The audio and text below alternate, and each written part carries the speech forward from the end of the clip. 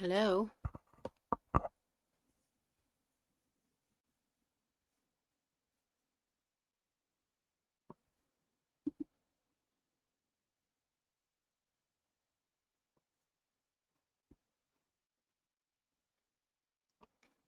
Let me know if you guys can hear me.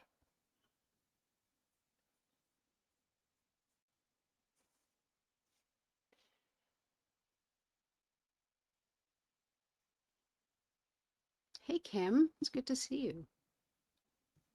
Kim, I found my community page in case you want to put someone or something on there.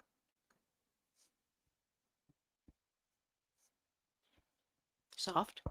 Thank you.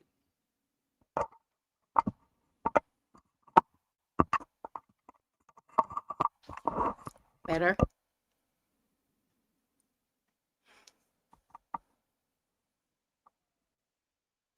Okay, Kim still. Hey, Kathleen.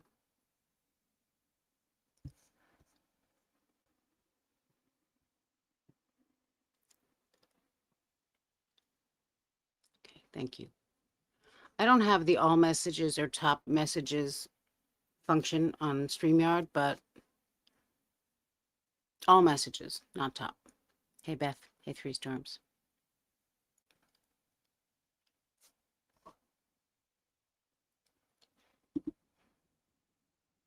So, just a quick recap of Lori Vallow's case. Lori Vallow was an end of days, Latter-day Saints kind of, I mean, originally a Latter-day Saints, then got involved in this offshoot,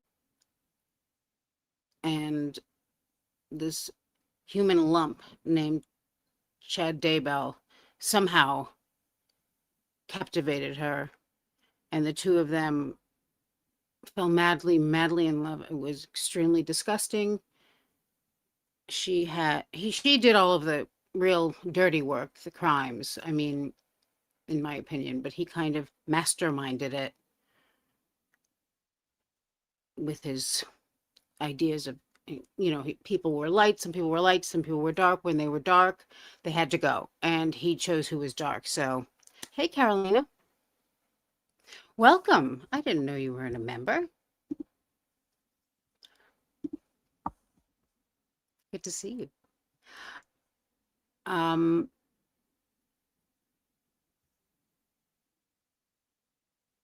yeah, I mean, isn't it just the only way to describe him? The human is, But anyway, he chose for all of Lori Vallow's children, minor children, to be dark, and none of his, of course. And I don't know if he had any minor children at the time, but I think he did one. Uh, and his wife and her ex-husband or her current husband and his current wife, and they were all murdered by her cousin, who then murdered himself. And here we are. This is her bestie, Melanie Gibb, who was very involved with this whole end of days situation. So we're going to watch her interrogations, and I'll probably interrupt a lot because she's ridiculous.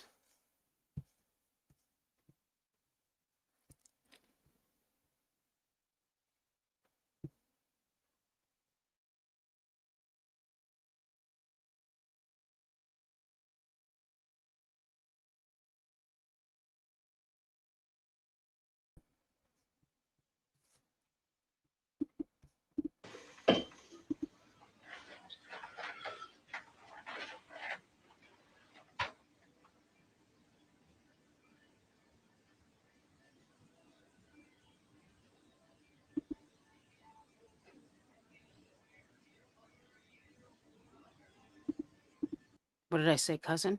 Her brother, Alex Cox. You'll hear all about it now.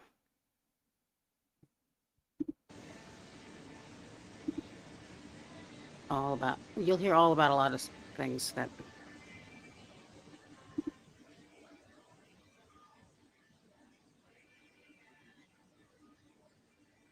He wears those little tiny, what are they called? They're not anklets. Like this? Like the no-shows. Oh, the no-shows. Yeah. Now, see, those creep down to me. And then they go under and they make your feet uncomfortable. What's weird about it is when he sits down, Bob's pants go up, you see his shoes, and there's like that much, because he's so tall, long-legged. Nothing. No socks. So we always tease him about, man, are you wearing socks today? It's almost girly-like, because girls have more ankles. Or did you cut the little ball off the back of your socks? I bet you guys are fun. Oh, How are you? I'm Been a long good. time. No, I'm good. I'm married now. That's what I understand. Good. Awesome, congrats. And we still are married, according to a gossip that's out there that we're separated. That's the gossip. You know, I may have saw that somewhere. And I'm like, who comes up with this stuff? So there are children, I think at this time still missing, and a couple homicides. And she's sitting there talking about the gossip about her online, which she does not pay attention to. With her hair looking like she just woke up. By surprise a little bit. And I was like, they got the gossip. You know what I heard? I don't follow me. I don't look up any information about what people say about me. Don't want to know. Don't care. Anyway, but somebody told me, did you know that you and David were married on 12/12? That's 12 times 12 is 144. Like the 144,000. I went. Oh my God. I was like, I never ever put that together. And then it was Alex's death. Didn't even know it was his death. Didn't even know. Because I didn't On memorize the 12th of anything. December? That's what they said. And I was like, Yeah, you did that. I might have they know more than I know about myself. And I was It's like, crazy. It's crazy. people, Yeah. you guys are like, Melanie, why do you spend your life looking at another person and gossiping about them? That is so bad. Some people, and really with this case, they're so involved with it, is like, it seems like it's just consumed their lives. It's consuming. It's And addiction. they're always posting, they're always looking, always kind of these little things. Oh, it's so gross. I don't know what else they're saying, and I don't want to know. So I always tell people, don't tell me. Don't want to know what they're saying. Just leave me alone. So I don't know too much more. Isn't that great? Yeah. So David's still up there in Utah? Yeah, and he said that if you wanted to, he was going to come down and help me with some moving. I decided, no, I'm keeping my stuff in storage for another month. Okay. So he says, if you need him, I could call him. He's standing by. I don't think we need to talk to him. Yeah, he said, I'll do what I can, but I don't really think I'm that useful. But he is a little bit. He's useful. He is useful because he's another witness. Yeah, he's useful. He's useful. Welcome, Jana. Welcome to the Sexy People. You are about to notice yourself becoming more and more sexy as the days unfold. It's good to have you here.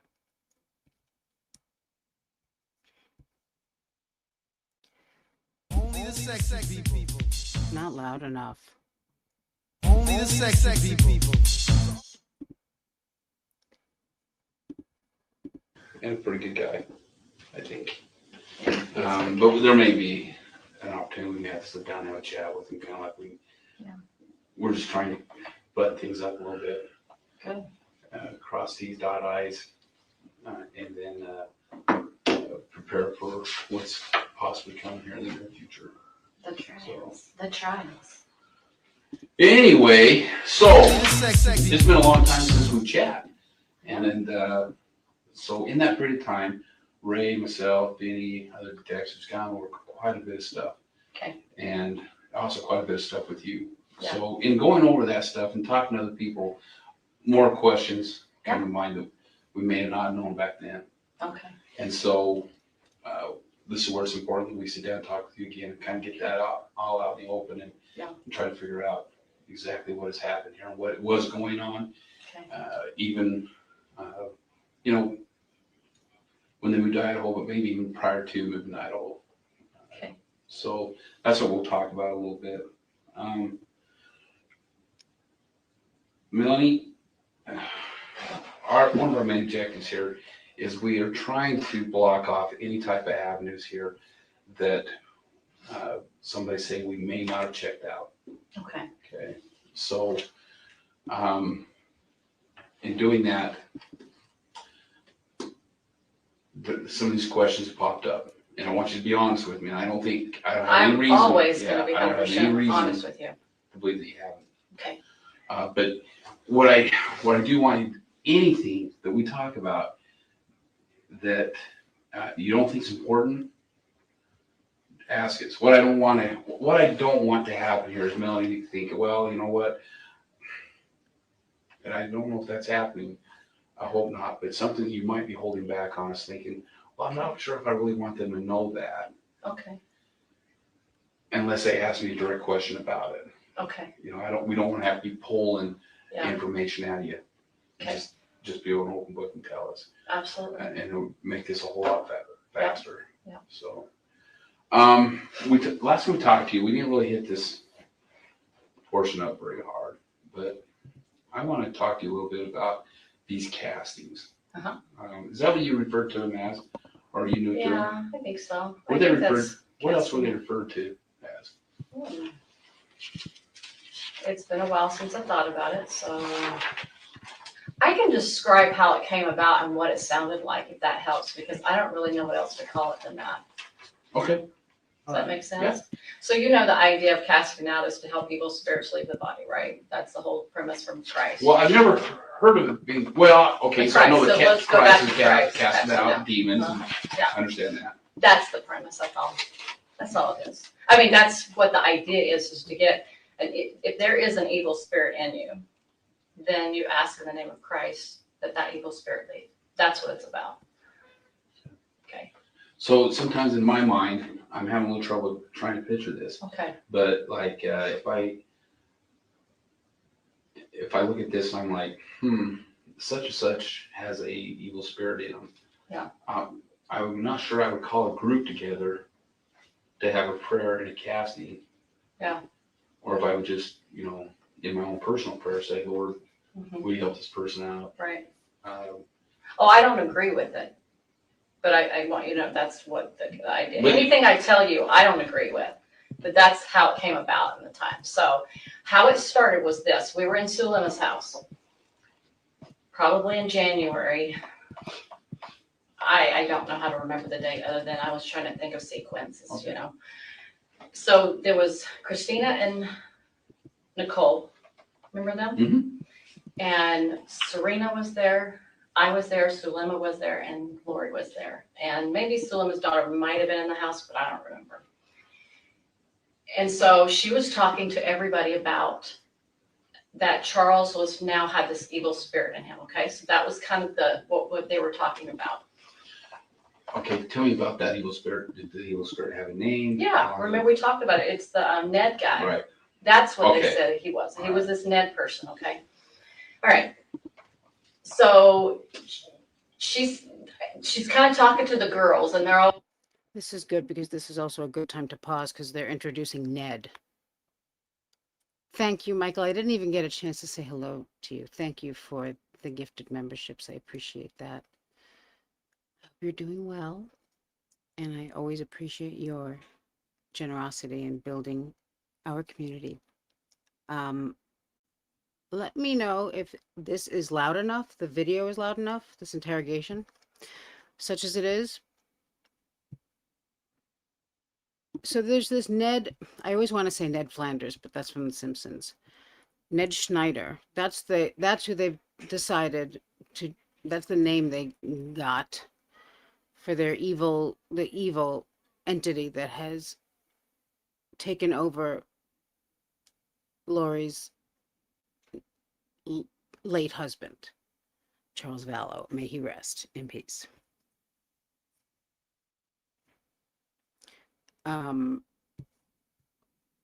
And what she's about to talk about is it's all completely insane, but the way she does it is also entertaining because she's kind of stupid and I think enjoying herself. Only the sexy people. And the funniest part is that she is trying very hard to mitigate the fact that she was all in with this nonsense and now all kinds of people are dead, So there's that. Thank you again, Michael.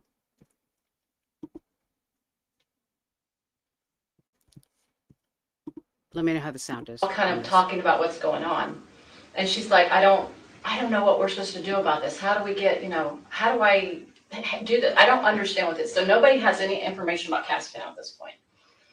And then Christina, she starts talking about something. This was all beyond me. I didn't do the energy work. I mean, I had energy work done to me before, but I don't know how to do it.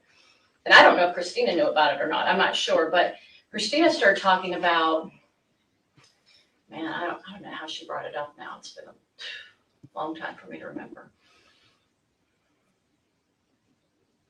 I don't know how they start talking about, but somehow they start talking about casting out somehow. And then they all start joining in. I was listening because I didn't have any comment to make to it. I was like, I don't know. And then Hey, Q. they were trying to figure out, she was trying to help solve the problem. Like, if this Ned is in him, how do we get him out? Or I don't even know if that was the right word at the time, get him out. But Can I stop real quick? yeah. Remind me how she knew that was Ned. Okay, remember when Chad made the phone call? Lori and I were in her house, one of her houses she lived in. Not the last house, but the one prior to the last one. Because I remember where I was at a certain time, so I remember the house. Anyway, so I remember she was coming in the door. It seemed like we just did a podcast with a couple of men. So we just did that podcast. They left. And Chad calls and says, hey, I want to let you know that I did some research and figured out that this Ned. Oh, it's been a while since I thought about this.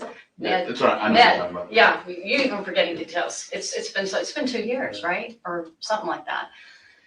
So Schneider, thank you.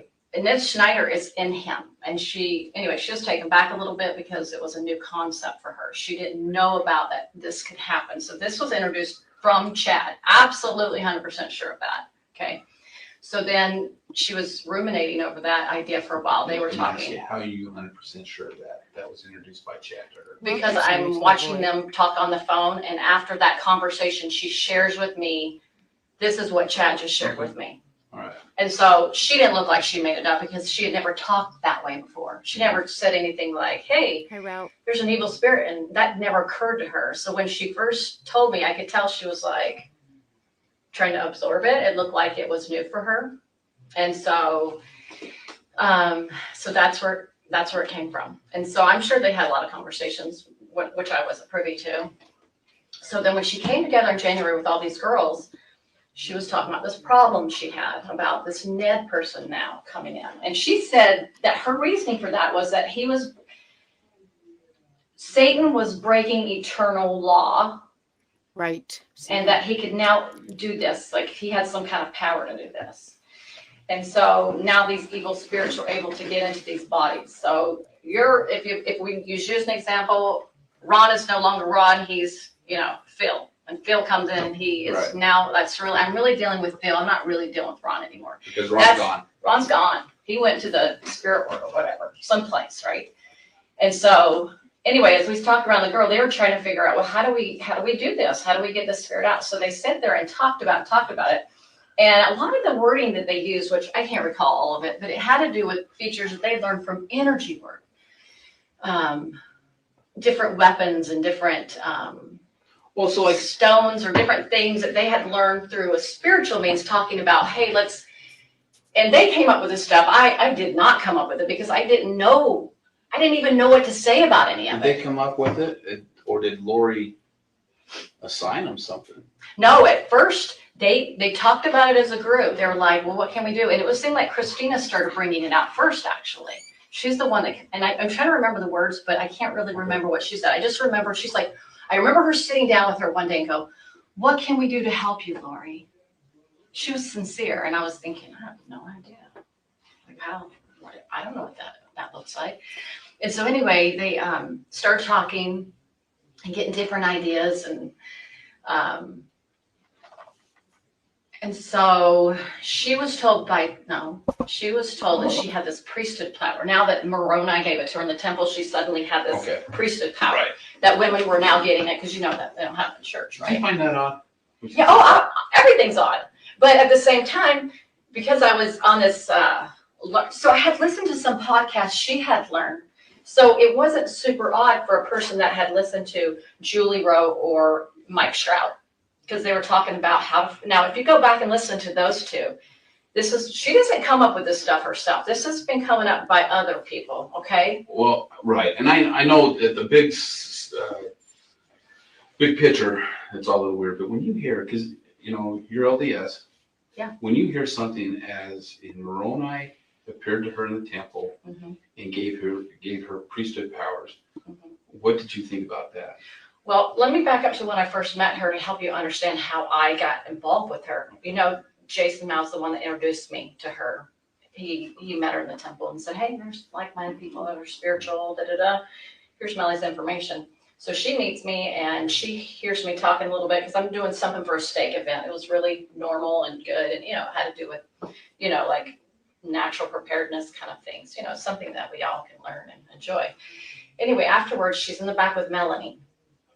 And then I came out, and then she came out, and Melanie was still in there because there was other classes going on. And she was just so excited to meet me.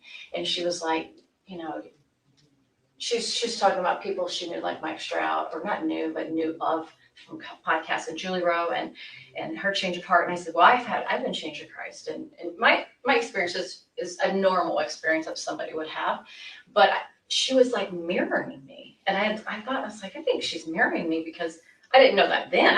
I didn't know her, so I would have no way of knowing. But anyway, she was like, oh, I've been changed by Christ. And I said, well, I have too. And it wasn't a more significant way than maybe what I experienced at church. It was a beautiful experience that I had. And so, but there was nothing odd about it. It was just beautiful, Mm-hmm. And so she said that she had the same, and she was super excited. And then she said, well, I said, you must have been through a really, a lot of challenges in your life to be able to have these experiences. She goes, well, she says, I've had some special experiences with the Lord in the temple. And she might have said in Rome at the time too. She might have, I can't remember if that was the next time I saw her or not. And I was like, wow, what have you been through? And she's like, well, my kid was raped by her father, and who would have known that probably is a lie. But anyway, she was bringing the story about all her trials, and they sounded genuine to me. I did not think she would. I don't think people are manipulating. That's one of my weaknesses. I don't manipulate. I don't know how to. So I was so foreign to it that I was like, oh, she can't be lying to me. She sounds just like me, as far as my testimony of Christ. Now, not all the crazy stuff, but just that normal kind of sisterly bond that you would have with somebody in church. So then she tells me, well, because we had listened to Mike Stroud, he talked about 144,000 and about how people are going to be called to help be instruments in God's hands of bringing people together, like the lost tribes and different things in the last days. And so she says, well, I've had these Lori's experiences, Bestie. and I know that I'm part of the 144,000. The Lord sealed me his in the temple kind of thing. And I didn't necessarily disbelieve it. It wasn't a new thought for me, because I had listened to different podcasters talk about some of their experiences, and I didn't think that they were lying either, because they sounded like it matched Mormon doctrine. All of it did. Because I'd read the scriptures a lot, and I thought, well, I know about these things, but somebody's actually having them. And so, Fuck you on this but steak and people can have real experiences, but somebody can take that and act like that as their own. Sure. And I think that's what she did. Is she took some information that could or couldn't have been true. I don't know if the guy had it or if he was deceived. I don't know that personally. But anyway, she learned a lot about, and Julie Rowe, they talked about casting out. They talked about when evil spirits, you put your arm to the square, you cast out, you use, and then talked about love is your most powerful weapon. And different weapons. He would say different weapons. I don't know if he described them, but he just talked about love as Yeah, that's when you have a good time. the most powerful weapon we can use against the adversary. So I don't know, maybe she took that, and then she took Julie Rowe's freaked out stuff, which she's whacked, but she was heavily into the energy work. And a lot of these things were like coming through all these weapons and different things and evil spirits around you. Is Kintu Sukure here still? So I remember one time she told me when she was in Hawaii, before I ever met her, so this was when she was living there, she recalled a moment. She goes, I remember, Melanie, I woke up, an angel woke me up and said, you need to email Julie Rowe and tell her that she's a true servant. And I was thinking, wow, well, maybe Julie, because I didn't think Lori was lying to me. I thought she was really enlightened. And anyway, she believed in this. And Only the sexy people. anyway, she she said she finally Fuck you on figured, the she said, I steak and can't fuck you even on the email, on or the I don't do potatoes. Facebook. She's like, I just finally read the back of the book, had the email on it, and just said, you are a servant, and that's it. And she just said, Lori, and that's all she said. She sent off and went back to bed. So I was thinking, wow. Thank you, Hairball Yarn. A person like this never crossed my path. My path. Absolutely. This and all of them. The whole bunch. Except for Cody. Cody? Colby. Who also has a channel. I feel so sorry for him.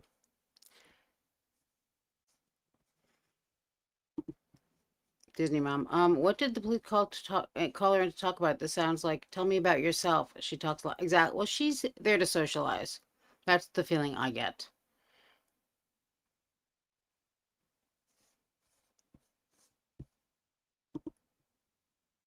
Thank you, Carolina.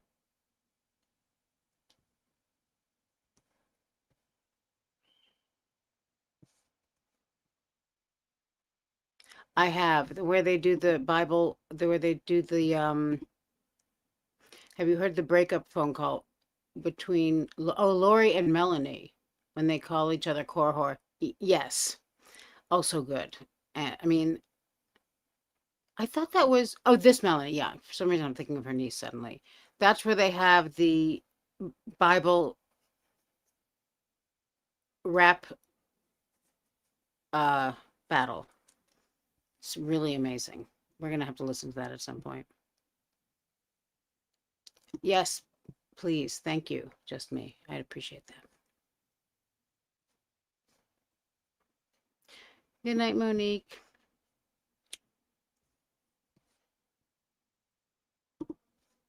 Okay, and so, so when her and I met that day, she's like, I know that she must have told me about Moroni, or he was the savior. I know that he's called me to be part of that 144,000 to help other women. I'm to gather other women, something like that, and help them be part of the gathering kind of thing, okay? So her and I go to the temple. We go to the Phoenix temple because I remember the Gilbert temple was closed. So we're going in there. This is, if you're LDS, you're going to be surprised by this. This is where the deception really began. I go into the temple and I'm going in the dressing room. We're getting our white clothes on. And she is in the dressing stall. I come out and I stand behind. They have an arch window in the Phoenix temple, right in the women's room. Fuck you And on I'm the standing steak there, fuck and you all on of a the sudden on I the get this like potatoes. heat all over my head. And I'm like, what's that? So I said, Lord. I'm gonna rewind a little bit and play this again because there's a lot of very spiritual things happening here. But I like the way Melanie acts like. I mean, we all you know exactly what her behavior was like when these things actually happened. But now she's kind of like, this was ridiculous. This was so crazy. Like I don't even know why I was there. Like she's completely distancing herself from it. Thank you, Bane, for the super chat. Bunny had steak and potatoes the other night, and Sarah's voice was ringing in her ears. Yeah, I've actually wanted steak and potatoes since we started playing, like since our last Sarah thing. I got it in my head, but I haven't had it, so I guess I don't want that much. Thank you.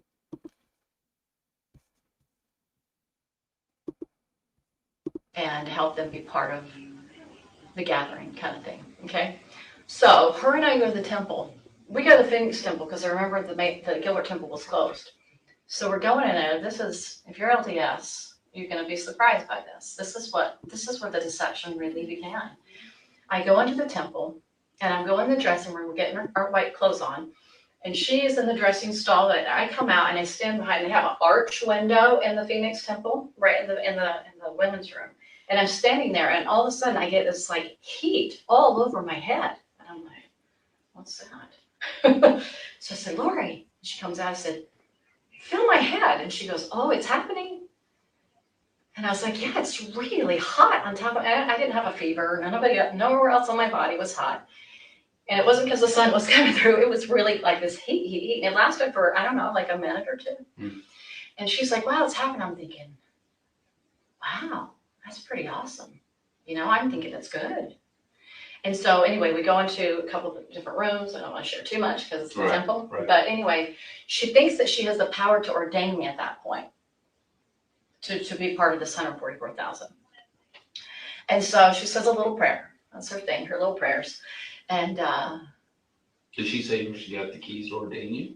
yeah, from the Lord himself and from her own eye, herself in the temple, in the initiatories, in a certain location in the initiatories. And the interesting thing, I told this to Rob, the same place that Sulema said she saw the Lord was the same place he said. And I was like, how did that happen where she said the same place? And he goes, well, Melanie, people can have some psychological word. I don't remember what they call it. So the psychological word that she had this experience. And then I was like, well, I never had anything like that. So I don't have the experience they do because I don't have visionary experiences. That's not me, but that's not my gift. So I just assumed that because they had them, they knew more than me. What is your gift, Melanie? She also doesn't like children, including, I suspect, her own. And she's very vocal about the fact that she did not like Lori's children, which is like, it's one thing not to like the sound of children's laughter. It's another thing to say it out loud. Thank you, Fletcher Boy, for my Saturday wine fund. I wish I had seen this earlier, but it will not go to waste. I appreciate you. And as we know, the weekend is when you have a good time. Thank you. Yeah, gift of gab she's got. Right. That's the gift. Thank you. Gift of bullshitting around. Well, if they can see that, I can't see it. Maybe I don't doubt that people can have gifts like that. I'm very much a believer in that. So that was a bit on the odd side. That happened to me in the temple. And I've asked other people that work in the temple and different things. They said, well, they can bring Satan in with them. I'm like, oh, yeah, they can. Mm-hmm. So that was sad. So that's where my confidence came from with her, because I'm in the temple of my God. That happens to me. Sure. So I had to, you can imagine after all this happened, I had to read back and go think, and it's like, all those things you thought were revelation, get rid of them. Don't even remember. Don't go back to try to figure out, Heavenly Father, what happened here? I thought I was on your team. Sure. And I cried to the Lord. I said, I cheated on you. I broke my heart because I was that absolutely gobsmacked by it. Okay. Yeah. So with these castings, I shouldn't say that she hates kids, but she doesn't have an affinity for children, and she has children. And it's one thing if you, for whatever reason, you're not like super fond of someone's children or however you feel about it. But it's not the kind of thing you should ever really ever say. And she's very, for somebody who's so guarded and trying to pretend all these things, she's very quick to say that she just was not fond of Laura's children. And I just find that, first of all, so strange because they were so cute, and that, to me, they're not like, it's not like they were these wild kids. Like some kids you think, all right, maybe. I mean, but uh,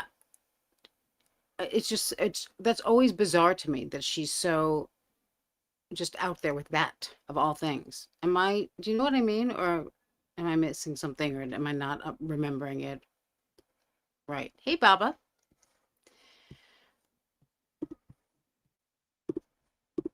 and the first one you're involved in was at Zelina's house. And I can't remember if they did it that night or the next day, or I don't remember, but it was. was it still at Zelina's house? Do you remember? Yeah, I think so. Yeah. Pretty sure. And was that just for Charles? Oh, absolutely, because that's the only person they knew had that issue at the time, according to their pretend revelation. I call it pretend because who knows what they're listening to. Describe to me how they did it? How they did it. Okay, so they were trying to figure out first how to do it, and so they were all coming up with different ideas, and I wasn't familiar with their vernacular. They would say things like, like Melanie would coin the phrase, probably like some kind of malachite or something. I forgot. Like malachite's a gem. Mm-hmm. So they thought that gem had powers. How like in the chakra world, people get into stones and stuff like that. They kind of brought that into that.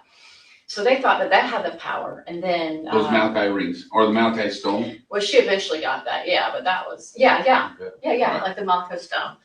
And then I remember Serena having a moment where she was like, we just need to ask, I don't know, it's a question. I remember it triggered something like, we need to ask permission for something. Anyway, sorry, it's been too long. And it was weird that something happened that night that was strange. Sulema and was it Serena? It's almost like they got attacked by an evil spirit. Like all of a sudden, Sulema's sitting there talking and all of a sudden she can't breathe. Like she's like, I'm having a hard time breathing. I'm like, what is that about? And then Serena, it seemed like something happened to her where something happened to her. And Nicole, or maybe it was Nicole. I know Nicole had something with, Nicole's a sweet, gentle soul, if you ever met her. And she just all of a sudden got really depressed and really heavy and quiet. So anyway, they were obviously opening darkness anyway. So they would say, well, anytime darkness comes after you, it's because you're doing the right thing. So it's an oppositional idea, Sure. right? And so anyway, they would just basically, she would raise her arm to the square, Lori would, and then she would say through her priesthood power, which she believed she had the patriarchal power, which was higher than the Melchizedek power, okay? Sorry if this is confusing, I don't know. I'm following you. He's following you. So, and be patient. And Chad would help groom her into these beliefs and ideas. He would help her believe more and more, like, you're the most powerful woman in the world, brother. And so anyway, they would just, each one of them had like a little something to say, like how they could help in a loving manner. It wasn't like an evil or a dark, like a yucky kind of a voice. It was, or I'm mad at you kind of a voice. It was like, come to the light, or something like that. And so the only part I pitched in was my testimony of Jesus Christ. I didn't have anything else to offer than that, because I was like, well, Jesus did this, and look at what's his name, and look at Paul the apostle, and I was just trying to share my little part, because I was like, all these people I don't know. And so anyway, that's just how she did it. And so she would, and I think she kind of did it more on her own as she got more closer to Chad, and everybody's kind of started leaving the group, like Nicole and what's her name, Christina, were out. Mm-hmm. And then Serena was out early. Thank goodness on their part they were out early. And You weren't it's out only early, because though, now Lori was were getting you? jealous, or how the jealous they can get in, and she was worried because Serena would call Chad too much, and then she was like, Chad was like, well, she has more intentions than this, and then they cut her out of the group, just stupid stuff like So that. you think that they cut Serena out of the group because Lori was jealous? Well, I think, so he would say, this is how it started. He'd say, she keeps calling me. Serena keeps calling me, asking more and more questions. And then he would tell that to Lori, and Lori would talk to him about that and say, oh, she wants to learn more power. And she's actually now getting dark because she's getting like Julie Rowe or something something stupid like that.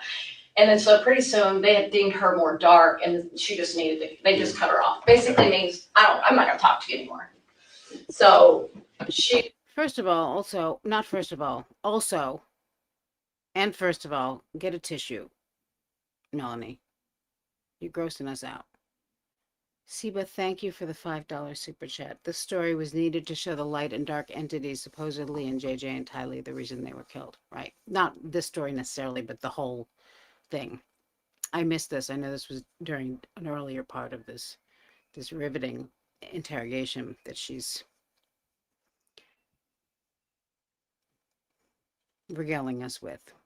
Thank you. she went out of the country and came back. She got sick, and she was asking, like, what happened? Was some evil spirit attached to me when I was there? And Serena had a hard time swallowing all this. After I came to her and said, these people are bad, she was like, you mean they lied about that and that? I'm like, Serena. And I had told her the whole story, everything that they killed So kids, good. and I really felt they did. And she was like, and we went to the temple, and she's like, Melanie, did they lie about this? I'm like, Serena, the whole thing is a lie. And she was so convinced. She was so convinced. And she's a very intelligent woman. She's a very beautiful and amazing woman. But she was just sucked into it. Mm. And so, and it had a lot to do with the preparation work, had a lot to do with learning things outside of Chad and Lori before we even got together, like, the podcast people. And that prepared Lori to meet Chad. I think Nixie. I remember hearing that recording about her sister saying something like to Rob in that little room that they got in trouble, obviously didn't get in trouble, but tried to get in trouble with the defendants. And she was saying, I think that her podcast. She named who the podcast people were, but I choose not to use the names of people on the internet openly. Right. But she said, I believe she learned those teachings from this podcaster. And then when she met Chad, and it was easy, oh yeah, I'm already prepared kind of thing. So that first day that they met, she was already prepared for Chad because of these podcasts that she'd been listening, which actually kind of got, went from Chad to this, Julie. So they kind of were connected a lot more ahead. They worked together quite a bit, and that's where he learned a lot of his energy work from, I believe. That's because I don't know that he knew about it until Julie Rowe, because Julie Rowe's the one that brought this whole emotion code and energy work and all that. She's the one that really opened that up. And then he switched from being with that one lady, Suzanne Freeman, and then he dumped her. I call it dump because he just kind of moved from one person to the other. And they went to Julie Rowe, and then he dumped Julie Rowe, and then he went to Lori. So he kind of kept doing this. Probably for money, he's really into his books, so he wanted to make money, and I've learned that he made a lot of money off Julie books. I recently learned that, but from a good source. But so this is what the castings really were about, is to invite the spirits to leave, or with their so-called power or their, things that they would bring. I never thought this was like a huge deal. I mean, I talked a little bit about it before. All I said too is like we did prayer, she did prayers to help cast or something. I don't know how I said it, but to me, it has no effect. There was no power in what she did, so it had nothing to do with anything because it was all by Satan. Now, when Julie Clement got involved, I remember one night we were at Lori's, the last house she was in before Charles died. I think he was still alive. And I remember They are forbidden from having contact, but I'm sure they can use their powers of communicating through whatever. I mean, Chad got texts from people up in heaven, so his powers are limitless. Why would somebody in heaven have to text? I don't understand why technology would play. I mean, I don't know why that just in particular drives me crazy and just seems so ridiculous to me, but it does. they were doing a prayer, and Julie Clement and Sulema with their, I don't know, energy, they both do energy work. They're saying, she's like, I saw this dragon, something like this, and I know Sulema said she saw that later, and I didn't see anything. So that's just what they imagined in their, I don't know, this, some evil spirit tricking them, something. How many castings do you think that you were involved in? Gosh, I don't know. Interesting. I have to make a guess because I wouldn't know. What would you guess? Maybe 10? Maybe. I'm not sure. And they were just for chat, I think most of them were on Charles and not the kids. And Tammy, I mean, I know they probably did. I don't know what they did with the kids. I don't have any idea on that part. I'm not sure on Tammy. Maybe? Let me ask you about Tammy then. Yeah. Was Chad there, or was it just Lori? Well, they did, there was one, I can't remember who it was though. Sometimes these things, I don't remember all of it, because sometimes I was often detached from a lot of it because I was involved in my own personal life. So I necessarily was. And I know I'm asking a lot for try to reach back and grab. Yeah, so we were in a circle, we were holding hands, and Charles had passed away, so it had to have been somebody else because Charles was dead. And Sulema, she started talking about that. She was into, moving the earth and the earthquakes and all that. You probably know that. She thought she had the power to do that. And I remember Chad and Lori said something, and I don't know if anybody else said anything. So who was it? So Chad was there in the circle. Oh, yeah. Lori was there. Yep. And I think Melanie and Alex, Sulema, me and David. David doesn't remember any of it. You can ask him. He's blocked it, dude. He was so blocked. He can't remember it. And this was after Charles died. This was right after he died when we had that little meeting. Remember how I said we got together one time in So- Charles's house? So Kinda. that would be like July. July probably. Yeah. But he died July 11th. 11, 7. I always try to remember 7/11. Okay. So, yeah. Yeah. You recall how soon after that was? Weeks. Weeks. Within weeks. Do you think it's still in July? David had been in town. That's the only way I can track it. But this casting was, She also touches her face a lot, which, I do not approve of. If I may, please, thank you for the $4.99. Thanks for the info. I didn't know he's that. I didn't know he's that powerful. Yeah. Yes, he's very powerful. Thank you again.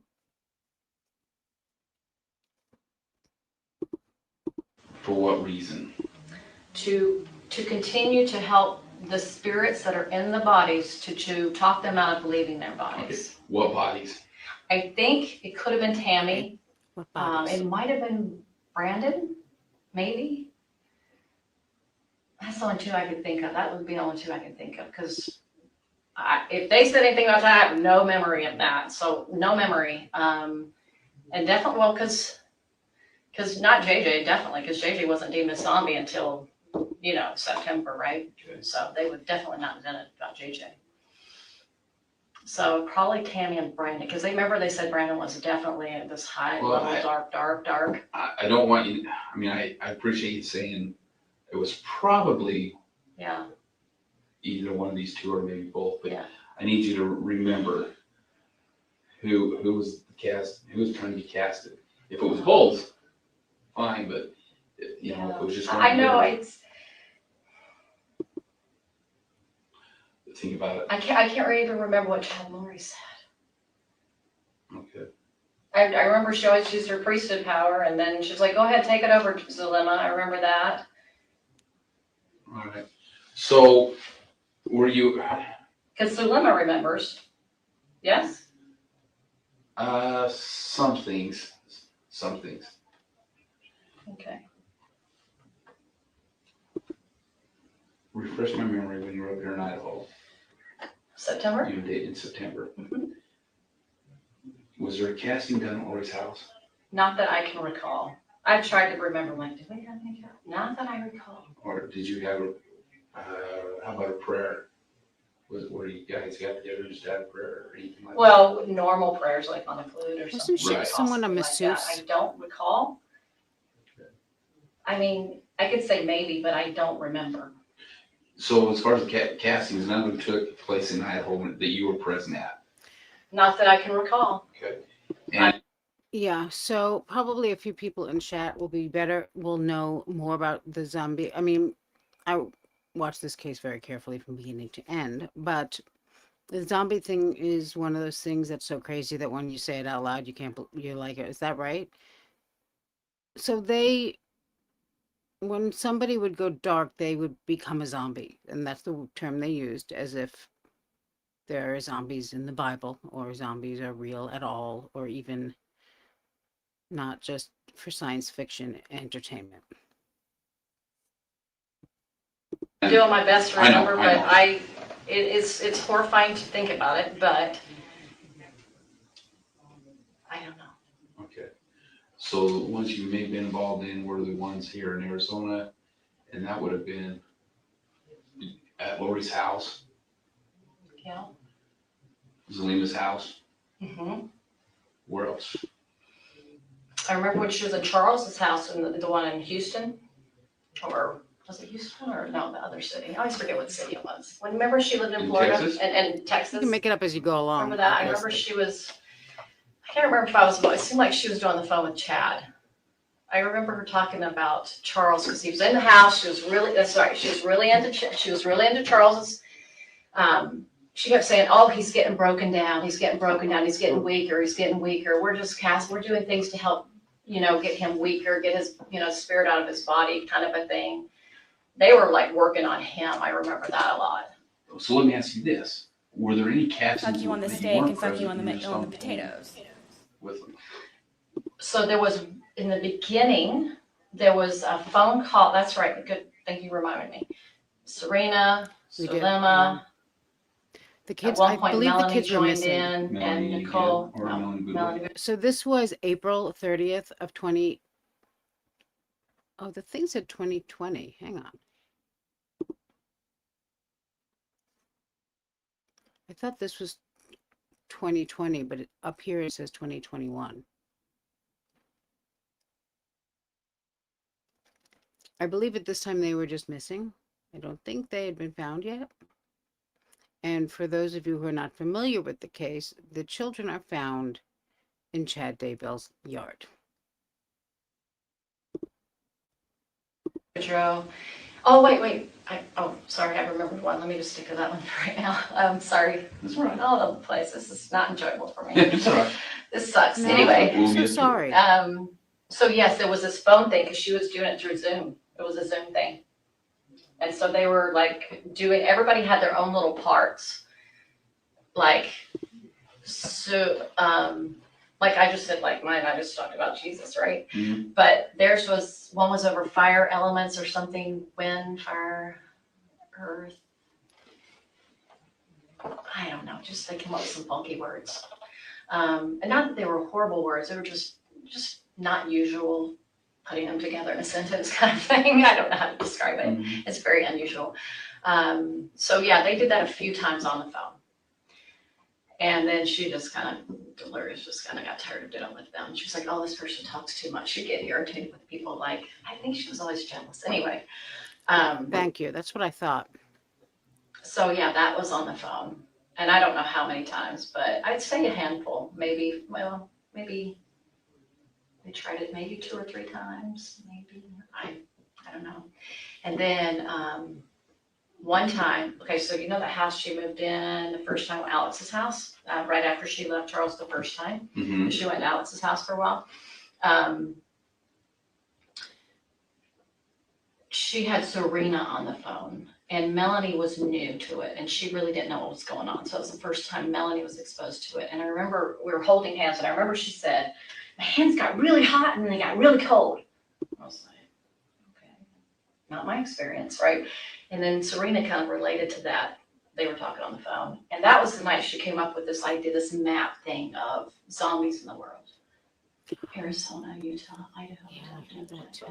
And then she's like, okay, Chad says, and she'd be on the phone. How many zombies in this state? She called him by name, Chad. I knew she was talking to him. How'd you know he was talking to him? Well, I just did. I mean, I just did. I don't know. I knew it. She called him by name? I'm sure she did, but I Okay. just know she was talking to him. Who else was she going to get this information from? I don't know. No, she was into him. She was way into Chad. She was infatuated with him big time. There was nobody else she could ever talk to about it. Nobody else could have given her that information. Nobody. I heard she was vaduated with him. I'm sure it was infatuated, but vaduated is kind of funny too. Not that she's trying to be funny, obviously. I guarantee it was nobody else. I just know it was him only. Because who else is she going to call? She doesn't know anybody that talks like Chad. Well, she may as well call She didn't know anybody. Ghostbusters. She 'cause this wasn't is friends with crazy. these podcasters. She didn't even know Julie Rowe. She never met her. Okay. So, anyway, and I could have maybe possibly heard his voice if she had a speaker sometime. I'm sure that happened at times. So I knew it was them talking. And I probably, she was on the phone a lot, in the car a lot. She was talking to him, and I just knew she was talking to him. And so, anyway, he would say, okay, there's, I don't know, grab a number, 100 in this state, something in this state, and then throughout the whole world. And so he got this, these people, or these entities are in other people's bodies. So her idea was, it was for her to get rid of the zombies. The idea was for her thought she had the power to cast out, she'd say in the name of whatever and with her power. And then he would check, oh, there's none left in the state, So anyway, that's how she did. So anyway, I remember that conversation was kind of going on that night. And then, For sure. I don't know the heck they were talking about that night. I don't know who, I'm sure it was Charles. And I think it was probably for the world too. It probably was. And anyway, everybody was just holding hands and, anyway, they all said their little, whatever they could come up with, they think of that would help encourage the spirit to leave or encourage them. And it wasn't done it didn't seem like it was done out of any unkindness or anything like that. It was just a matter of, like, if you were to invite somebody to leave. I think they started using different weapons that had light in them to help that encourage that spirit to come out of the body by those words, but it had no power. So I haven't worried about it since I've left Lori. I was like, she didn't have any power. She can't hurt me. I'm not worried about her. So obviously I didn't believe in it to the level of worrying about my life, right? So that's kind of it. I mean, you know, is there something you're kind of looking at that might help you more? Well, I Like really want to just dive into these. Yeah, these to kind of things. understand them. Yeah. Yeah, Because my understanding, and we may hit a little bit Yeah. on this in our first interview, but my understanding is that the spirits, in order for the spirit to be taken out of the body, has to be casted out. Mhm. However, if that body or the spirit in that body is a certain darkness, Mhm. just casting it out doesn't prevent it From coming back out. from coming. Yeah, absolutely. So, and there's certain ways that that body can be destroyed, Body or the or spirit? spirit. Well, I don't know if it can be destroyed. The spirit. I don't know if they can be destroyed. I don't like bother You never heard destroyed anything? spirits. Okay. Oh, I'm not saying they believe that. I'm just saying you and I personally, I don't think they yeah, can be so- destroyed. When we talk about this, I'm trying to, Okay, I dive wasn't into- sure. I'm Okay. trying to dive into their world. Okay, there, what they're sorry, thinking. because you're Right. sharing personal, so okay. So, yeah. Yeah. I I don't think that they thought they could destroy them either, though. They were just trying to get them to the point where, I don't if know, I maybe had they a wanted dark, one. dark spirit in a body, Yeah, I mean, a dark spirit. Yeah. And that body, or no, excuse me, that spirit is cast out of that body. What enters that? Sue's what says, if you tell me what to say so I'm off the hook, that'd be great, okay? Like, you might wanna or you might wanna. Something, is that what you're looking for? Like you trying to get me to tell you how not to be accused of a crime? Body next? Can it be a light spirit or can it be a dark spirit? oh, so that did occur with Charles, they said. So, okay, this was the first thing, is they were trying to cast out normal, like casting out, right? Mhm. But they said, oh, no, it's still in there. Chad would deem it still in there. We can't get them out. They're breaking eternal law, right? This is what we're saying. Okay. They cast his personal spirit out and then put a new one in. So then they finally said, we got him out finally. Through our priesthood powers, we got him out. Now, who's the next one? Garrett? Garrett was the next one that came into Charles. And this was supposed to be a more advanced, darker spirit. Okay, so if Yeah, the according to body- them. if the body keeps receiving dark spirit. Yeah. Does that body have to be destroyed? Oh, no, see, they were learning. It was a never figured out. This was Chad pretending more and more along the way, is my opinion now. It's like, he was just like, okay, that didn't work, but what can I come up with to keep Lori happy, right? And let me just figure this out and come up with, I don't know if he even played all the way through, because Lori was so pushy about being with him. And I think he was so infatuated, which you and I both know he was with her. I think he just got more creative in his darkness. And I think it just went on line by Yes, line by Amy. line. I don't think What's to be that's my did? Okay. feeling. I could be wrong. Maybe he had the whole, some people say, oh, a writer, knows the end of it. I don't know. All right, so let me ask you this then. With these castings, we know that, I think we know, it was with Charles. They tried casting Charles. Yeah. They, at one point, tried casting Brandon. I think so. It feels familiar. I'll just say that. Because they deemed him as really dark right about the time, probably either right after Charles died, because then they were trying to help Melanie, because now she would go hook her hooks into Melanie. She got totally taken out by Lori. And Brandon is all these things. And he's now, not only is he dark, he's actually, we found out more about him. So first he's this. Oh, wait, we discovered more about him. Now he's a Now we know he's actually a high level, he's like up there with Hitler kind of Okay. thing, right? Right.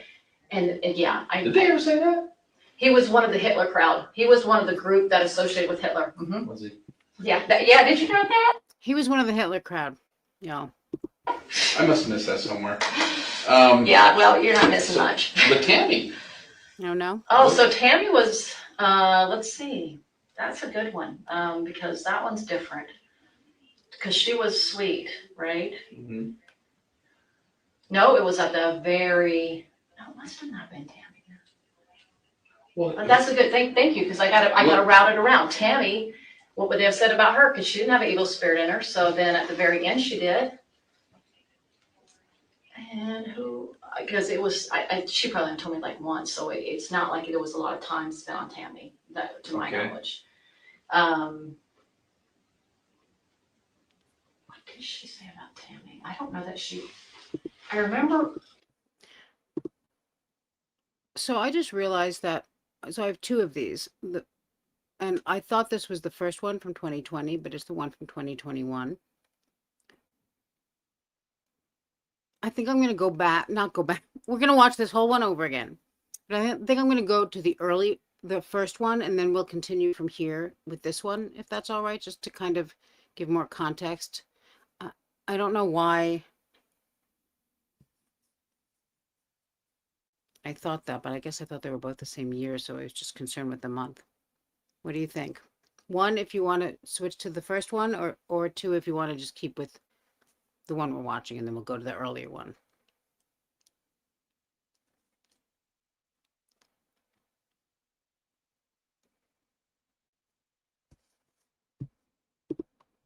Yeah, good question. One is the first one, right? I always ask one or two, and then I forget which one was what.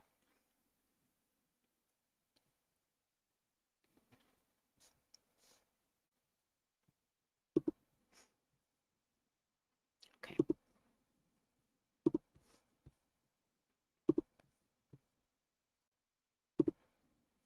Sorry about that, guys. I don't know.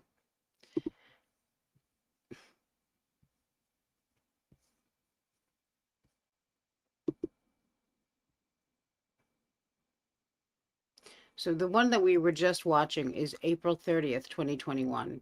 And this one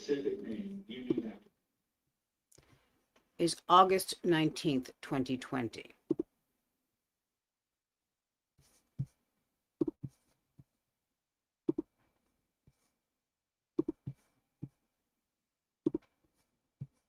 I know that, and that you know that, and you know what I mean. Yep. I've been through the grill. You I've have. been through the grill, so. This is going to be very informal, Okay. and most of it So forget everything you just heard. We're starting now. is like I know you've been interviewed 100 times by all different types of people. Just a few. Just a few. So Not more than one. so I haven't listened to the interviews you've done with Ryan Hiller or Okay. with Detective Moffat. I think was there at the same time, right? That's right. Okay. Was he like a Gilbert police or was he a Chandler? He was the police? Chandler police, so he was the Okay. case officer in this case, and That's he what I recently think. was promoted. So Yeah. lucky Bless us. his heart. Lucky us. I'm sorry that you have to get involved because I know it's a lot of work. It is. It is. We've been But- involved from day one.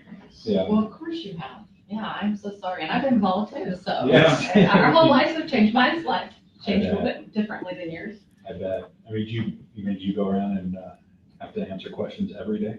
No, no. Okay, good. No, people, a lot of people don't know and recognize me. Okay, good. You know, because people, I mean, you think about how many people on the planet. This is Melanie how many people again. are Gilbert. This is the first People in Idaho interrogation. recognize me more when I was up there. I bet. Yeah. How long were you up there? How long did I end up staying? I think, Because you were planning for 2 weeks, right? I was gone for 2 weeks. I left earlier, I think a week. Okay. Maybe, somewhere around a week. Okay. But I got to go to Mesa Falls while I was there. Oh, very nice. Thank you. Yeah, it was something else, man. Yeah, I was on the So- standby list to go up there, but then This Wow. is after they were I found. guess they waived my appearance, so. Don't be glad. I know, right? It's nothing like getting on the seat and the Yeah. whole world's watching you on video. Which- Well, that's gotta be, it is. It is a little, it's a little stressful, but I always tell people, I'm like, keep testifying to the truth. you Oh, know, exactly. you're testifying to the truth, so go Exactly. ahead and ask whatever Same questions woman. you want. Well, that's what I was like, well, if you want me to tell the truth, here it comes, and I'm not gonna back away. Yeah. And I'm not gonna let it make me crumble and fall, because I'm telling the truth. And Yes. so you have to be confident with that. Absolutely. And if you're okay with the world hearing your truth, then you just gotta spill beans. Yeah, absolutely. So we just have, mostly what I have, and Dan's got some other stuff. Dan kind of went on some different tangents with some, most of the Gilbert reports and body worn camera, that type of thing. Most of what I'm trying to do is come up with a timeline or a better understanding of timeline, and hoping that you can answer some of these Okay. questions. Okay. So the best of my knowledge is October of 2018. Is that correct? That's When when I Lori, met her. and when you and Lori met? That's right. Okay. Is that also when Lori and Chad met? They met weeks after it. So I met her by herself first. Okay. And then I had known him already, but not, not super involved in knowing him, if that makes sense. Just kind of a casual knowledge of him, and anyway. Okay, so, you met, do you remember the date or anything Which, for what? when you met Lori? It was like on the third or fourth, I was teaching, where did I first go? I was teaching at an event at a church, in Mesa. Okay. And so I think it was the first week, it was like a, Tuesday or Thursday. Mhm. And I think I might have that on my phone. And you guys, my understanding is through my investigation is you met through Jason Mao. He's the one that met her first at the temple. temple, Can we help and you? then he told her Hey, you might like this girl. that, okay, yep, it's the 4th. 4th of October? 4th, Yep. Perfect. Yep. Well, I talked to her on the phone right before then, so Okay. but physically we met. I keep forgetting that part, but we physically met. That's what I remember it the most, is when we physically. Thank you for all of the supplemental information. This is Forever Wonder. I was just trying to think, how am I gonna, there's so much happened in this case is so crazy, and there was so much going on that it's hard to like encapsulate just in a brief blurb. Right, the other Melanie was Melanie Boudreau. She was Lori's niece, and people came to call her Melanice, so that you could just say Melanie or Melanice without getting into the last names or knowing them or any of that. Yeah, she was a cult member. They tried to kill her husband and kids, but then she also got remarried, and the new husband, they get married very, very quickly, generally speaking, culturally in the Mormon religion. But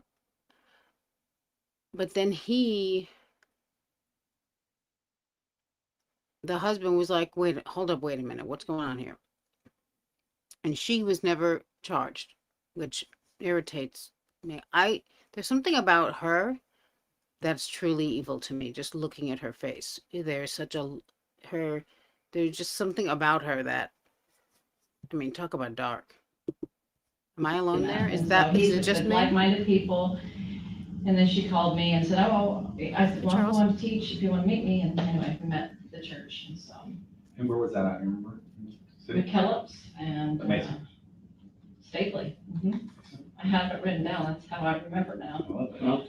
Yeah, and I spoke to a stake there about preparedness, Okay. self-reliant stuff. Very good. Yeah. So October, so a couple weeks later, how did Lori meet Chad? So. Was that at another event? Yeah, so that was. Hey, Michelle, actually, this is perfect because I had started with what I thought was the first interrogation, but it turns out it was the second. So I stopped that one and started this one, and this one just started. Good to see you. Let me see if this is the day. 19. Yeah, thank you. Yeah. I probably said to somebody. But Right, that's the new husband. Yep, okay. The weekend of the 26th. And the 26th October. of So October. is that what, 2 weeks later or 3 weeks later? 1, 2, 3 weeks later. 3 weeks later. So we go to the event and preparing people in St. George, Utah. And we go out, there's 6 of us in the car, 5. 5 of us, I remember it was like us, 3 in the back, 2 in the front. Okay. And we drove up there as some friends, and they didn't know Lori that well, but anyway, they're friends of mine. Okay. And I didn't know all of them, there was one girl I didn't know very well, but anyway, we just thought we'd take a trip up there. And so as we got there, she quickly got introduced. I don't know if I introduced her or they walked up to I'm each not other. I can't even remember at this point, Okay. but I'm not talking about this Melanie. I'm talking about the other one. I just know that she knew who he was because of his books. And that was a preparing a people event? That was a preparing people event, yeah. Okay. Yeah, so they just started chatting and everything you've heard is. Was a speech given to, by Chad at that event? He was one of the speakers. Okay. Yeah. Mhm. Did he have, what other Daisy Link. speakers were there? Jason was there Okay. and Hector.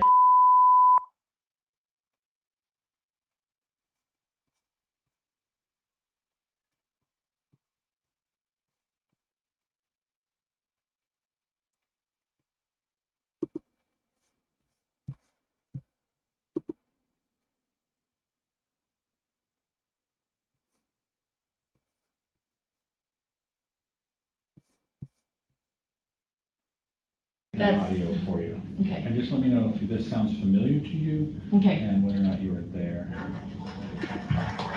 Well, they all sound the same, Yeah. so if hopefully it goes that weekend, I'd say yes.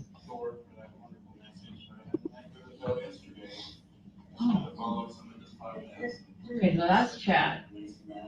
So that was in November, because he talked about Thor, and Thor wasn't at the St. George. That was here. next That month. was Mesa in November? That, because that was the only one Thor spoke at. Do you know what day that was? Yep. Thankfully, these things go on to information. So that's October, November, this is 16th. So, yeah, okay, so it was the weekend of the 16th of November, 2018. And that was Yes. in Mesa. Yeah. Another preparing of people? Yep, same company. Was that at one of the podcasts you were doing or at a different event? This was not a podcast, this was an event. Okay. Totally different, yeah. So just for my reference and for recording, that what I just played for you would have been, I just labeled it chat meeting. Also, Hairball Yarn and everyone else. You don't have to apologize for disagreeing with me. I mean, obviously you're wrong, but you certainly don't have to apologize for having wrong opinions.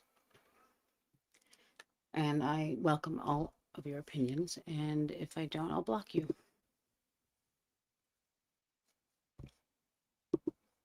Okay. Okay.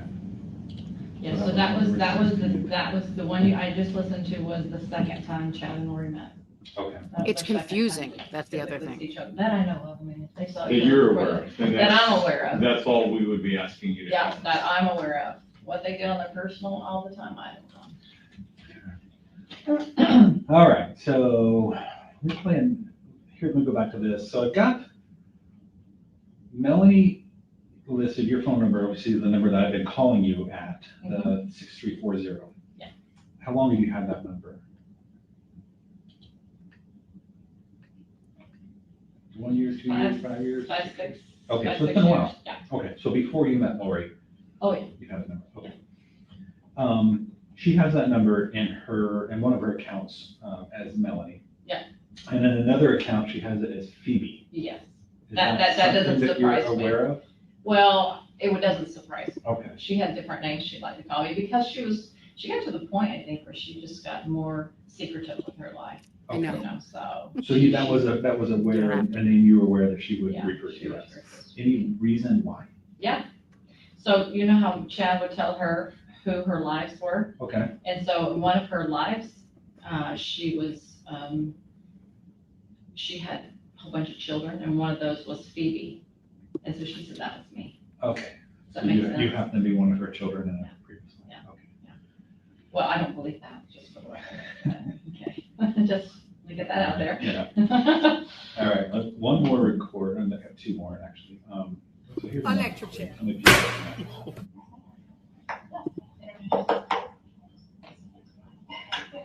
It's Lori. Oh, yeah. So that was in my house, Okay, and there was friends there.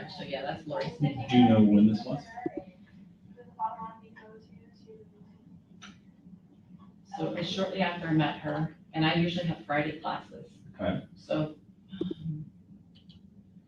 I don't know exactly the date because I'd have to go research a lot of emails to figure out when I had that, but that was before she met Chad. I believe that, at least I believe that recording. So would it be safe to say if they met in October, so I can just, it would be October of 2018? I have recordings on my phone of that one, but she did a couple, so let me just check them. Okay. Okay, let's see. Lori, Melanie.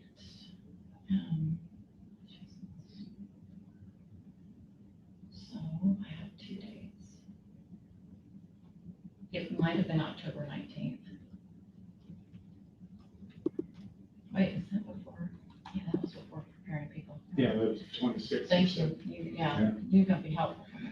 It could have been, I have it written down as the 19th, and I also have, the 12th. So anyway, I think it's the 12th or the 19th. Okay, let me see if I can. And you probably have both of those. I gave them to Elder. Officer. They'll be happy you called him Elder. Sorry.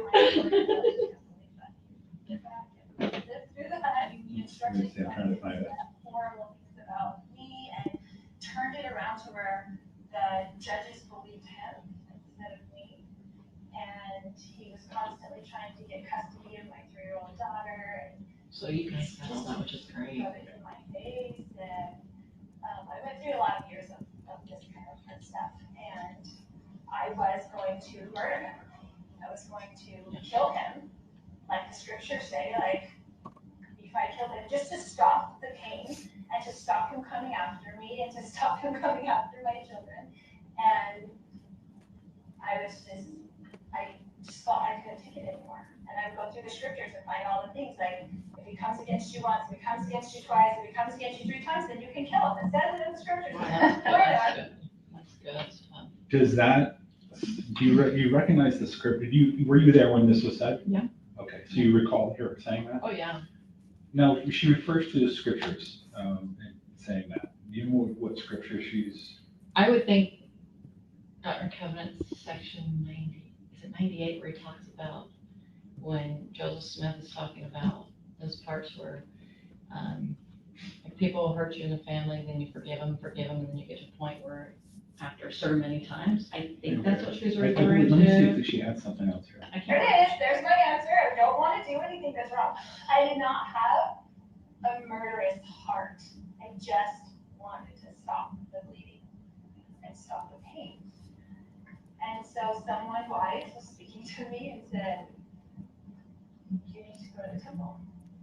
So I went back to my bishop and I was like, I'm either going to turn my life to the temple or I'm going to commit murder. So do you want to give me a temple recommend? Wow. And I was perfectly honest because at that point I had nothing to lose.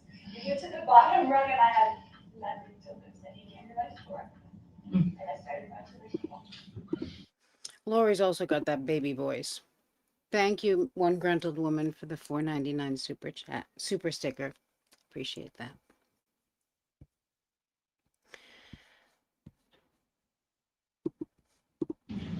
So that would have been, we're thinking October 19th of 2000. I think that was that one. Okay, so that was before, it was still, we're safe to say it's October. Yeah. Do you know who her bishop would have been at that time? Hi, pretend. So she was living in that first house I met her, which is the very large house.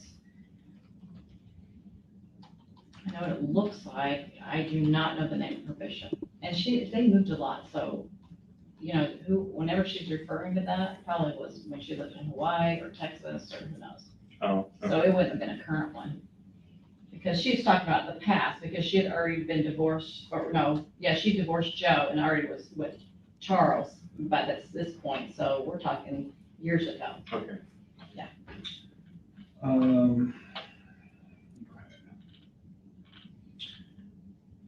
My next question to you, kind of help me out here.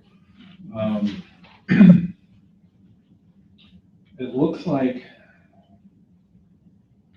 July 9th, Okay. so 2 days before Charles was killed. Do you remember being at Lori's house?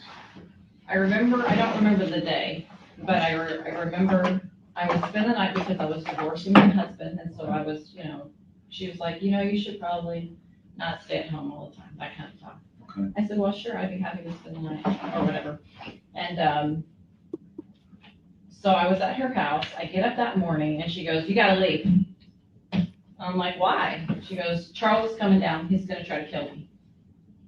And I'm like, and she was like a storm all the time, and I was calm. Sure. I'm a very calm person. I was like, oh, well, why? What reason does he have?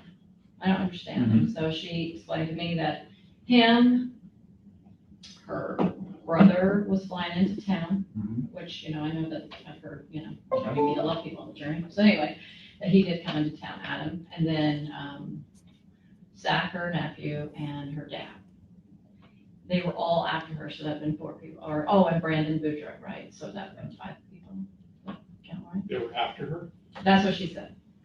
They were all after her, they were coming to get her, and I said, well, why? And she said, well, I have $3 million of insurance that Charles changed on the documentation, because he was an insurance guy. Anyway, and she said they wanted the money for that, so they would kill her to get the money, because they were evil, and they were dark, and they were all these, things. They were all zombies by this point, so that was her reason. So anyway, I left, and I got a call, I think it was 4 days later, felt like it was, to tell me what happened, yeah. Do you remember any of the text messages between you guys? Because I know there was one, and I'm trying to look for it now. I'm just going off the top of my head. I know you said something like, I'm here in front of your house. Yeah, and I couldn't, she was, man, sometimes when I go there, she didn't hear me, so I'd like figure out where she was, go around the back. Okay. And so, yeah, I could have definitely said that. That sounds like something I would have texted. And I don't know when that was. So I know I didn't see her until she called me, or I called her. I think she called me. I can't recall, but anyway, I came after she told me, like, 4 or 5 something days later. I came to visit her at that house that he was shot in. Tell me about that. What happened then? So when I went up there, she first of all asked me about like the news, like if I watched the news, and so I said no, I don't watch the news.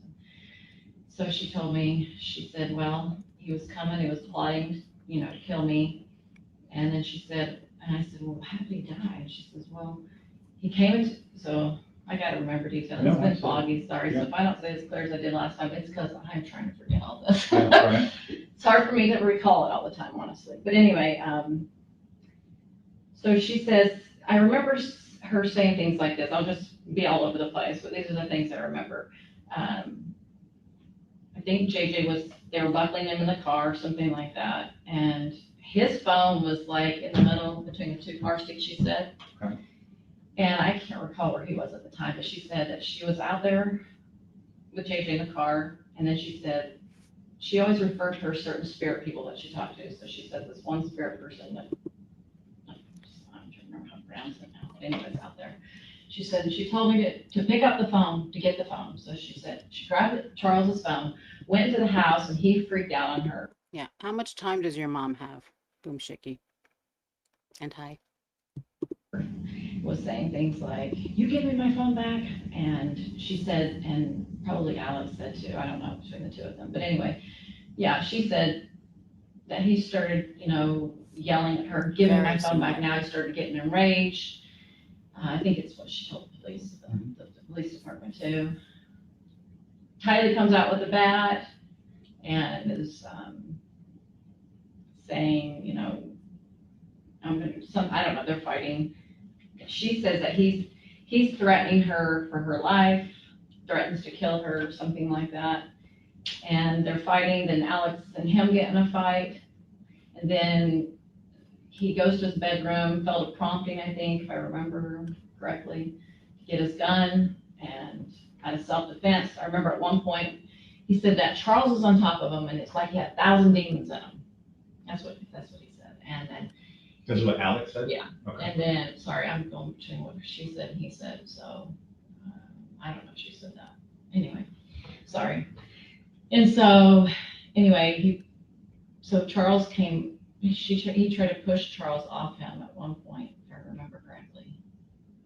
And said he was really strong, something like that. And then I think that's when he got the gun, I'm not sure. But anyway, then he shot him. Yeah, something, so anyway, lots of arguing, lots of threatening. Did you recall her saying that she got the phone from So the she car? got the phone from the car, that's what she told me. The interesting thing, I said to her, I was like, so did you look on the phone? Like, is he, what did you find? And like, how did you know how to open it? And she's like, well, I asked my angels and they told me the code. It was like 1,000. And so I opened it up and I said, so was he really cheating on you? Like all the things you said, oh yeah, there were all these pictures of girls and all these things on it. So she was trying to verify her story about him cheating on her and then, him being this bad person she tried to make him to be. So she was trying to build that case. Now, I look back now, that's what she was trying to do. I didn't know that at the time. And this would have been 4 days after when you came over to the house. Mm-hmm. When you went over there on the 9th, and I'm just gonna say the 9th because it looks like your phone, that's when you said, hey, I'm here. Okay, And she made a comment that says, I'm out back on an important call. okay. Do you remember maybe that text? Or did you go out back and see her? Was she Probably. frantic that night? Oh, Was no, she? no. So I'm trying to remember, was it the evening? Yes, Was this before the death? yes. Okay. Yeah, that was the night you said. No, she wasn't frantic. Let me try to recall. Sorry, it's a while hard. It's ago. hard. I It's know, hard I too. know. Sometimes it's just hard to, anyway. I remember, and I can't remember if it's this night. This is why, because I know I spent the night more than once. This Okay. is why I gotta remember the night. I hope maybe I'm remembering this correctly. I remember she's just so dark. I'm just so upset. Satan's really attacking me. I just have, she's talking about her like getting a headache or not feeling well to the point of really bad. And so she just talked about how bad she felt. And she was probably talking to Chad, as my guess. She was always talking to him on the phone. So Okay. I didn't always ask her because she was just, and she'd go off in her own little land and I kind of separate myself at times from her. So I didn't always pay attention. I didn't pay attention to a lot of stuff because she was kind of a little bit drama. So she was like in a whirlwind and I was kind of outside that whirlwind. Sure. Does that make sense? That's the best way I can describe me and her because she's got the whirlwind and I'm like, Yeah. I'm not a drama queen. I don't really get your energy, but okay. You know what I mean? So that's what I remember. Yeah. Let me back up to January. So obviously it looks like from what we can tell is in January, around the January 30th, was an argument between her and Charles. Oh, is that when it And then was? that's when she was going to leave. Okay, that was January 30th. January 30th. So it looks like on the 31st is when, that's when I think you might have went with her to Gilbert PD. Okay, Or January 30th. Okay. The 31st, they were at Gilbert. You went to Yeah. Gilbert PD. yeah. And that's when they told her about the mental health evaluation. That's right. And then she agreed to go That's right. over there to Yeah. be seen on that. Yeah. From that point on, do you know where she went? And let me back up just a minute because Okay. this is important. Yeah. When she was in there, that police station that day, and she was talking to whoever that officer was, Okay. she was telling him the things that I'm sure she thought were important, which was, he's cheating on me. This is a domestic, dispute. She said she knew how to handle the police, so she just knew that they would get involved at a certain point and wouldn't care about certain things, Okay. Anyway, I was listening. I probably have that conversation later, but anyway, she's talking to them and she's telling them all about him, committing adultery or whatever, cheating on her in California, something about some women, I don't know. So I said to her, she's like, he says to her, well, do you have proof that he's cheating on you? And she said, yeah. And so he didn't ask her to provide the information. Yeah. I later said to her, I was like, do you have that information? She's like, no. Okay. So I thought, okay. Why do you think she was doing that? I mean, Which if you part? had to guess, To the police. accusing him of. She was trying to, to me, because of this idea she had that Charles was this Ned Snyder, right? Okay, yeah. that she was gonna do everything she could to paint a picture that he was bad, but nobody would probably believe that he was Ned Snyder. So Okay. my guess is she's trying to look like he's really a bad person. That's what I'm seeing, is like she's creating this monster to make him look like a monster, which he absolutely wasn't. And so she's trying to make it legitimate, I think, looking back, she's trying to make it legitimate, look like he was, just a bad person. So Okay. that she would have a reason to leave him or whatever she was gonna do, which, holy cow, who knows what she would get into. Right, But right. anyway, does that answer? Yeah. Okay. Trying to be as So accurate as back to that Ned possible. Schneider, when was the first time you heard the Ned Schneider? So it was in January sometime. Okay. Yeah, and she was on the phone with Chad, Okay, and I was in her house, and I remember even just like where she was when she told me, how do you remember the spots? Remember, she was like in her back door coming in now. Okay. She went out and talked to him probably outside, and I wasn't listening to that, but then she came back in, and I knew she was talking to him. And so she was kind of going back and forth, and then she got the phone and told me about him and told me what Chad said, which was he became this Ned Snyder person. That was in January before the 31st, because I know by then he Okay. already knew, Yep. right, which amazing that she told him that. It's crazy. any other names Yeah. that she referred to Charles by? Yeah. And what was So the first one was Ned, and then the second was Garrett, it? Garrett, something like that. Okay.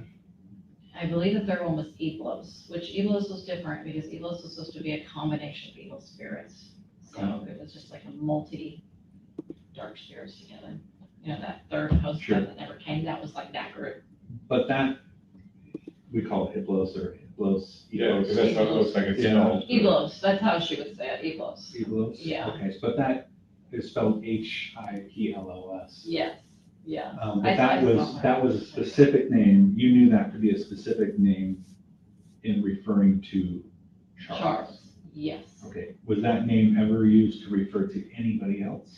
Not that I'm aware Okay. And then so we have Let's not forget about the storm. As if we could. Ned, Garrett, and Hiplos. Hiplos. Did she give context as to why those names for Charles? of. So Chad would be the one that gave the context to her. She wasn't the one that would come up with stuff like this. So Ned Snyder, as I probably said on the air, you probably heard it, is, Chad had this, he said that it's some childhood friend that Charles had, and that he died.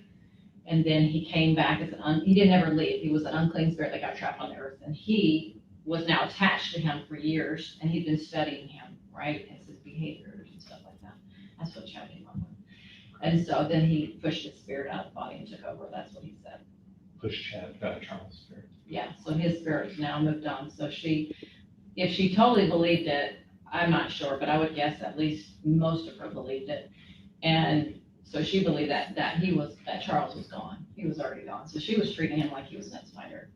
At least that's what I got an impression, I don't know. I mean, my guess is how much did she believe it? Like I said on TV, if Chad's Satan, he's a good one. So there's some doubt, right? There's some little doubt, which everybody doubted it. But anyway. So with that being They said, don't. when we talked about Yeah.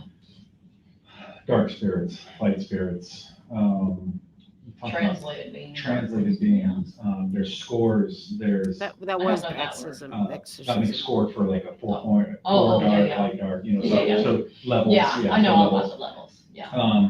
Is that something that Chad believes in? Is that something that, No, he's the one that he frameworked it all. And so when he met her, he had this whole thing drawn out on paper. She would just draw it to people. She'd make people like, oh, you guys see, this is so cool. And she would draw the whole thing on paper. So she'd go, okay, this is the line. And she took great joy in sharing this. 4.1 means that you made a covenant before you came here. It's your third life. You finally made a covenant, light or dark. So you've been on the earth one time is your first time. No, pre-mortals, first time. Second time's, 2.0 would be your first time on earth. Okay. Then the next time would be, it's been a while since I thought about this, 3.1? I can't, you gotta remember better. I don't remember. I better lay that out. Anyway, that would be the next time. People still had decided if they were light or dark by that point, according to Chad's theories. So when you died again, because you come back now the third time, that third time now you made a covenant. No, that was the 4.1? Sorry, yeah, the third time would be 4.1, and that would mean that you made you either made a contract with Satan or Jesus. Okay. And then you're either that was a light contract or a dark contract. And that's when the numbers started 4.1, 4.2, 4.3, then 5, then did it up to 9 or whatever, or 8, or something like that. So would those be different than a trust scale? Like, have you ever heard a trust, like, I could guess. like a trust, like, That would be different. okay, Yes, this is why police like to talk about figuring out what these recorded or these texts mean, because, they're not gonna tell you. So trust was different. So 4.1 just meant how many times, the numbers meant how many times you've been on earth. okay, The L or the D means if you sign a contract with Satan or Jesus Christ. So Okay. if it's light, you sign one with him and you're good. You Okay. could switch over and go dark though, according to them, right? okay, sure. So anyway, Could you go that's back? that. Could you regress? Could you You go could back? always Could you go back, from yeah. light to dark to Yeah. light? Yeah. Okay. That was very hard, they said, but yes, you could. Possible. There's Anyway. hope for you. Yeah, there's hope. Maybe. There's hope for us. And so then they had these different scales. They would come up later. So everything evolved later. So nothing was all in the beginning. It was Okay. like little by little, like the rope got tighter and tighter. It's more knowledge. Well, That's a lot. Fake knowledge, whatever you want to call it. The lies got bigger and darker as time went on. But in the beginning, nobody knew about these things, and the zombie word didn't come till later. And you probably know on text when they started using the Z word. I don't remember when they did, but it came shortly, sometime after.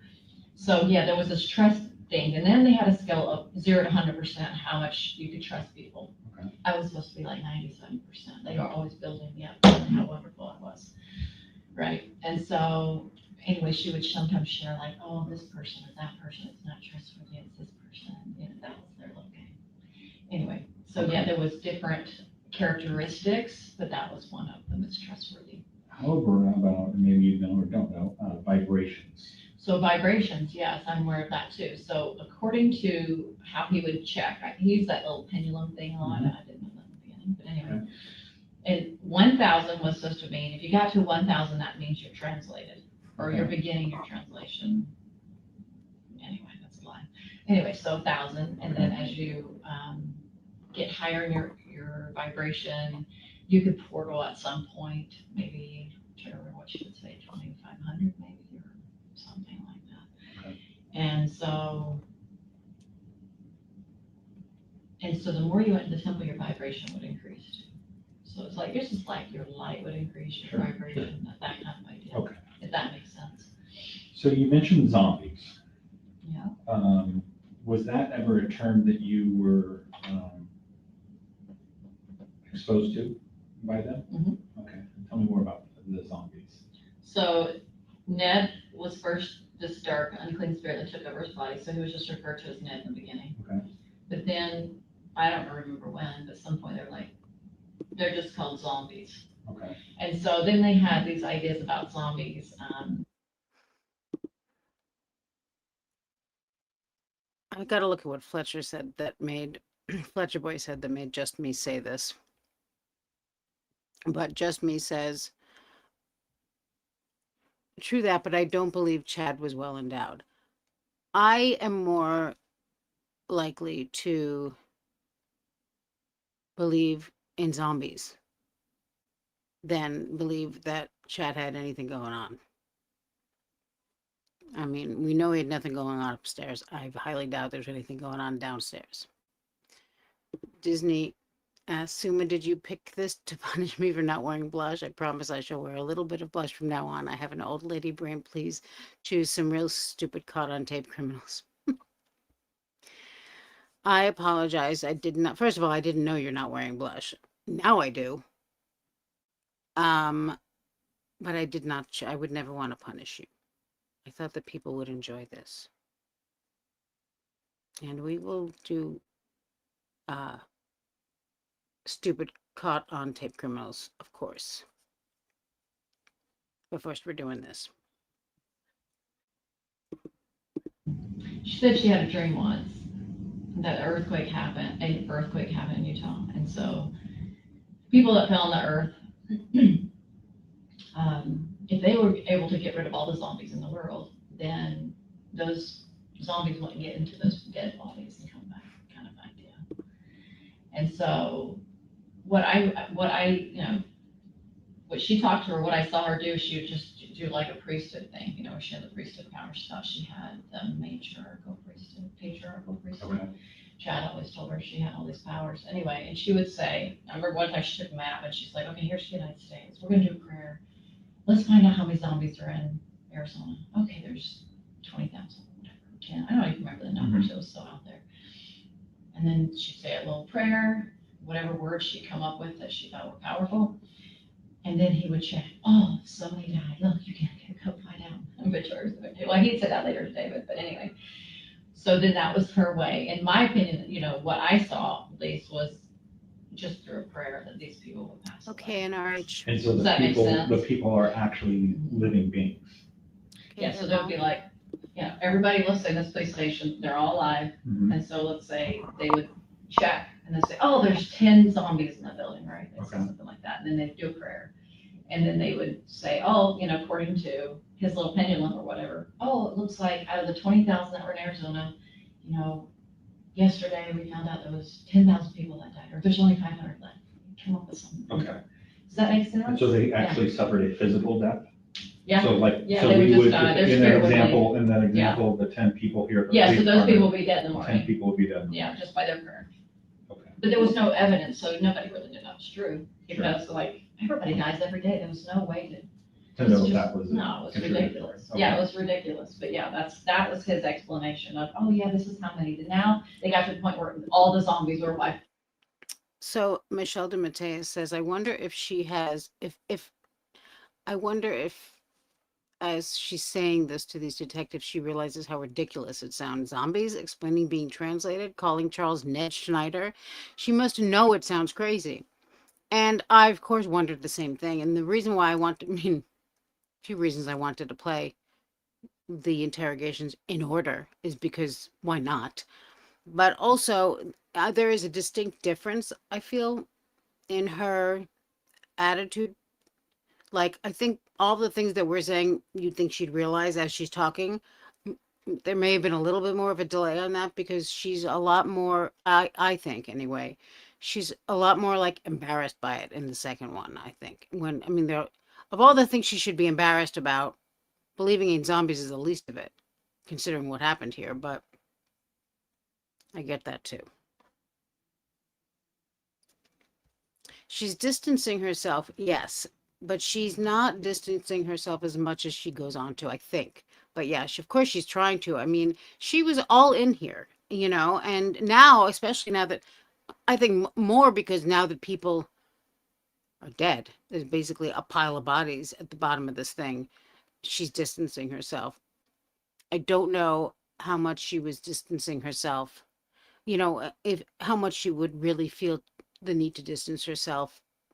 I mean, she probably wouldn't at all. Hey, hear me out. So according to their prayers, but they had no evidence of seeing it. So, Okay. Hey, still thinking? I think you had a question about the truck. Yeah, right? he did. Yeah. So you know about Chad's truck, or not Chad's, Charles's truck at the airport?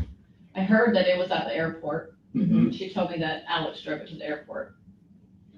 This would have been in January when. Yeah, when he flew out of town. When he So flew out of He town. went out of town and Right. then he went to the airport, dropped his truck off, like, yep, she said he always dropped it off. Yes. And then Alex came to get it, and then they put it somewhere.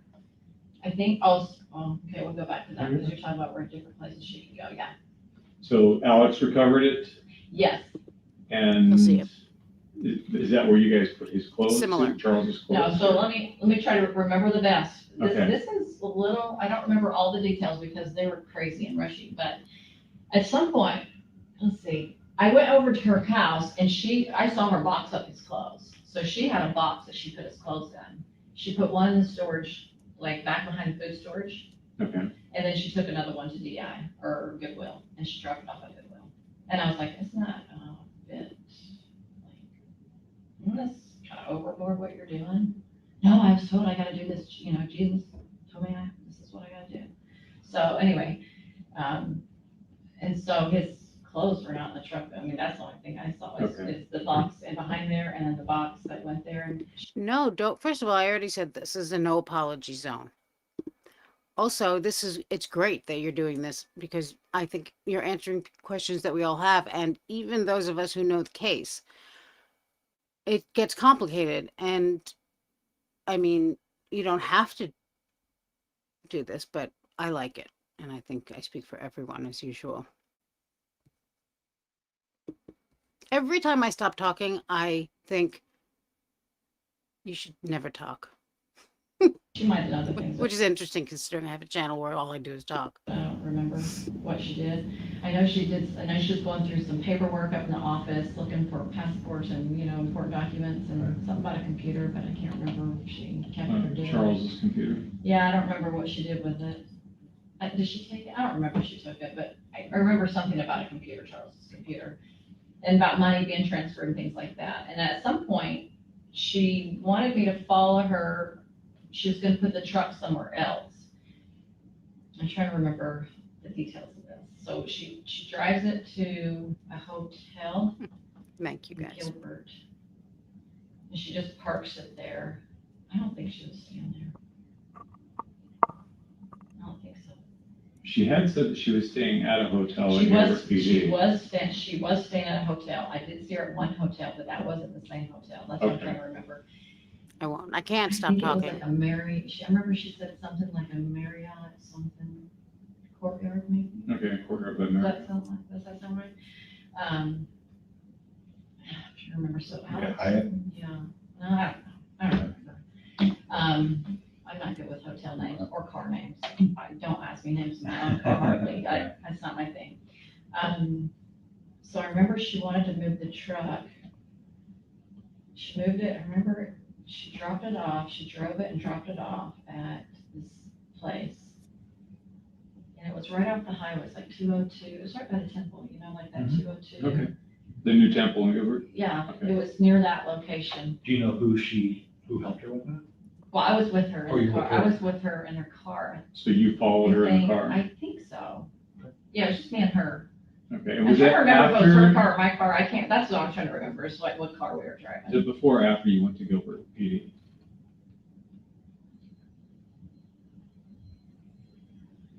I think it was before.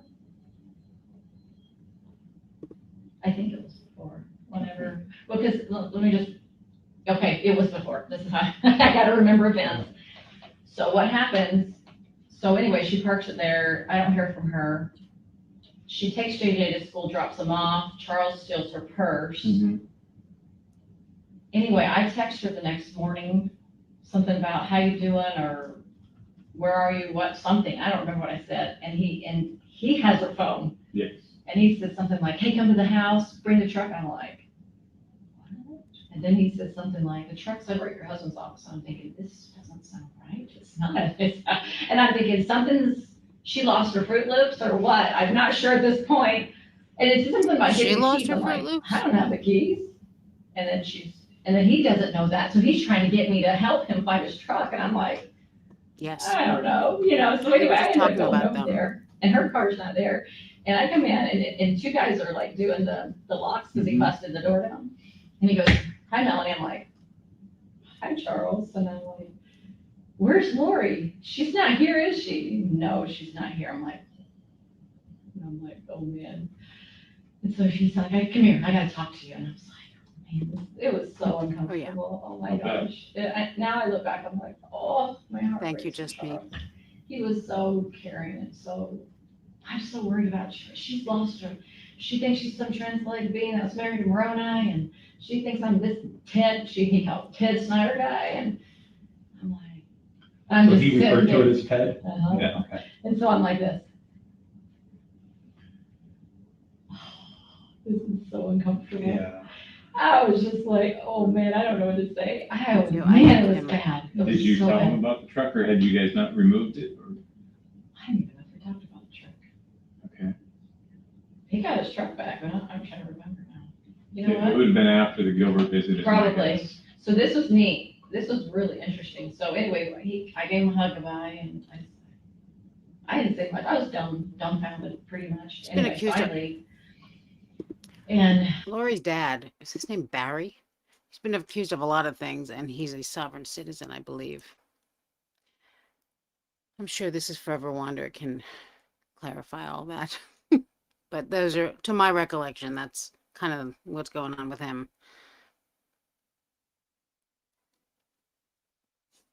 Yeah. Someone else, I mean, if Melanie Gibb is saying you lost your Fruit Loops, you really need to check yourself in somewhere. Stat. I'm driving down the street. I called Chad because I knew that she was connected to it. And I was like, do you know where Lori is? He's like, he acted like he was clueless. Like, he thought that I didn't know anything because she wasn't supposed to tell me anything. Oh. Yeah. This was all supposed to be between her and him. But luckily she spilled it so I can share it in the future to everybody. Right? But she was not one that could keep a secret, I think. And anyway, so he was like, I don't know. And he was playing clueless. And anyway, so I get this random call and I'm like, who the heck's this? So she got another phone, I guess. And I just guessed it could have been her. And she goes, oh yeah, Charles took my purse. He stole it, da da da. I said, hold on, Jason Mal is parked like right in front of me by the park. I stopped by the park on the exit out. And I'm like, maybe this is some God intervention thing. I don't know why, he's an ex-police guy. So Yeah, I he's know. sitting there, being a good officer, texting on the side of the road. I was like, that's so him.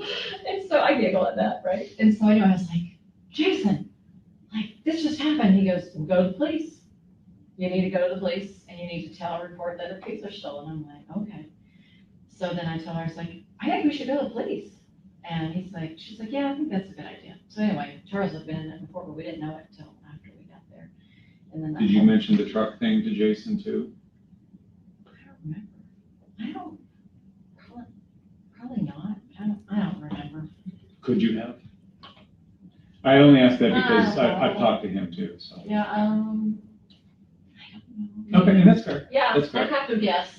Okay. It's a yes or a no. I don't know. I don't know is also an acceptable answer, right? I don't know. I don't remember every conversation I've had about this whole crazy story. Unfortunately, I don't have that great of a recall. I wish I did. Yeah, so does that answer your questions?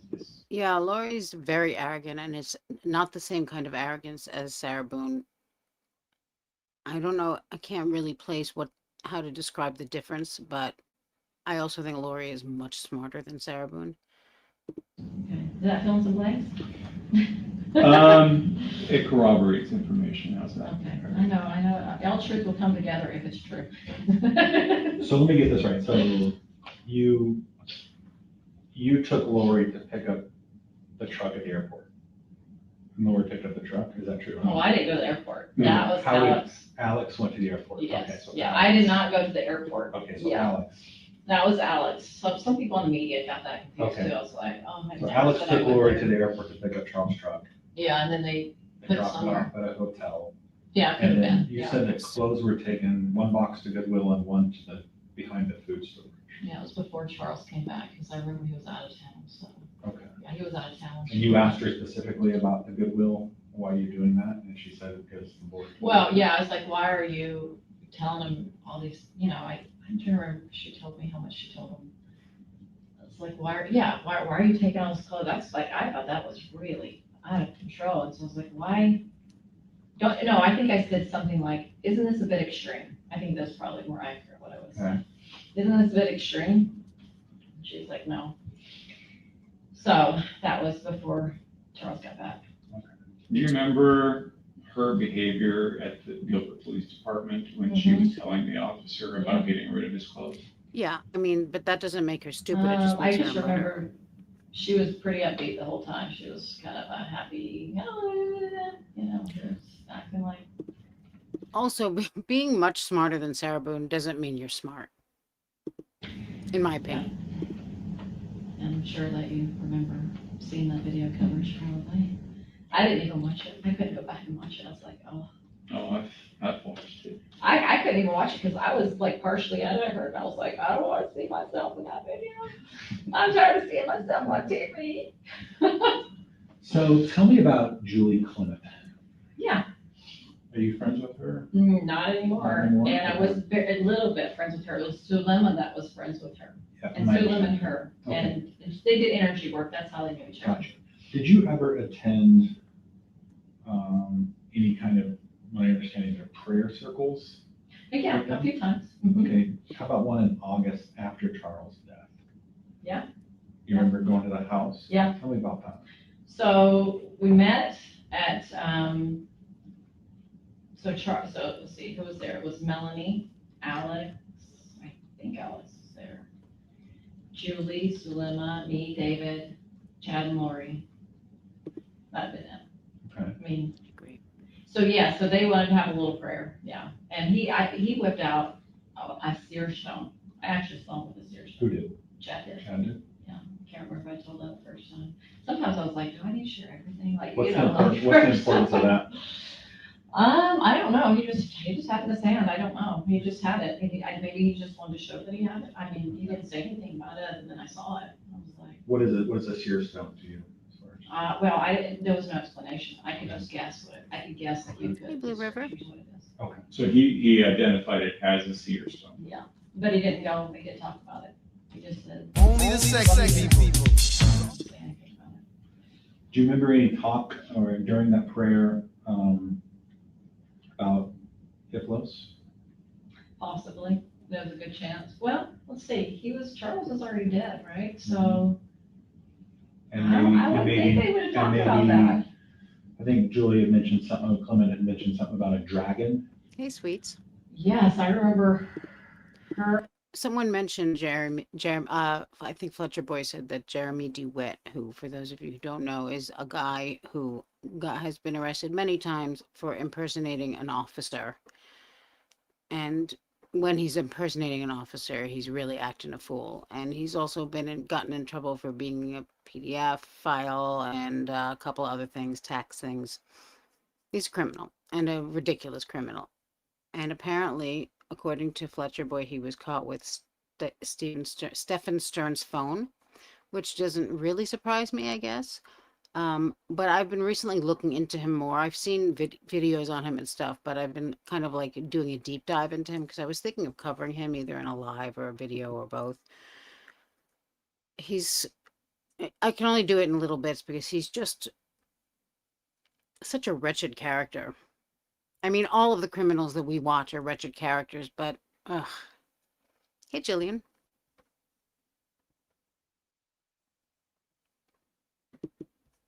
So I didn't have any of their visionaries. Okay. That was not any, I don't do energy work, so Okay. this is all something that's their stuff, okay? Mhm. Just say that's their department. Sure. And it seems like, I remember that Julie had this veil that seemed to be thinner where she could see stuff and so could Sue Lima. It seemed like there was a prayer where there was a dragon they saw, like, I saw a dragon. Okay. Maybe they mentioned it a few times, but if they were in that little circle saying a prayer, I don't know why Helos would be mentioned if Charles is already dead. Was there a reason behind that particular prayer circle right there? I'm trying to remember I remember them saying prayers. I remember Sulema speaking. And I'm trying to remember if they were talking about certain people She's the worst. that they were trying to help the spirits, like that they thought that they I had the agree. power to take these spirits out of the bodies. Okay. And I'm trying to remember who she was focusing her energy on. And Yeah. I can't recall, it could have been Brandon. It wouldn't have been Tammy because Tammy had not been claimed anything. I believe you. I'm going to look for it. My guess is it could have been Brandon. Okay. But I am not 100%, sure. I'm not 100% on that. Or maybe it wasn't even, maybe she was talking about the earth. Hold on, I'm just trying to remember this. Because Sulema thought she had the power to control elements and Mhm. bring earthquakes about and those kind of things. So that might have been more of that kind of, it was so out there. I'm trying to remember what that prayer, David wouldn't even remember any of it because he was so checked out. He was like, so Yeah. uncomfortable. He was so uncomfortable. Oh, he was so uncomfortable. We'll have to watch some of his. Anyway, Now that I know there's I'm an sure he probably interest. doesn't even remember he blanked out. And to make up for this, Yeah, make up they could have been talking about the Earth. I mean, I don't know. to make it up to Disney Mom. We'll watch Jeremy do it in one of the upcoming lives. It's, I don't know, she With- just had this, On that note, talk to me about Zelina. How well do you know Zelina? well, I knew her, she won't talk to me anymore. Okay. When I told her I was going to police, it was done. So yeah, we were friends in the ward. We knew each other probably about a year, maybe a year less. So you talked about how she had the power, she felt she had the power to control elements and bring about earthquakes. Yeah. Yeah. How, do you know how long she and Alex were dating together or anything like that? Yeah, so in the beginning, it was just, hello, how are you, get to know you. It didn't happen until kind of right at the end. So if you want to know more about that, what I know about that is that she was content being single, but Chad and Lori had said, well, you and Alex have been married in premortal, in another life, and you had been married, and you guys would be part of the 144,000, and you need to move up to I can't Idaho, find get married, that. and all that stuff. And she was like, no, I'm not getting the same answer. It was kind Mhm. of tit for tat between her and Lori about that. But she was waiting to get answers. I remember one point, this was like, Is that on YouTube? I cannot. I've looked for that before, Kellyanne, and I can't find it. I know that's true. I just can't. I want to look at it. I want to watch it. Okay, let me pay more attention to Melanie Gibb here because she's. right at the end. This was like my last time repeating when I saw her, but she's like, I remember Chad and Lori in Hawaii. And me and Alex did a blessing through the phone because they were being attacked by Julie Rowe through a text. The text that went through, they hit it. All of a sudden the dragon, this is according to Selena, I know. We try not to smile in these moments, but I know. Okay, anyway, this is why the interview was hard with Nate. Some people thought I was like a little too lighthearted because you look like Nate. You can't help but go, this is freaking weird. Anyway, so she said, oh, me and Alex were in this prayer and we could see the dragon. His priesthood power is so amazing. You know, she just was so like wowed by it. And they helped cast that dragon out from Hawaii where they were. And anyway, supposed to help them. So, so let's see. It may look familiar to you once you look into it. You've probably seen one or two. I think the Dreading may have done a video on them. A few people have covered him, but it's a whole body of work that he's got.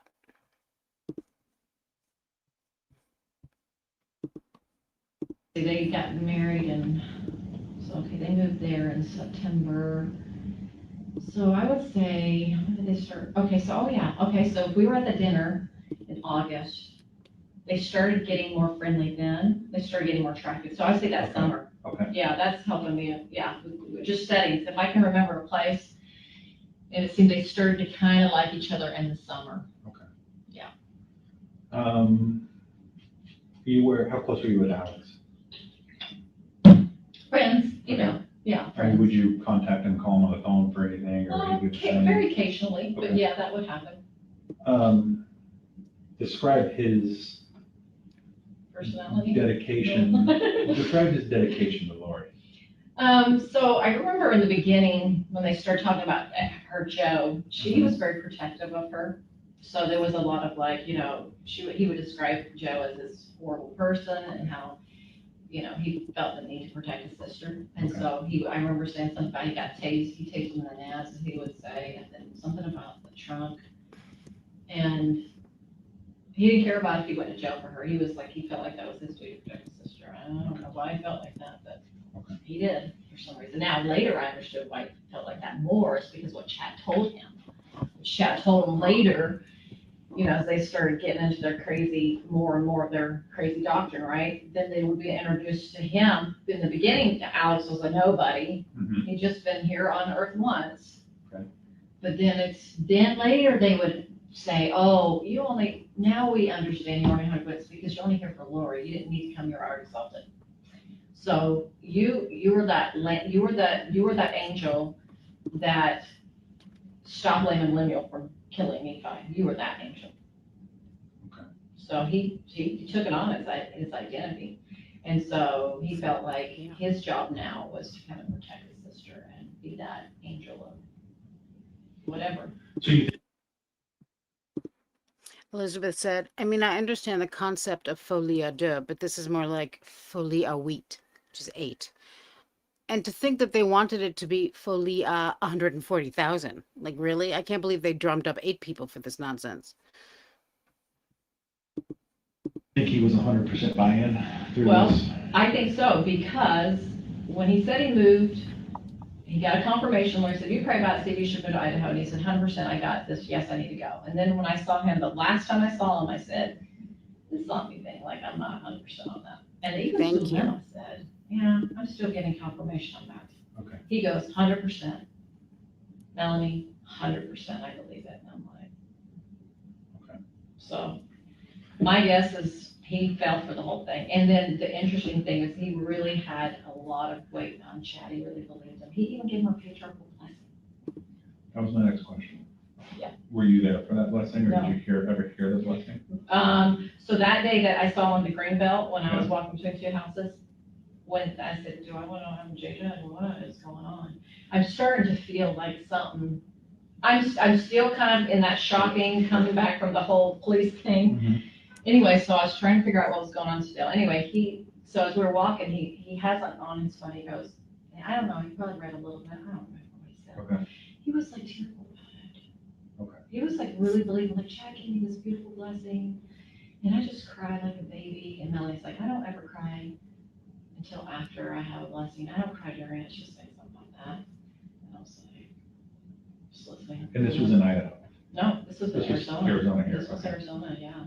Do you remember when that was? Yeah, it was, well, okay, so 26th they called me, and 27th, 28th would have been Thanksgiving. The day they got married, what day was that, 29th? November? You know, was that the 29th? I think I figured it out on my paper somewhere. So, it's the day they got married, it was that day. Okay. Okay. Describe the patriarchal blessing to me in your terms. What do you think the importance of a patriarchal blessing is? Well, the way I grew up believing patriarch is a patriarch is called of God. He's a particular person over a whole state that gives a blessing to a person about their life. Okay. So I don't know what Chad thought he could do, but he sure thought he played that role there. So would you say that Chad was not authorized to give No, such a absolutely blessing? not. Okay. No. Would you say that such a blessing would be like some sort of, like if you got it at a younger age, would be some sort of guidance for you? Or is it? Yeah. Okay. Yeah, oh yeah, it talks about your life and your gifts that you have and maybe some things that could happen in your future if you are obedient. You could have those blessings happen to you. Okay. Yeah. That being said, I just wanted to play, so this particular clip is, I have it labeled as patriarchal blessing, Okay. just for purposes of recording. So just, if you could just tell me whose voices you hear. Okay. Chad Daybell, it is That's Chad. November 24th, 2019, Sunday afternoon, 5:15 p.m. We're going to give Alex Lamar Cox a patriarchal blessing. Good morning. Alexander Lamar Cox. So the two people you heard voices were Lori and That would be Chad? Lauren Chad. Okay. Okay.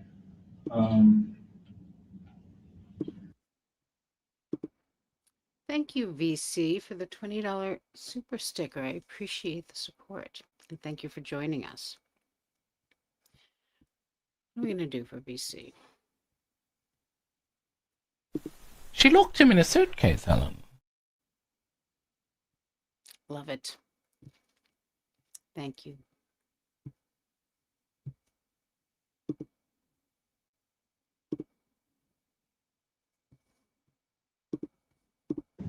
How about your relationship with Chad? I know that introduction was done, or whether it was done or not, in St. George. Only the sex Oh, with me or with them? With the two, I think you went to Fuck see you on the Chad in St. steak and George fuck you on that the day. potatoes. That was the first time we met. I didn't go specifically to see Chad. Correct. Okay, But yeah, you'd known Chad before then? I had known Chad before Okay. him. Describe Chad. your relationship with Chad. So when we first met, it was very brief. We just kind of introduced, like, hey, I'm Melanie, I live in Arizona. I've had some beautiful experiences with the Lord myself, and I should probably mention I did classes probably. I become friends with Mike and Nancy. Okay. I don't even know if I even shared that much, just a little bit. Okay. If you read that forward of my book, that part, he talks about that in that. Okay. I sent that picture to Rob. I don't know if you have a copy of that. Okay. But anyway, I have a copy of that, and he writes a little bit in detail, like his remembering me. So. Okay. Was that the decision you're trying to make? Beth? That would be more detailed there. Now, if you look at this hierarchy or circle or however you want to do it with trust and vibrations and scores and everybody else, who would you put at the core or the center of this group? Chad and Lori were definitely, they consider themselves the head of that group. Okay, and the group, was there a particular name for the group? No, this is where a lot of people are like, is there a big following? Okay, so Yeah. I'll do my best to describe what. Yeah, the thought of Chad giving blessings is offensive even to non-religious people.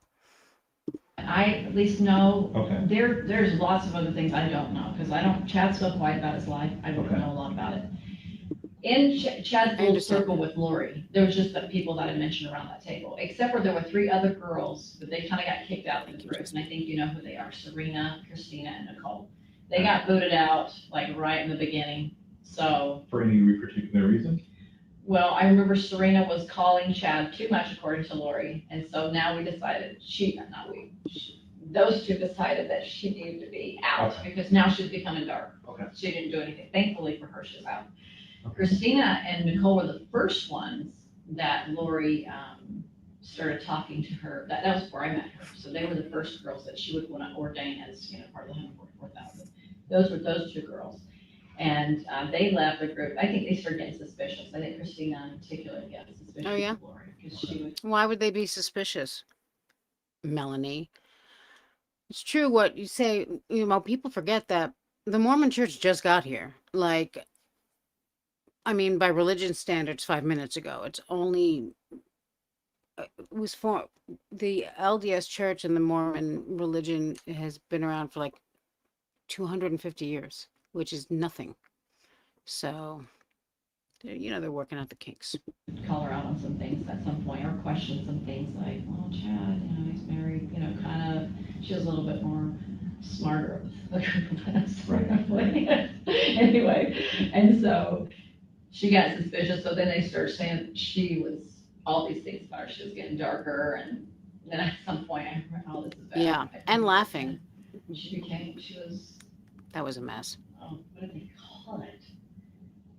She wasn't 100% human. It's like she had like another, I can't remember what she referred to it as now. I want to say not a lizard or some lizard. Anyway, that's really out there. Like, There's a Geico commercial where yeah, kind of like she came from some other, anyway, you don't even want her to know that she did that. You don't want that to come out. So she's out. She's out of there. She's out. Nicole's her best friend, so she's out too. Okay. Nicole is very sweet, and as you probably know. And so anyway, so really that was it as far as this whole kind of zombie talk. That was it. Now, Chad had Julie Rose friends. He left them. They are evil. Mhm. They are mixed up with these energy work things. I think this has all come from energy work. Now that I look back and what the Lord has taught me personally, like, well, let me tell you what happened. Yeah. And because I watched it. And so it was just made to my mind, like, this is how an energy work opened the door. And so Julie Rowe, I believe, got him Sure, you're really. And between the 2, who started what, that's what I'm still trying to kind of figure out. Okay. But between the 2 of them, she didn't know about the zombie thing. I think he came up with that, but she introduced it, or either Eric Smith, that follower of Julie's, came up with this multiple probation thing, I think. I heard it could have been from him. I don't know that that's true. I would not know that by somebody telling me that, other than recently, after all this has gone down, like, well, Eric Smith wrote a book on multiple probations, and I said, well, somebody mentioned it. Anyway, I've had people contact me. One lady contacted me that was part of that little group of Julie Rose, and she was telling me how things were going, and I was like, we're comparing, like, I remember that, Chad doing that to Lori. Like, he had some power over her sexually, and she was saying that some guy did that to her, and she's like, that's just what they do in that group, and I'm like, that's their energy work or something that they do. I said, I don't do energy work. I don't know if she did energy work or not, but anyway, she got out of the group. Her husband was with her and helped pull her out, and she was so grateful, right, that she got out. But so that group exists, but I think Chad was just part of them, and then he kind of broke away from Julie because he got tired of her. According to when they first met, Chad and Lori at St. George, he said, I'm done with Julie Rowe. Like, she texts me all the time, but I'm done with her. Like, she's so da-da-da. Then there's all these energy groups out there, though. Either, Julie's introduced, she's done her little workshops, but even before, she did that. There's people doing energy works. And I believe that a lot of these groups, now you're talking here, Arizona, they're doing a lot of these energy works are talking about multiple probations. So it's not that he created it so much. It's just somehow that darkness got out somehow about this Hi, life. Regina. I call doctors of devils, that's my word for it. And it got out, and Only the sexy kind of people. led some of those groups.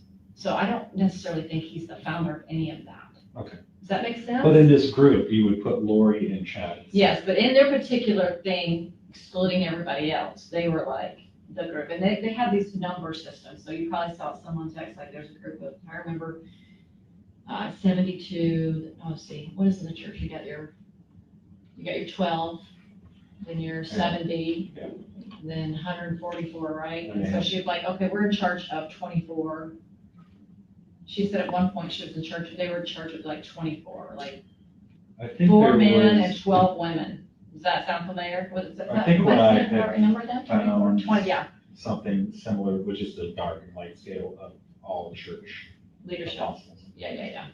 Yeah, no, that's different, but this was, yeah, so she said basically in the spirit world, they had planned this out that they were in charge of that group. Okay. And so that, anyway, so she was in a small scale. I don't know what he had going on. Mhm.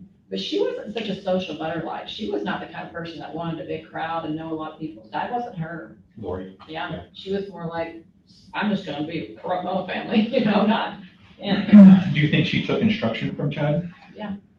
Would she do anything without his, I hate to say authorization or at least insight? In the beginning, I remember her saying things like, I said to Chad, like, I had these experiences around in the temple, and I felt like he gave me the patriarchal priesthood, and he would confirm it. Yes, you did. Yes, you were married to Moroni before. So he would confirm her little things, and then she goes, I felt like I was supposed to find these. Yes, you were, Lori. Does that make sense? Yeah. And then she said at one point, well, he's so good at getting revelation, I just go to him. I'm not as good as I used to be, or I'm not as good, he's really good at it, so I ask him, so she'd be asking him, this point, you've seen a lot of Yeah, texts, this point, is this person light or dark, this person, what are they, 4 point, da-da-da-da, that was their, and so you could see she would go to him for that, right? So if He wouldn't go to her for that, she would probably just give him a name or something like that. do you have any idea how Lori would have found out about Charles and Adam's coming to Arizona to? Oh. Yeah. I guess it's that Charles would have just texted her or called her and said he was coming. Okay. I'm trying to remember how she would have known about Adam. Maybe Alex could have told her? I don't know. I don't remember. So if a message was on there, say on her phone, or it's basically said to Melanie Gibb, I'm on the phone, I'm trying to find out what to do. Do you think that she would seek Chad for advice? Always. Yeah, Okay. yeah, always. Talk to me about Melanie Gibb. What's your relationship with her? What's her Yeah, heart in I'm this? friends with her. So now they're talking about Melanie's, the Melanie that's Lori's niece, who was all in and who's ex-husband there was an attempt made on his life that thankfully, by Lori's brother, that thankfully did not succeed. So now she's going to be talking about Melanice. So Lori, as you know, raised her partially, so she feels like she's Who could kind of like a forget? mom to her. She would, in the beginning, Melanie I didn't think she was quite into it at the beginning, and then Lori just kind of camped on her for some reason, like Brandon. Lori went after Brandon, her husband, for some reason. He's gay, he's this, he's that. Hi, And then Candace. she would build this story up of how she tried Thank to, like, you. oh, look at this picture, it makes him gay. Like, it didn't look like it was gay, but anyway. And so she would build this story up about him being gay. And then, I don't know why she honed in on her so much. She just did. And then she, maybe because she thought she was such at a high level, because she got to the point where she's like, yeah, no, Melanie's exalted too. She was married to Peter, Jason, Peter and John. And so Brandon would be her equal opposite and in opposition to her. And so for some reason, Lori put all her energy into him. Thankfully, she didn't put her energy into me. Thankfully, I divorced Brandon, which was actually really good, because then that kind of got him out of the picture, which who knows what she would have done with that. And luckily, they liked him, so they kind of just left us alone. But anyway, so she went after him. And then at some point, he changed from Brandon being just dark to now he's a zombie, and he was part of Hitler's team. Do you remember when that was, that he changed? When she started talking like that,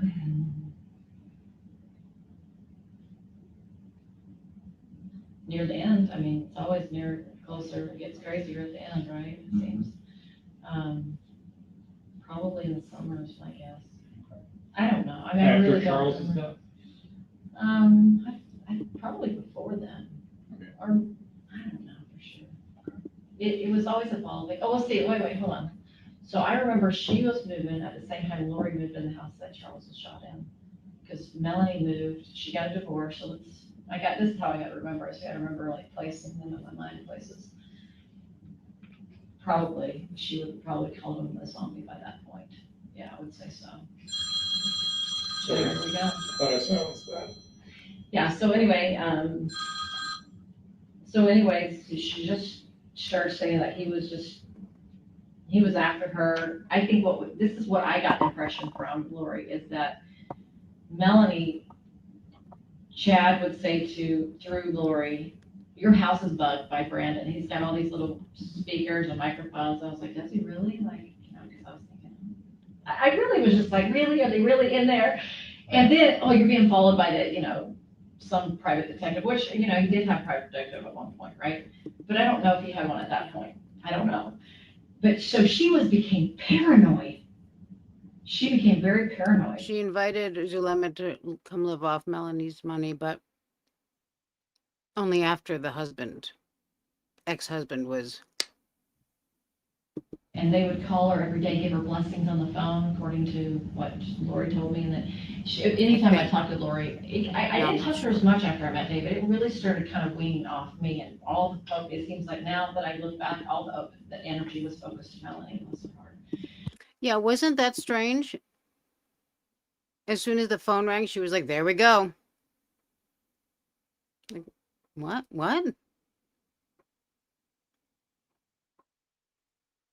Like, there we go. I'm being interrupted again. Or, I don't know. That was bizarre. It was horrible what they did to her. And anyway, so she just got more and more paranoid. And he got more and more evil, according to them. And so then she was told by Lori, like, you got to move up here, that kind of thing. So, yeah. What else do you want to know? It almost seemed like she just preyed on her. She did prey on her. She put all her energy into her. Yeah, she really did. Okay. Yeah. Trying to very much convince her that the phone was there. everything was being bugged, you know, her phone, Sure. her car was being bugged, everything. She couldn't live a life. She had to get new phones all the time because they were getting taken over by the dark people. So would I be missing anybody if I put, as far as a group of people, Lori, Chad, Zulema, Melanie Boudreau, Alex, and I think maybe you were on the outskirts somewhere, kind of teetering, ready to run and ready, you know. Yeah, Anybody else that you can think of? well, Julie. Julie, Rowe? then, no, Julie Clement. Okay, But she wasn't she was kind of right at the end, okay. so she wasn't in the beginning at all. And then the Only three the girls. sexy people. Do you think Julie Clement had any idea regarding Compass all mentis. these things, or do you think maybe she was just Oh, she kind knew of about that. naive and stuff like that? Well, she did know about it. But I think because of There her. you go.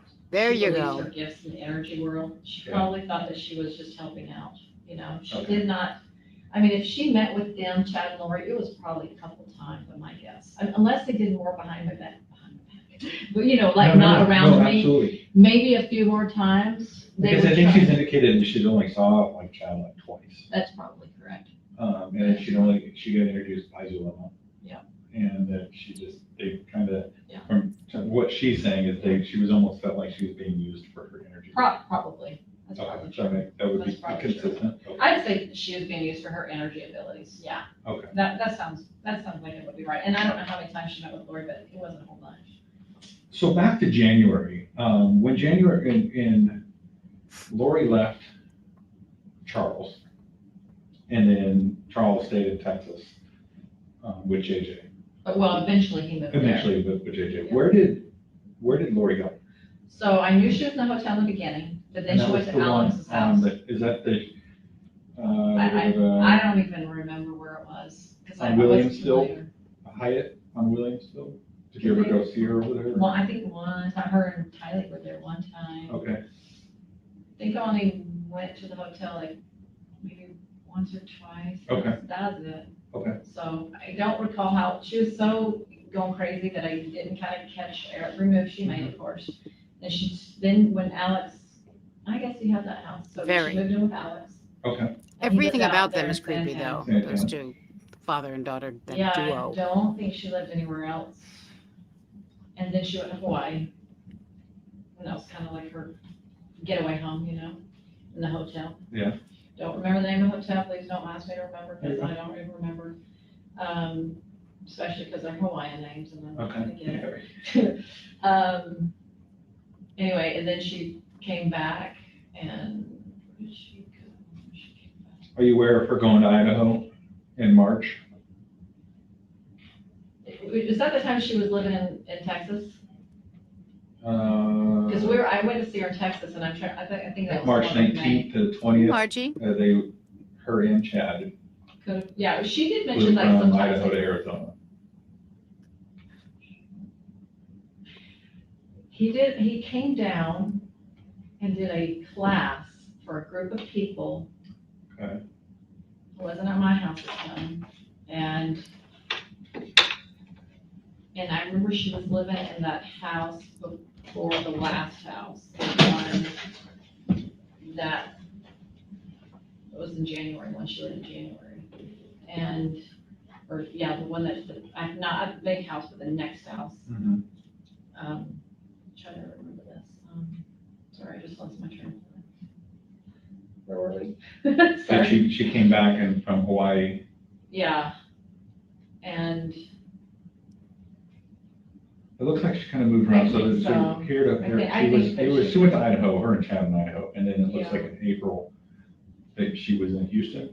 Do you remember a thing in Houston that Chad might have gone to? I remember when I got to Houston, she said, Chad and I are gonna go do some of our mission work together. Okay. And then I left, or either got, I'm trying to remember if I got there or left, but anyway, between the time I got there and left, I was not there, but she said that she went to a hotel. I remember I was like, oh, she's in a hotel. And then she said that she said she was supposed to go to Idaho portal, they were gonna portal into Idaho Temple. Okay. and another temple. So Idaho Falls, Rexburg, something about that. And, but I'm thinking they probably were in a hotel now. That's probably a good guess. Okay. So, and maybe she never left that hotel. She totally made up the whole story. So there we go. Did you go to an event there? In Houston? Yeah. No. So there was never an event there? Oh, there was never an event. Beth of a salesman, please stop inhabiting the bodies of the people in chat. Houston. Oh, was there an event? Was there an event there? So and that would have been April of 19. That sounds, that could be right about that time. Are you aware of a group called a Vow? Yes. Do you know anybody by the A name vow. with a Vow? Doesn't sound familiar. I don't know. I don't know if this is Forever Wander is still here, but maybe she can explain what a vow is, or Carolina, or someone who can do it justice, because I cannot.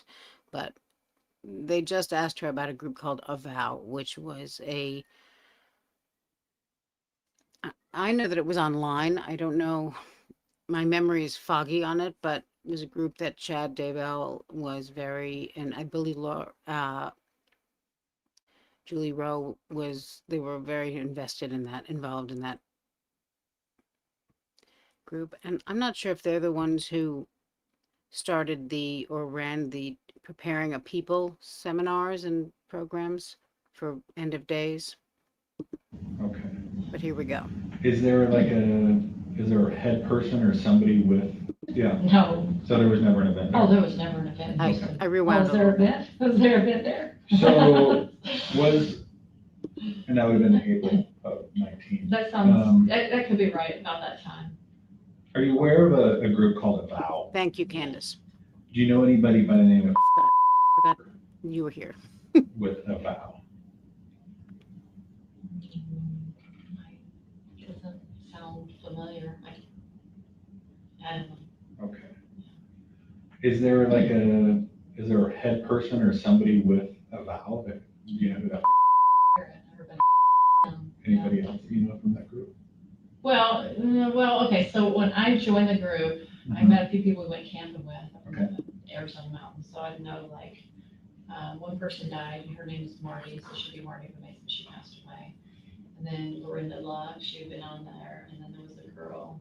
And I wasn't real familiar with these people, I didn't get on Val very much, I was not one of these people that were on these forums, and I was like, read a little bit, very periodically, I'm like, hey, let's try this product, it's really good, or something like that, but I did not get into their exchange. So no, if the names scroll by, I didn't hold on to them. So what is a Vow? So Vow is a forum. Do you know what a forum is? Mhm. Okay. So it's a forum, and it's called LD is a Vow, means a voice of warning. So it originally started by Roger Young, who started teaching about, last day stuff. And so they put really good information, actually. They had like gardening techniques to how to store food, current events. Then they got to the dreams and visions, where they compiled a whole bunch of people's dreams and visions about things they saw in the future. And then, anyway, so then they pull a thread out, and then people would start a thread like, Thank you. This happened, this disaster happened in California today, or, just all these different threads. And so people would make comments and all kinds of, they'd start one up, and, they started off. So I got off there like, I don't know, a year or two ago, and the group drove me crazy. So I don't, have I probably ever seen her name scroll past? Who knows? Maybe, but I don't know her personally, that I know of. I mean, they have different names on there. Sure. So if she has a different name, I don't know. So so being a forum, you wouldn't see something like, send an email. Do you think it's out of the ordinary of anybody to send an email to Chad Daybell that would say, my name is so-and-so from a Vow? Yeah, that would be something that would happen. And Sure. we're doing a young men's, young women's thing. This is after the kids were found. I believe someone said that they were found in June of this year, and this is August of 2020.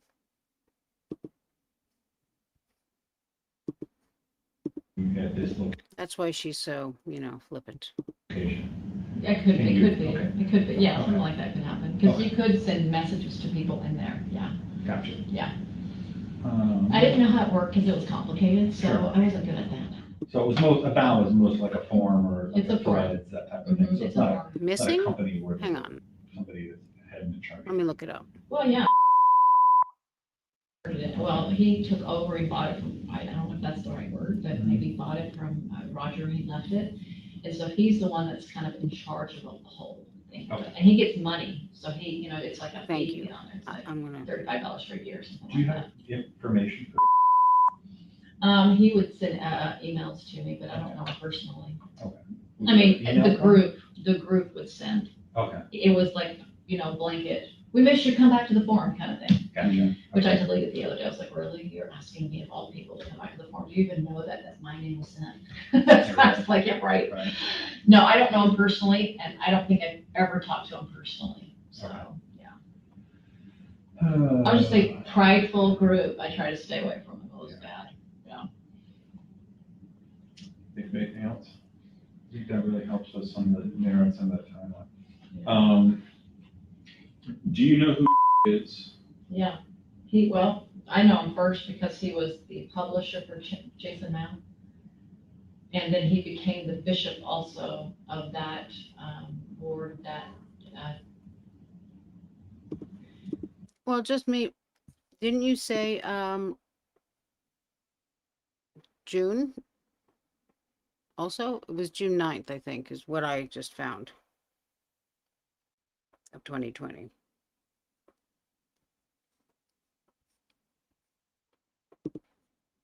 I want to say, I get their names confused, Charles and Charles Lori and moved Lori, into okay. the second house.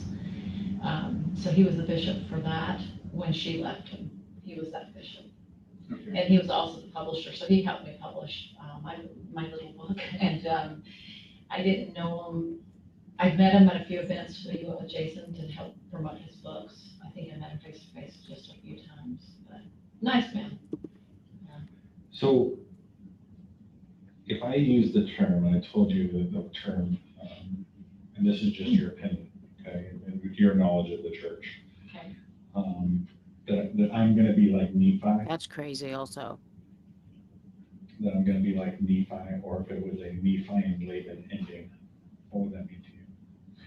So I think they had that discussion, Alex and Lori talked about Yeah. something about Laban and the Nephi thing. Okay. So that would mean to me, that part where, I don't know how long you've been before, I'm learning so much. It's crazy. So, okay, there's a story of Nephi who,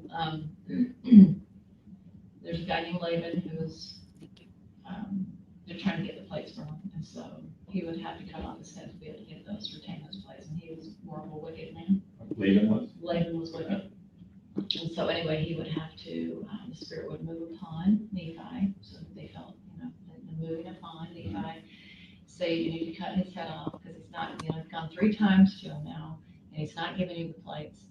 And so, anyway, the spirit says you need to cut his head off, and he does it, and he's horrified by it, because he doesn't really want to do it, he's never killed anybody before. But he does it, and he was able to dress in the clothes of Laban and go get and retrieve the plates, and then they were able to go out and leave Jerusalem. They went from Jerusalem, and then they left from that area, because they left, they needed those plates then. And so, my guess is that when they were talking about that, which, I didn't know what they were gonna do, I didn't know all these things, but if I could look back and understand that now, that would probably mean like, he would need to sacrifice, probably Charles's life is my guess. That's what they're referring And let me to. back up, you overheard a conversation? I heard them slightly talking about it, And when was this? and I, probably right before Charles came down, or days, I don't remember if it was Okay. days before it. Okay.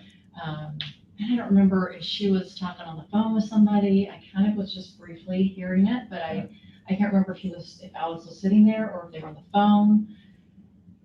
I can't recall, I just remember it just sounds familiar, I'll just say it sounds familiar, I'm pretty sure it was before he passed away, that's what it feels like to me anyway. And so, my guess is that they felt like that was, my guess, interpreting it, that, not knowing that at the time, but now, that they felt inspired that that was a moment where they could take Charles's life. Not Charles, they really felt kind of, well, at least Alex really felt his egoist inside there, Okay. so. So in essence, they're not really, they wouldn't be really taking the life of Charles Vallow. No, They would be taking the life of Eagles. Eblos. Yeah. Or Garrett or Ned. Yeah, yeah, that's what they believed. Are you understanding that, because they gave 3 names for Charles, other than Charles. So are all 3 in Charles at the same time? No, or- one would move on and Okay. the one would get pushed out and then the other one would take over. Okay, So Garrett was next and then Garrett got pushed out and then Elo stepped in. and that would be fitting their definition of a zombie? Mhm. Okay, and their way of getting rid of zombies then was at some point either praying or whatever to Yeah, end that entity's life. yeah, so that entity would just leave, just like Garrett left, just like Ned Dorgan. left, so. So To they, me, it was very surprising that that he died the way he did. I was like, wow, okay, you know what I'm saying? So, Sure, yeah, sure. that was very unusual. so they leave and they're never to come back again, because you said, I'm surprised that they were mentioning Evos again, because Charles was already dead. Right. So once he was dead, like, where would Elos be? I mean, and they could have, I don't know, I don't remember. But I would guess that Elos was, I mean, not only did she not know him, but he's Alex Cox. He's like the creepiest, sleaziest, like, ugh. Thinks he's hilarious. The worst. gone. Sure. And if they mention him again, I really don't remember anything about Elos again. So a particular body can only be consumed by one dark spirit At a time. at a time. Well, in the beginning, so it was Ned only could be in there, or at least that was my understanding, and then he would leave in this other one. But Elos was different because Elos was like a combination of evil spirits combining itself, but they weren't. So, okay, in our religion, we believe that premortally, Yeah. you have people that Yeah, came down to the there's- planet and became us, right? We're now who we were spiritually. There's some footage of his stand-up work. Talking about one of the incidents, actually, with her other dead ex-husband, Joe. Down here, but there was a third of that never came down here and never got bodies. They were saying that that would never happen, that there would only be somebody that had lived before, like a Ned who lived on the earth and the Holy Spirit went in him. But they were saying, oh, no, Satan's getting more trickier. His tactics are getting better and better. They kept saying that he'd get better and better. That was Chad's probably reasoning why things didn't work out the way he thought they always would. It was his way. That's how I I think I'm started funny figuring too, but Chad out. He's like, oh, that We're didn't fun. happen. Oh, well, it's because of that. It's always, oh, it's because of that. So now there's Eblos. Why wasn't Charles dying? Mhm. They thought they had all these powers. Oh, they all would come up with another reason why he wasn't dying. Oh, now it's Eblos. Now it's all these combinations of, they're getting smarter. So there's, and at least I remember Alex saying something about, it was like 1,000 of them, or somebody said it. It's like 1,000 of them. Or I hope things look up, Meg. Thank you for joining us.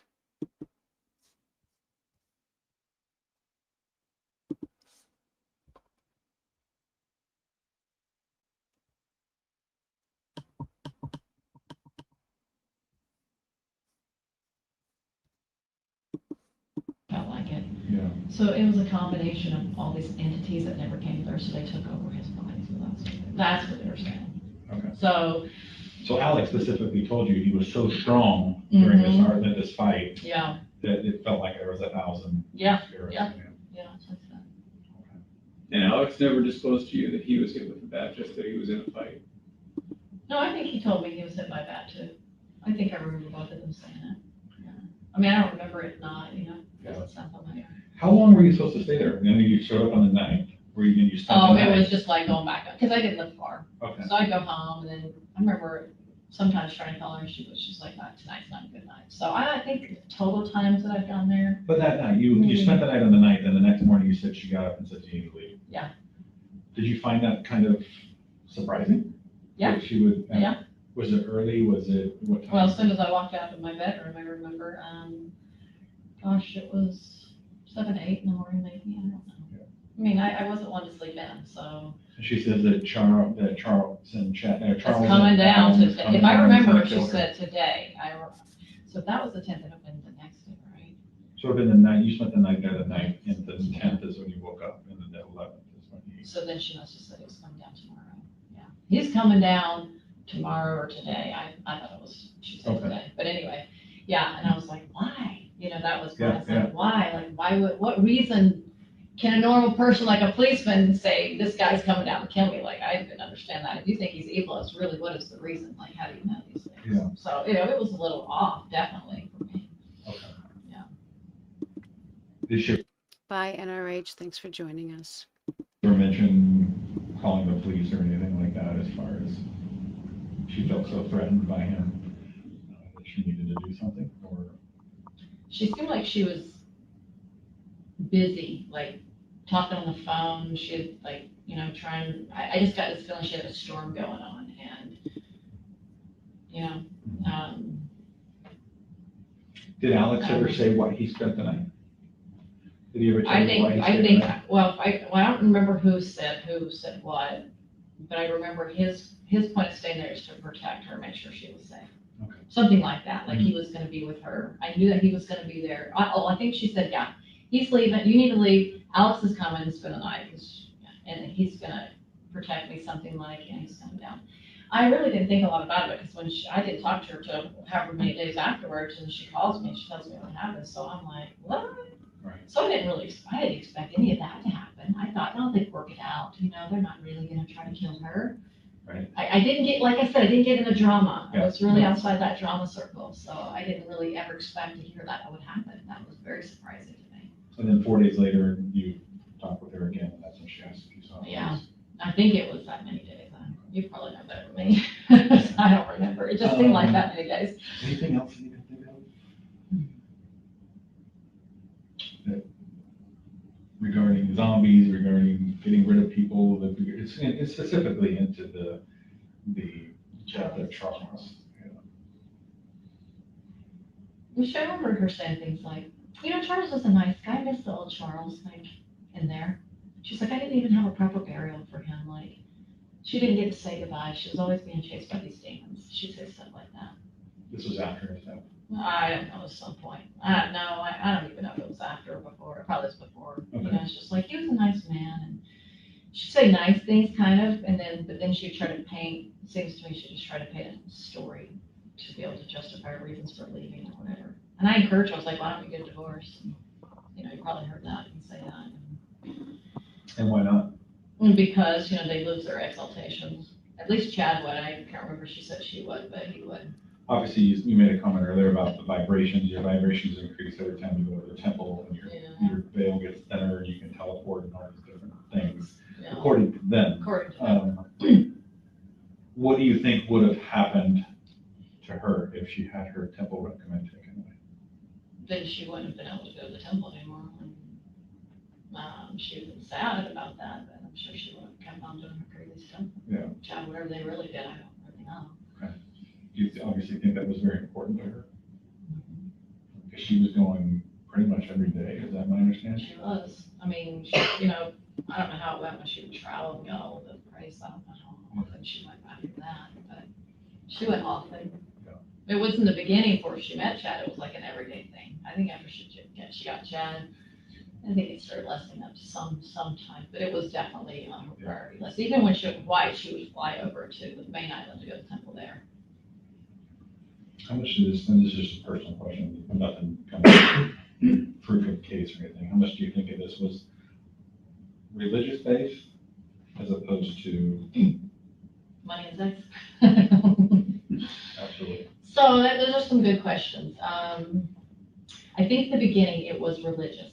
Okay, I think that their lofty ideas of who they thought they were and their gifts, and manipulations by the dark side too, because I know that things can be manipulated to make things are light when they're not. Okay, I know that's real. But I think when they met, it was kind of like they were like, oh, I know this, you know this, kind of like, let me show you what I know kind of feeling. Right. And then it got into the sex. And I think sex was the driving force behind the new theories he came up with, new doctrine that he came up with. I think that sex, and, you know, a lot of people say it's money. I think the convenience of having the money was there so they could be together and do all their sexual things personally. I don't know how much, I think they just thought the idea of probably the money was there just so that they didn't have to work maybe, but I don't know. So in the beginning, I think it was religious. Okay. I do. And I just think it just, and I think this is really what I think. I thought a lot about this, as you can imagine. I didn't know she was a manipulator because I just met her. So I didn't, and I'd never been around manipulation before. That is a new concept to me. Okay. I've never seen that. I don't know how to do it myself. I don't get it. I don't get how it works. So when she was manipulating them, what's the other word? You know, lying or deceiving and manipulating. It was just something I wasn't aware of, or it was foreign to me. And so anyway, as I came to understand, looking back like a few times, just a few times I would think she would lie, like when she did the police thing. And then, remember, this is a white lie, but little lies are a big deal to me. You do a little bit, you do a bit to me. She'd say, oh, Melanie's gonna come over, I told her I wasn't feeling well. And I'm like, but you are feeling well. Like, to me, I wouldn't make that up. Right. That's not my personality, to say, pretend to somebody I'm doing something wrong. That, to me, you should always just say, how do you feel? Anyway, so I thought, that's weird. Why was she's such a great person, why would she make up a little lie like that? So that's the only time I can remember any lies. I'm sure there was tons of them going on, but I didn't know it. I was like, no way she would make stuff up. She's too good of a person, because she was just so sweet and loving and kind in the beginning. I'm like, there's no way she's making this stuff up. But anyway, so I think this is what is interesting to me now, looking back. Because of her manipulation and deception, she would find somebody that could manipulate, like he was manipulating, deceiving too. He tricked her, she tricked him. They tricked each other so well that they were their equal opposite, evil match for each other. Right. Like they got exactly what they put out. You know, what you put out comes back to you. I think that's what they did for each other. And I think that's why they got in the mess, because if he would have done it with me or anybody else, would have been like, I'm not manipulating that, this is not gonna work on me. But because she was that way too, I think that's why it worked. In the time that you've known Chad, have you known him to have been in any other extramarital relationships other than? I noticed I didn't feel like there was anything like that. I did hear a report on that she had claimed that something happened, but I don't know. I don't know that that's true. Okay. I have no, I would not know that. Okay. It sounded like that wasn't true when I heard it. I was like, Okay. yeah, so it didn't sound like something I would necessarily put him with, so. Okay. Any talk, well, obviously Tammy died in October. Did any talk, you weren't talking to Lori at that time then, right? Or did In you? October? Mhm. Not very much. Okay. Did she ever mention anything to you about Tammy's death? Oh, I talked to the Attorney General all about Tammy. Okay, So that's all with them. okay, perfect. I'll let them handle that. 4 hours, Okay. No, very nice people. yes, we're not 4 hours. Yeah, you want to spend 4 more hours on that one? Like, oh, Well, honestly, you could go into this for days. it hurts. It does. Like afterwards, you kind of jangle. You're like, I knew these people, like, this is, and everybody knows about me in the whole world. Yeah. I don't want Relax, anybody to know not about me. everybody in the whole world knows You know, about you. like, oh, I work on it for a day and I'm jangled for a week. So it's, you can imagine what I've gone through. I know. It has been a living hell, I but don't I'm want to stronger. Yeah. No, I'm very stronger because of it. And there's many things I'm grateful that happened to me and not somebody else. Right. Because I got to experience something at a very high level that was deception, that if I could consider my armor, Yeah. I had a weak link in this deception area. And now it's fortified. And now I know a lot more about deception. I'm grateful for that knowledge. I'm not grateful for what happened. I'm horrified that people died because of these crazies. Yeah. When somebody like Chad comes along and he seems so humble and sweet and kind, it's like, he looks like a typical Idaho boy, you know? You don't think that they're lying to you, because I don't get the lying, the deceiving. I don't understand that. And so I just thought he was who he was. And so I have really started to see the flags. You see, Melanie Gibb is such a pure heart that she never thinks that people are lying, because she would never lie. Like, her mind just doesn't work that way. See, She doesn't process that way. Deception now, like little things along the way. We're talking to God all the time. We're getting all these answers all the time. No, God does not work like that. Yeah. He doesn't tell you what to do. Every time you wake up, he gives you a list of things to do. And I thought, wow, they have better skills than me because I don't really hear from God like that. You know, I was like, wow, he sees visions all the time. He's got it, and I don't even think he has visions. I think he's making all this stuff up. But I did, in that first interview, I was talking about it, I look back, I'm like, I don't think I was accurate anymore. I think that I have come to observe more and realize, like, because, you know, I've become friends with a lot of people, and was a really neat person I got to visit with. And she, you know, he wrote a book for her about her dreams and mostly about her near-death experience. When she was sharing that with him, he didn't disclose his. That's like if you and I were talking and I said, look, you tell me all about your near-death experience. I'm like, I'm going to tell you about mine. Right. He didn't do that. You do. And so she's like, I think he took stuff from her and Julie and other people. I think he just kind of story writer. Interesting. And then he knew the scriptures, I believe he knew them really well. Oh, absolutely. And I think he just used He that. did one, he was on a mission, right? I thought they had his partners. Yeah, he was on a mission. His stories. Yeah, he was a missionary. Yeah, but I just think that he was really good at conning people. And I think he was I think he was a good writer as far as pretending and making, he said it was fiction, but he was taking other people's stuff and making it sound like he was saying the backdrop, you know, to his friends or people like me or Lori, like, well, you know, these are things I really saw, but I make it like fiction. Yeah. So that would be his safeguard. I think he's saying, this is fiction. I didn't say this is real. That would be his safety net. Okay. Chad Daybell is a good writer if you're trying to jumpstart a nap. Or maybe a good laugh. He's not a good writer by any stretch of the imagination. I'm sorry. And I'm not sorry, as a matter of fact. He should be sorry. To the armor, He's you not. mentioned armor, and I've heard that term. Oh, it's in the in my scripture. lifetime. It's in Deborah. Your armor of God, yeah. Did you ever reach out to Chad about maybe somebody you feeling vulnerable or Hey, Goldie. needing a blessing or anything like that? Did you ever Yeah, reach maybe out? I could have, I remember one time when my son was sick, and I said, do you think you could give him a blessing? Okay. Something like that. And he said, this was interesting, Okay. you'll be interested to hear this. My son he was sick, and I was ministering to him like I always do, essential oils, or I do a lot of healthy things, put cold rags. I was Okay. very involved in helping my kids feel better. I did not do energy work, and because I didn't know how. Anyway, so I was doing my best as this mom knows how to. So he slept through the night, and I was starting to feel better. He woke up, and he started to feel better, and then all of a sudden, you know, the fever comes flying back on. You know that when your kids do that? So anyway, I thought, I'm just gonna see if Chad can help out, because I've heard he could do that to other people. Yeah. No. I said, hey, he's got this fever. Do you think you could like do something to help? Something, I don't know the words I used, probably said a blessing or something like that. I jump in the shower, come out, 10 minutes maybe, and it's completely better. And I'm like, hey, he didn't text back, I don't think. I just said, hey, somebody. He goes, oh, I extracted this, how do you describe it? Extracted some entity or some dark something from him, something from virus. And I was like, well, whatever you did, he's better. Yeah.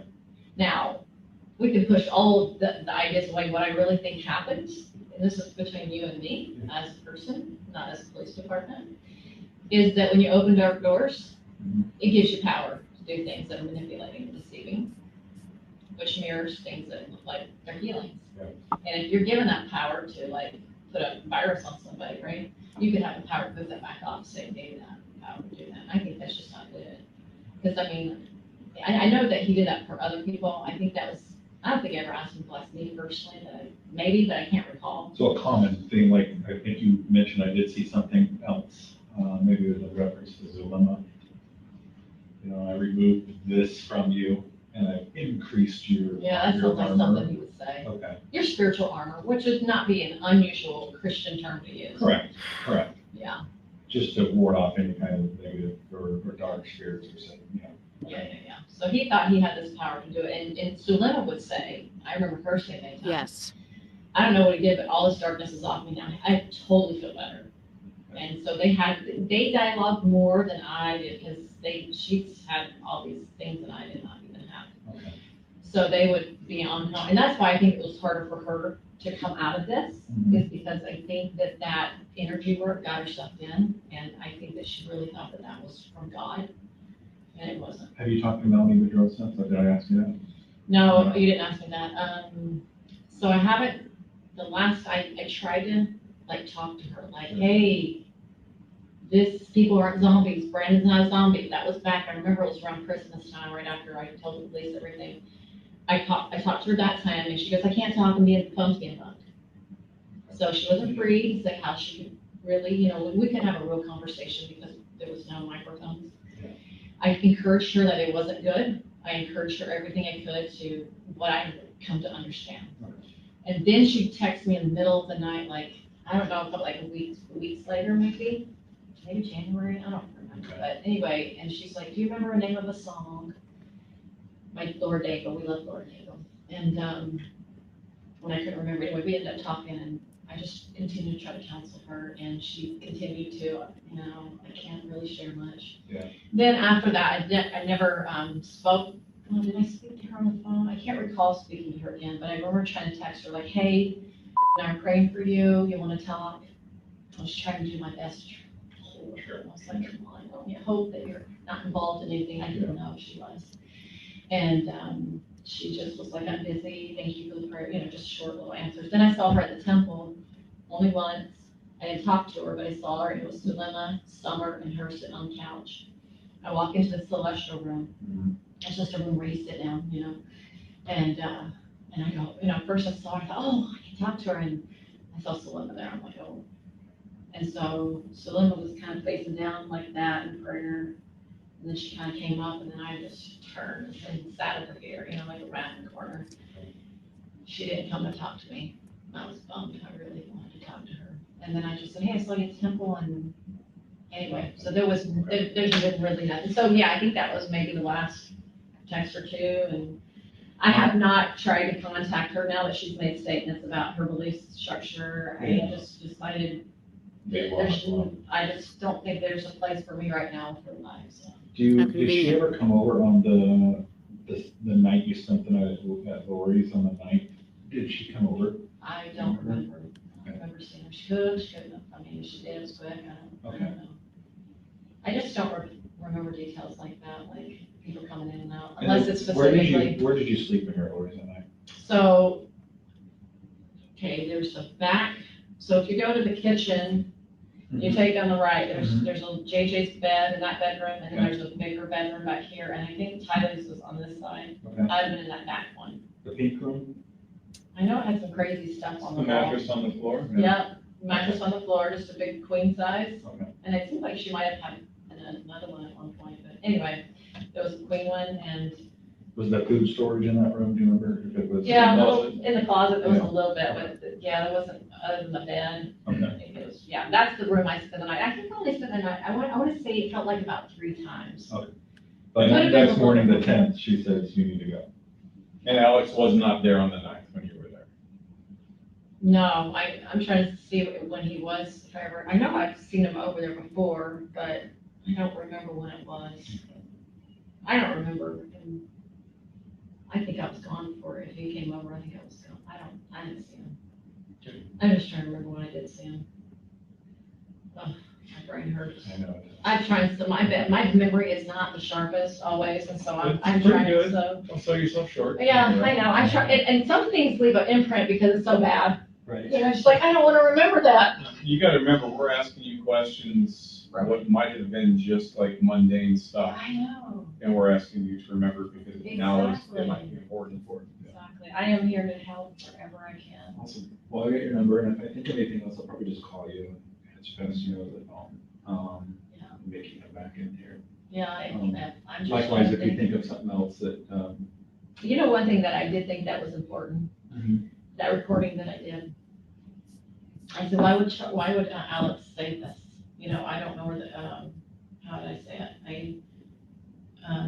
I don't want to know where the kids are, Mhm. and then they won't be able to be found. That won't be able, I just kind of combined it, but that was from Solana, that information was, that particular strip. I just threw into one when I was speaking to her, because they both came from either me or her, but anyway, I don't know why Alex would say that. I didn't even want him to know, remember that's what she said, I didn't even want him to know. And he doesn't even know where the kids are, I think she said something like, well, however I said it. So to me, that says, we can't blame Alex. If you're an attorney, she can't put that on Alex when she says, we didn't even want Alex to know. So if they're gonna try to put the blame on him, I think that part of the recording is helpful. Okay. Would you agree? And in regards to the, I notice that sometimes, I notice this more when I'm watching other people's, because I don't see the likes here. The likes stay stagnant, and then if you like refresh, you realize that like sometimes I'll be like, hit the thumbs up, and then I'll refresh it. I'm like, oh, there's more likes than people here.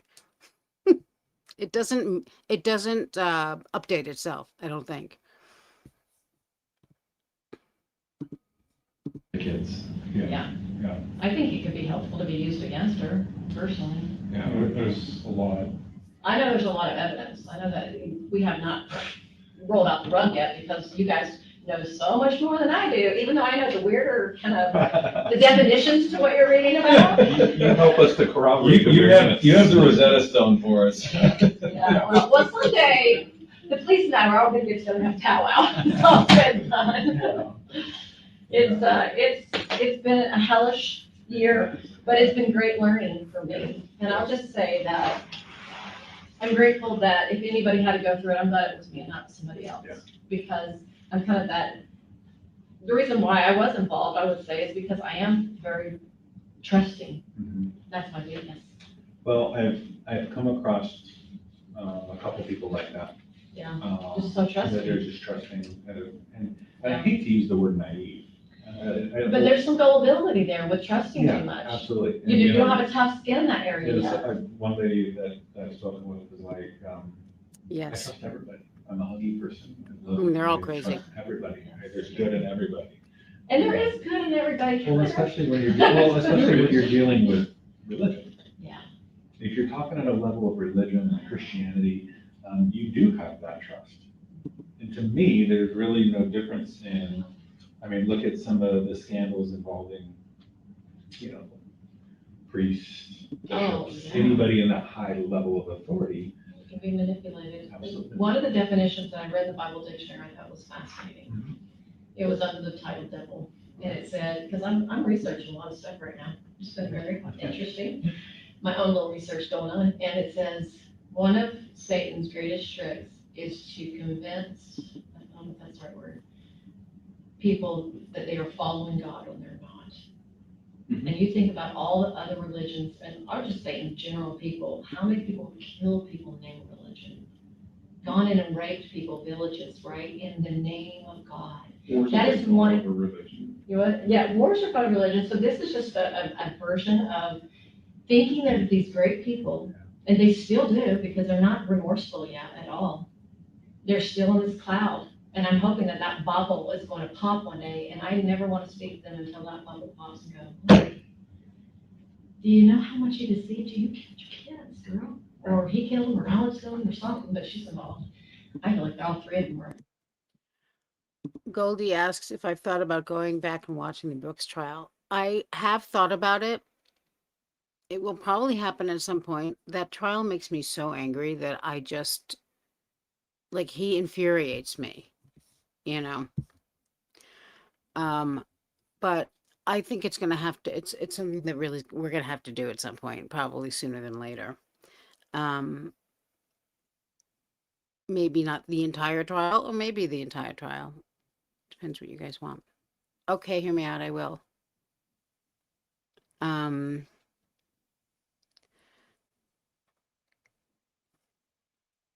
As I'm watching this, I'm thinking these two cops must be thinking, this woman is so stupid, and also the way she pontificates, like she's teaching them things. Like, there are people who have done blah, blah, blah in the name of Jesus. And they're like, yeah, we know. Oh, yeah, she's having a gay old time, Leanne. Hi. She's fine. I mean, she's just catching up with some officers who are looking into the murder of several people, including children. That's all. Oh, good. I mean, I know people have asked for it, and it is quite something, so. Involved. And I'm just, you needed some serious prayers, girl. You need some Yeah. help. Like, it's gonna be a rude awakening. You that hope, day. you You hope. hope she gets that. That's the end of that, and then they put all these things on the screen. So let's go. So now we're going to go into the next one, but we've already watched part of it, so I'm going to start it where we left off.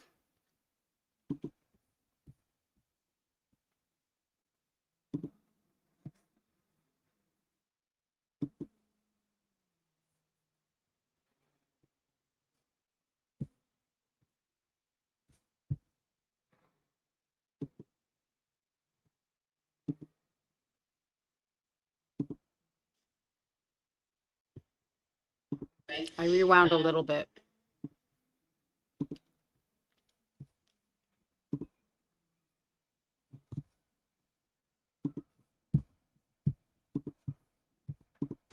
So no, she didn't think she was dark at that time. That was another time. That was earlier on. And I know this stuff, bringing it up can be kind of embarrassing to think that, Oh, man, yeah. I actually It's a bought tough into some of watch. that stuff. Absolutely, it is. But it's super important that if you did buy into it, you let us know, Yeah. because we've recovered text messages Yeah. and conversations between you and Lori, Sure. or you and Zulema and Yeah. things like that. So there's some things where it shows that you actually believe that Charles was a zombie. Well, like I said, to a certain level, I believe it, just like Sulema. But remember me asking her the last time I saw them, I said to him directly, it's like, and this was just to show you where my beliefs were, and Sulema's. I said, I'm not 100%. Now, here we're not influenced by Chad and Lori because they're not in the room. This is us three now, alone, without You, their Zulema. influence, and Alex. No. So here we're in Sulema's home, and I remember he's sitting right by the door, and she's in the kitchen, and I'm right here. And I go, 100% of the zombie thing, I'm still not 100%, okay? So that's what I said. So he goes, 100%, and then she goes, I'm still getting my answers on that. She goes, I'm still not 100%. So that's what our conversation. Now, to me, if she said that, that means she didn't know that they died, or they were, whatever, they're missing or whatever. I don't think she was privy to that because of her comment there. She didn't seem like she knew what was going on to me. But this was after that they had moved to Rexburg. This was like a few weeks before he died, so this was what? Charles. No, Alex. This is right before Oh, yeah, Alex died. yeah, so this is The after last they time I moved to seen him. Rexburg, they came back. Yeah, this is after they went to Rexford, and they already were married. They just got married. Sulema and Alex. So when I say, yeah, I went along with the text because I was trying to believe in it, and I was trying to, but there was always that little part of me that was like, you're gonna have that. You're gonna have that doubt until you ever had doubts about something, but you go along with it for a while because you kind of, and then you're like, So I'm not denying that because I told you I was gullible. So that, I never, it's just that I didn't 100% believe in it. I never 100% believe in anything, but she was so convincing when she come around and she would just like make you try to believe it more. You know what I mean? It's like when you have something, you ever try to believe in something and you keep talking about it to keep convincing yourself of it? Multi-levels are great at that. You're just trying to talk yourself into it. And so, but the 100% was never there, even though it made it sound like it. Even Lori doubted it. Because she made a few comments and I remember her seemed like she could have been in the last house she lived in when Charles died in. If he's a Satan, he's a good one.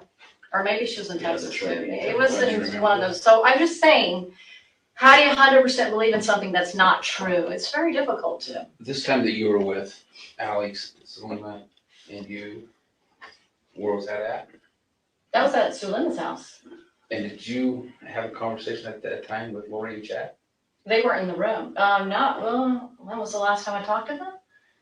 Well, remember I was already coming down. I thought you said that you talked, or you just got to talk to them or something. No, I said we weren't talking to them, so we weren't in their conversation. Like we were just talking, the three of us. Oh, okay. So I want to make that clear that they weren't under our influence.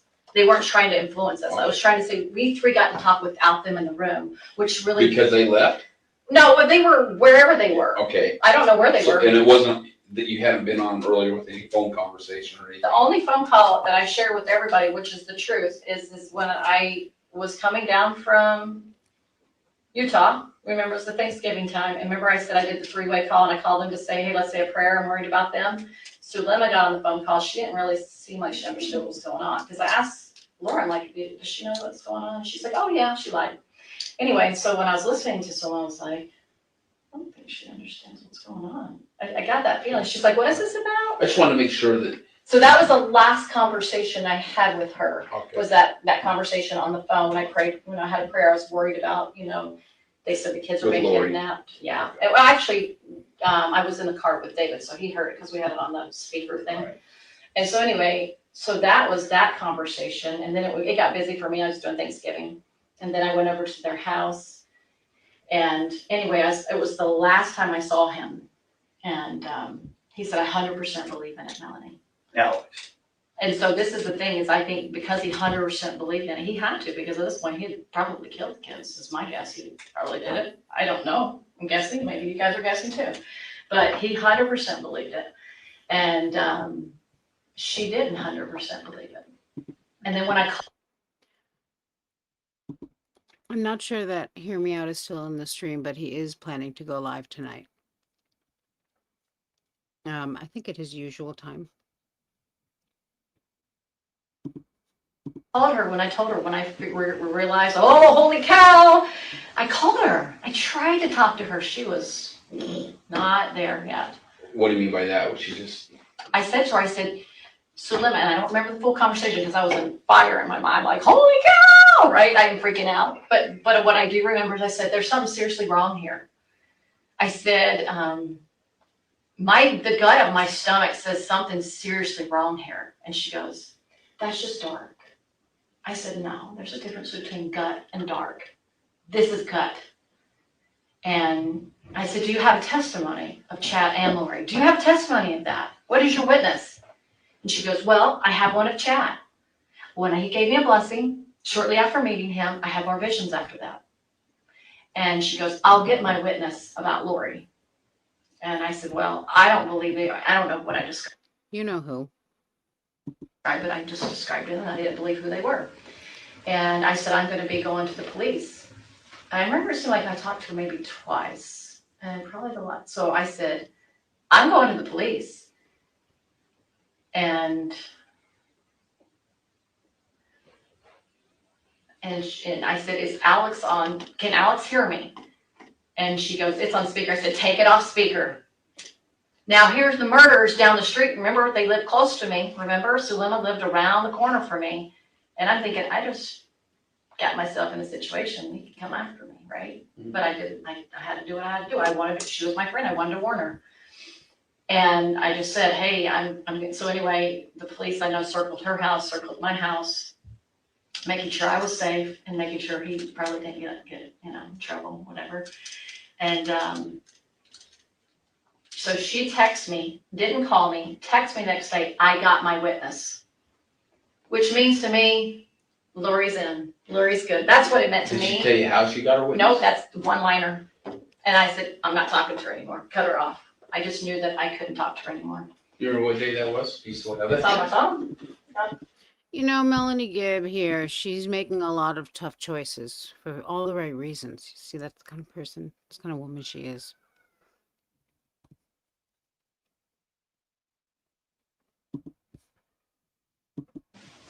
Thank goodness for some of the texts that got saved, right? And then she Also, a good candidate for my blush argument.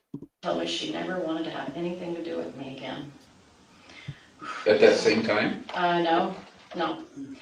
It would be after he died, after Alex died. That might be worth a rewatch too. So she was still under the influence of children, so Lori at that time in her life, so. Okay.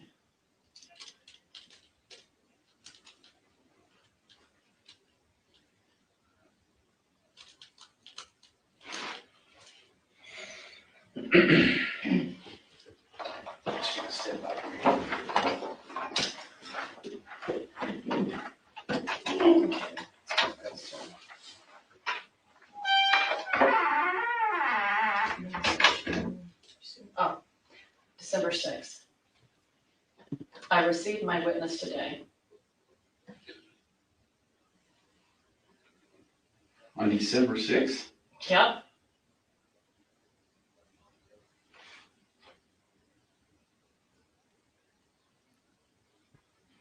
What is this? So I got $2,000 picked up from Melanie's piano, and she was out of town, so she said, can you collect the money for me? So I had this $2,000 cash, and she said, Mel asked us to get it for her, or can we pick it up? What's easier for you? I said, I'm sorry, but I'm not home, and I'm not sure when I will be. I just text her as well. Maybe I can get it to her to PayPal. Just PayPal it to me. I can't right now because I don't have enough money in my account. If you'll anyway, she goes, oh, let me know, thanks.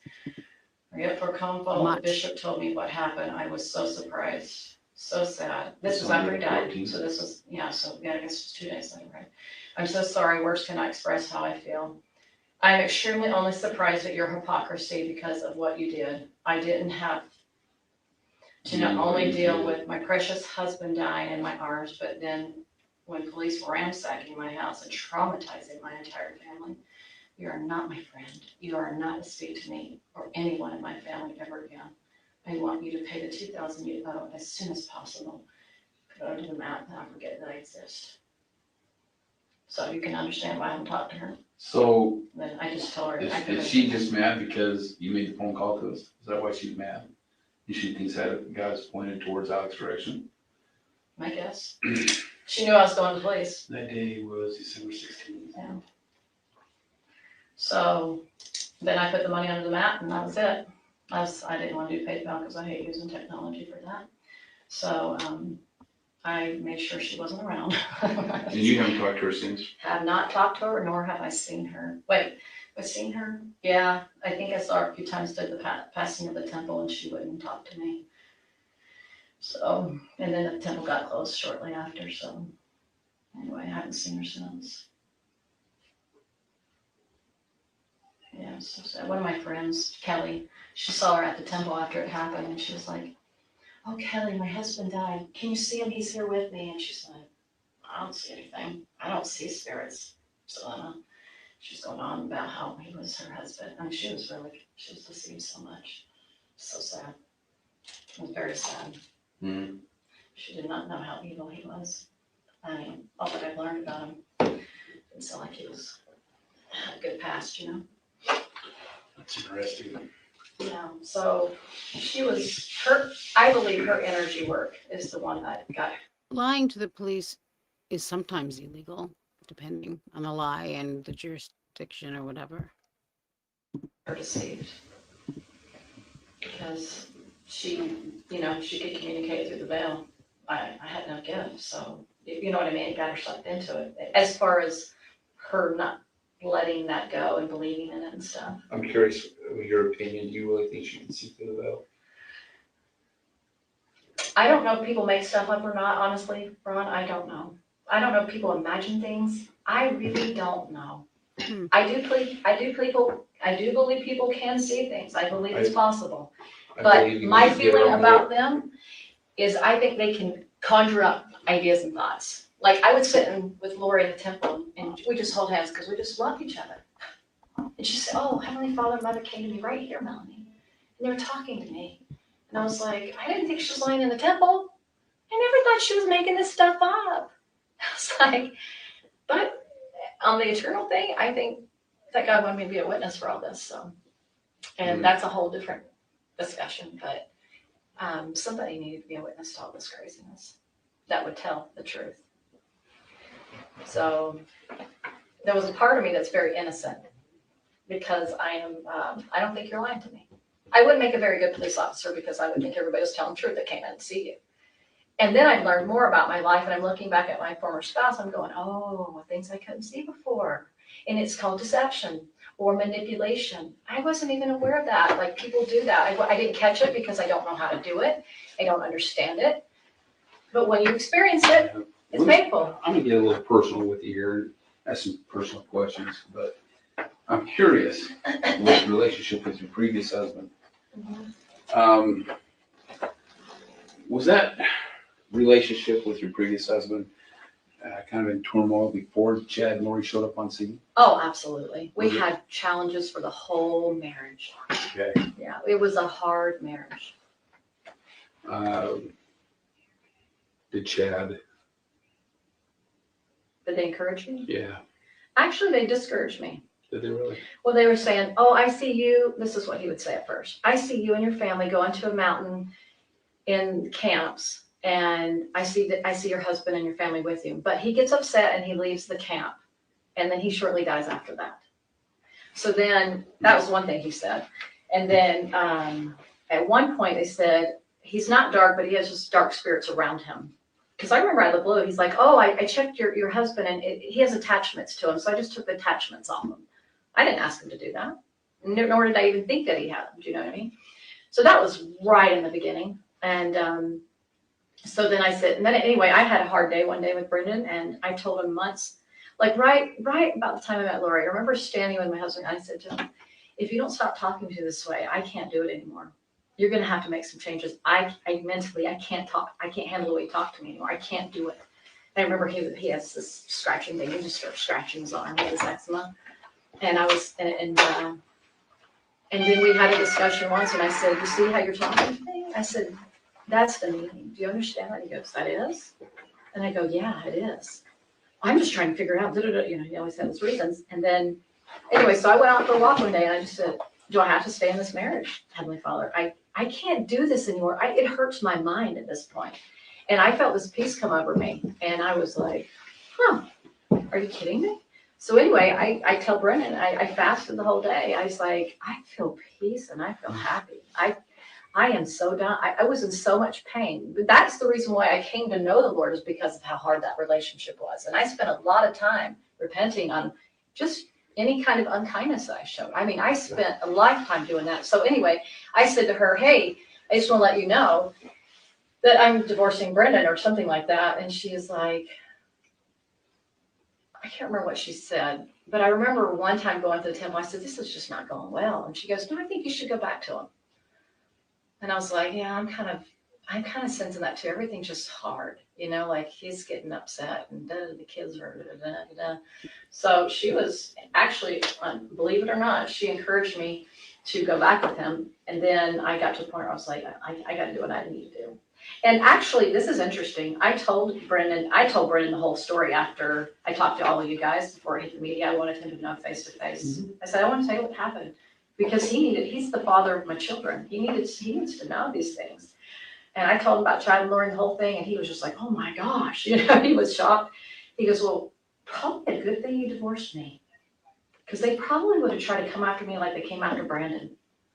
And I said, who knows? And I thought, wow, that was the statement of the year. I'm gonna ask a question, and I do so with a little bit of reserve because I don't want to sound too. It's gonna be a weird question, Okay. but it is what it is. You know, you can. Do you ever feel like that with Chad, there was ever a point in time that Chad was wanting to bring you into any type of relationship?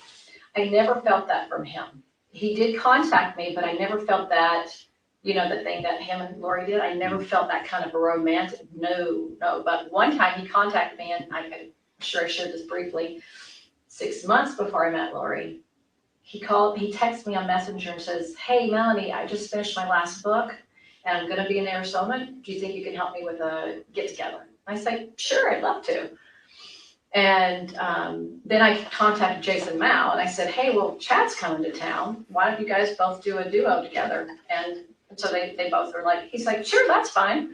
And so then I got the word out, like, hey, they're both coming to town. So anyway, when I picked him up, I'm so glad I did this. I picked him up from the airport. I had somebody in the car with me. Glad, you know, because who knows? I don't think he would have said anything about these multiple lives. He hadn't told me about that, so I didn't know anything about it.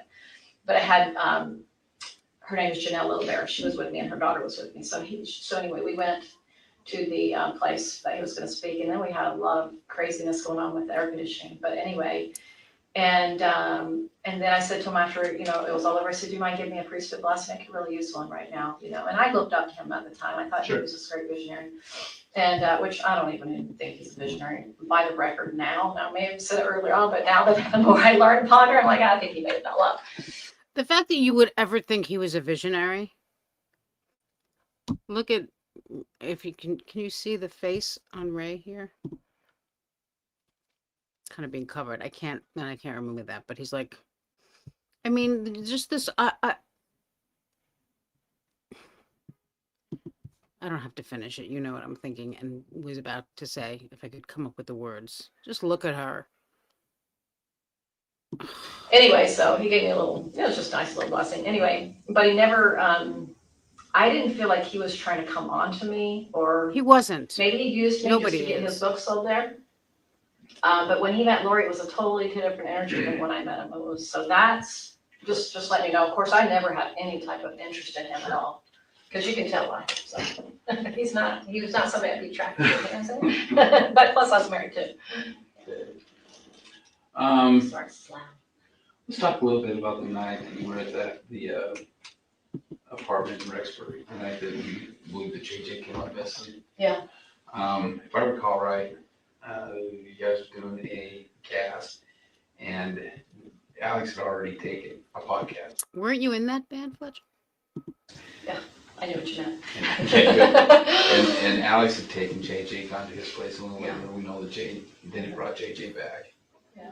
And because I don't have any paperwork right in front of me, he went upstairs with JJ. Is that correct? Is that what I remember? Do you remember, like, you mean like when we were doing the podcast and then he came to the door when he was sleeping? Yeah. Yeah, I kind of put it that way. So he goes upstairs, and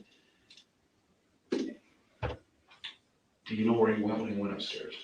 Just kind of, oh, well, yeah, because he went into Lori's room because he wasn't in David's or I's room, my room. Those rooms are empty, so he hadn't been in there. And then you didn't see him again that night. Who? JJ? Hey, Alex. And he left, no. And Jay left, JJ still up there. And I never saw JJ either. Right, but Alex left, you watched him leave. Yeah. Well, we heard the door open and close, and we probably said like good night or something, you know. I mean, maybe, we're podcasting, who knows? Do We you could have, I recall don't know. seeing him walk out with JJ? Not walk out. No, was just it? walk in. Okay. Just walk in. That's right. And when he left in David's or I's room, my room, those rooms are empty, so, I mean, maybe, we're podcasting, who knows? Do We could have, you I don't recall know. seeing him walk out with JJ? What is she doing with her mouth? Not walk out.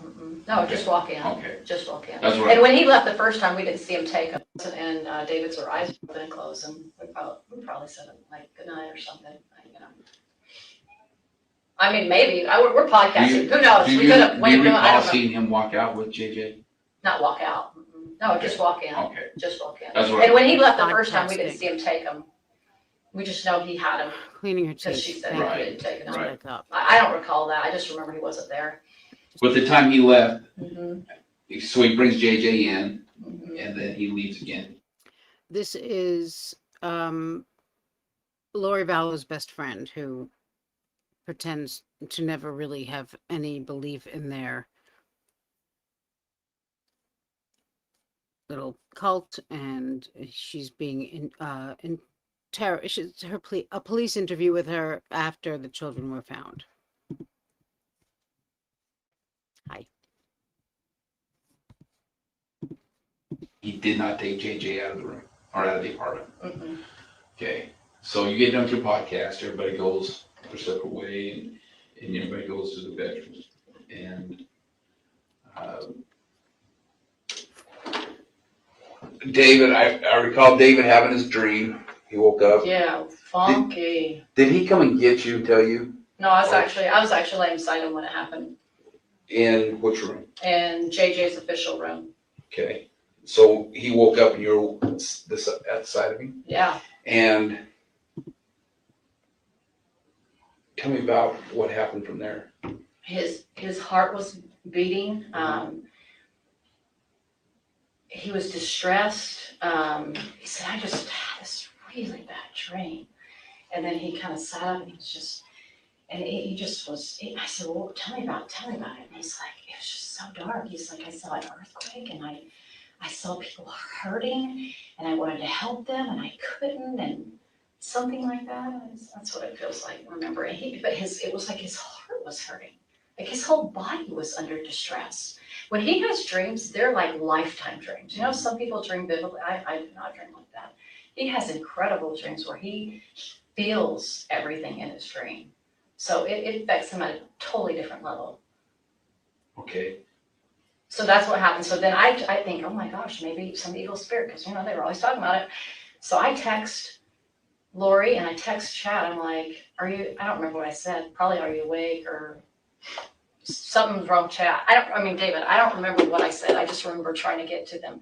So I said, I'm going to go get Lori, see if she can help out. The door was locked. And so I was like, I don't know. She's not, I don't know if I should try to wake her up and I just decided just to come back and see David after that. So you tried the door handle. It was Yeah, locked. it was locked. Did you knock on it?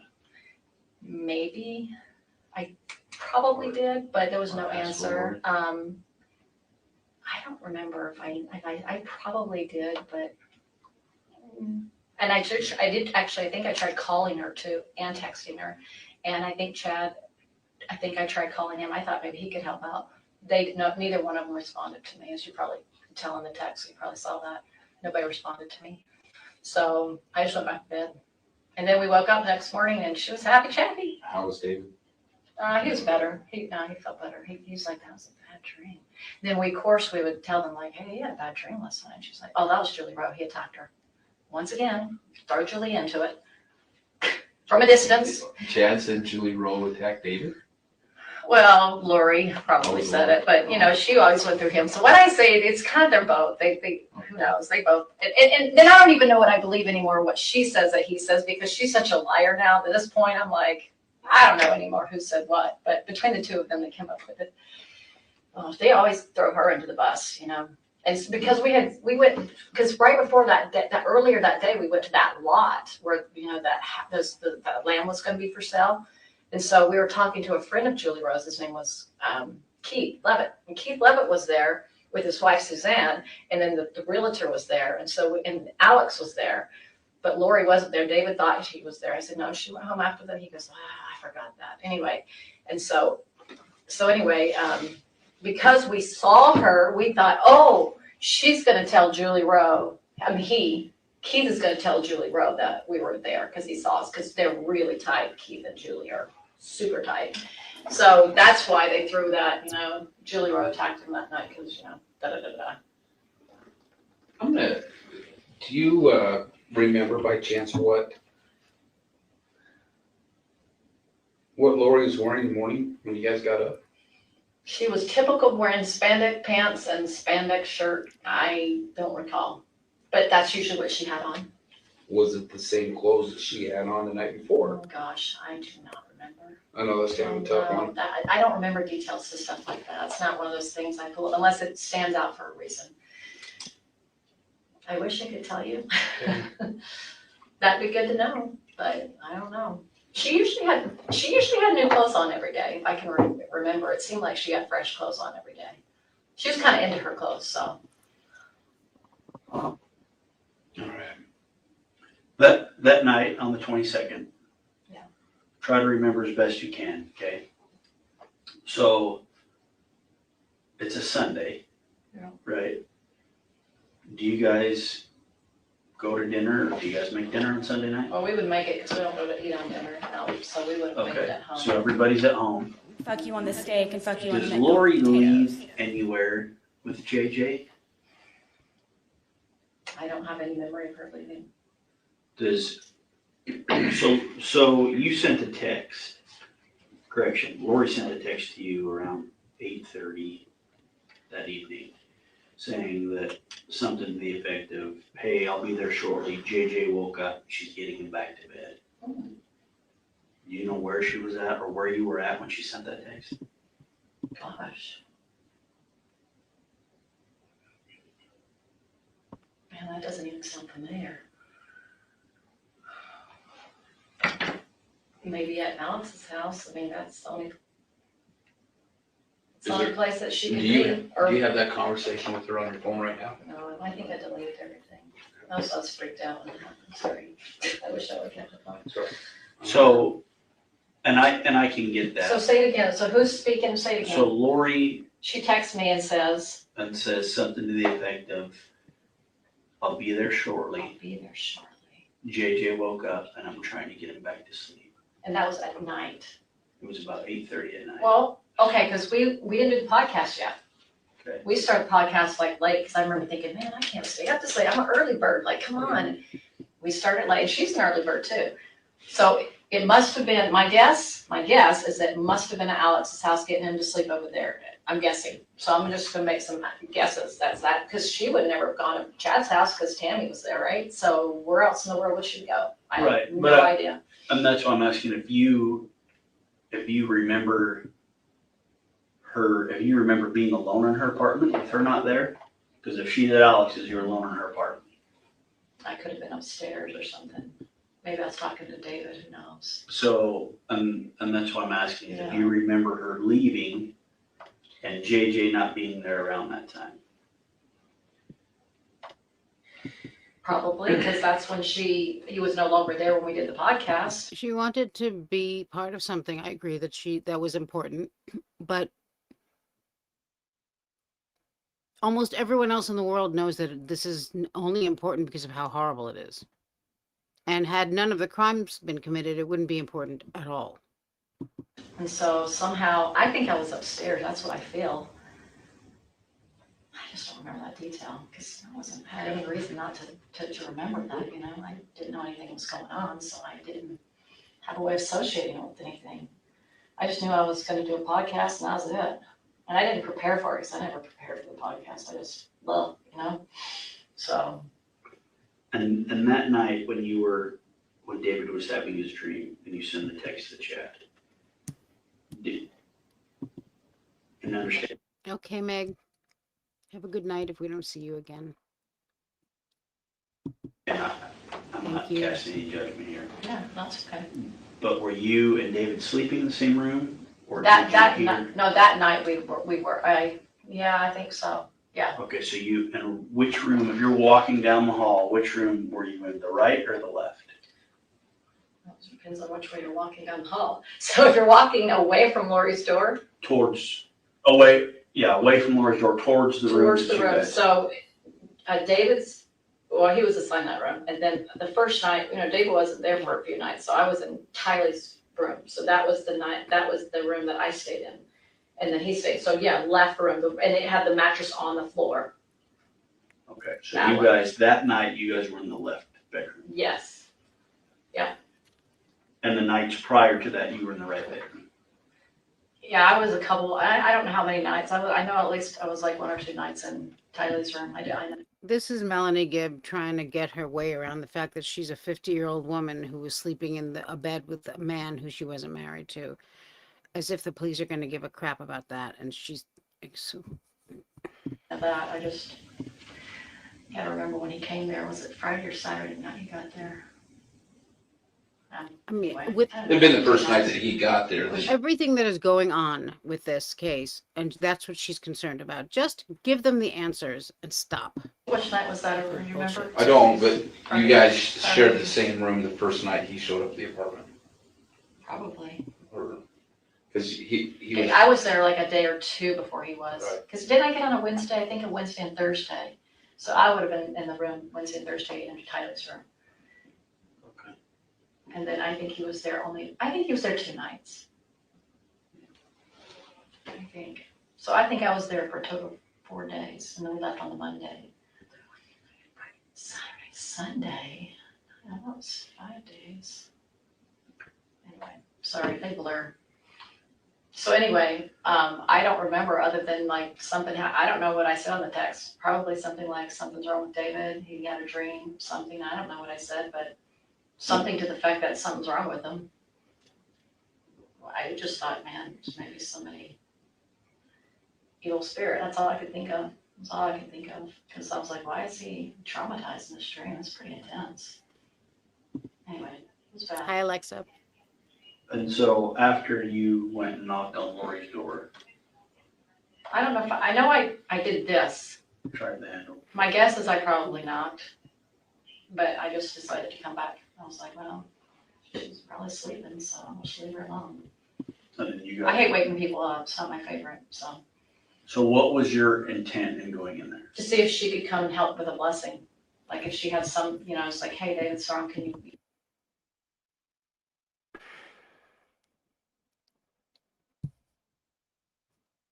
do a blessing, help with that, because that's what she was into. So that was my intent. Okay. Because I thought maybe she would know what's going on, because she's, Because that's what she was into? Did she just say because that's what she was into? she's probably sleeping, so I'm just leave her alone.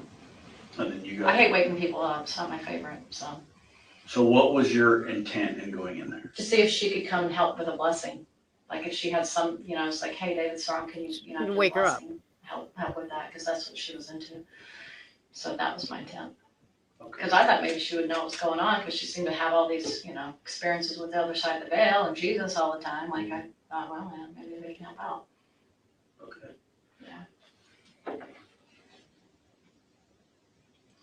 So, again, we're asking these questions because, it may be something that the defense wants to hit on. I Sure. mean, you never Hi, know Jim in the mud. what Right. they're gonna want to talk Well, about. and I could see that angle. Just like, well, why were you contacting them in the middle of the night?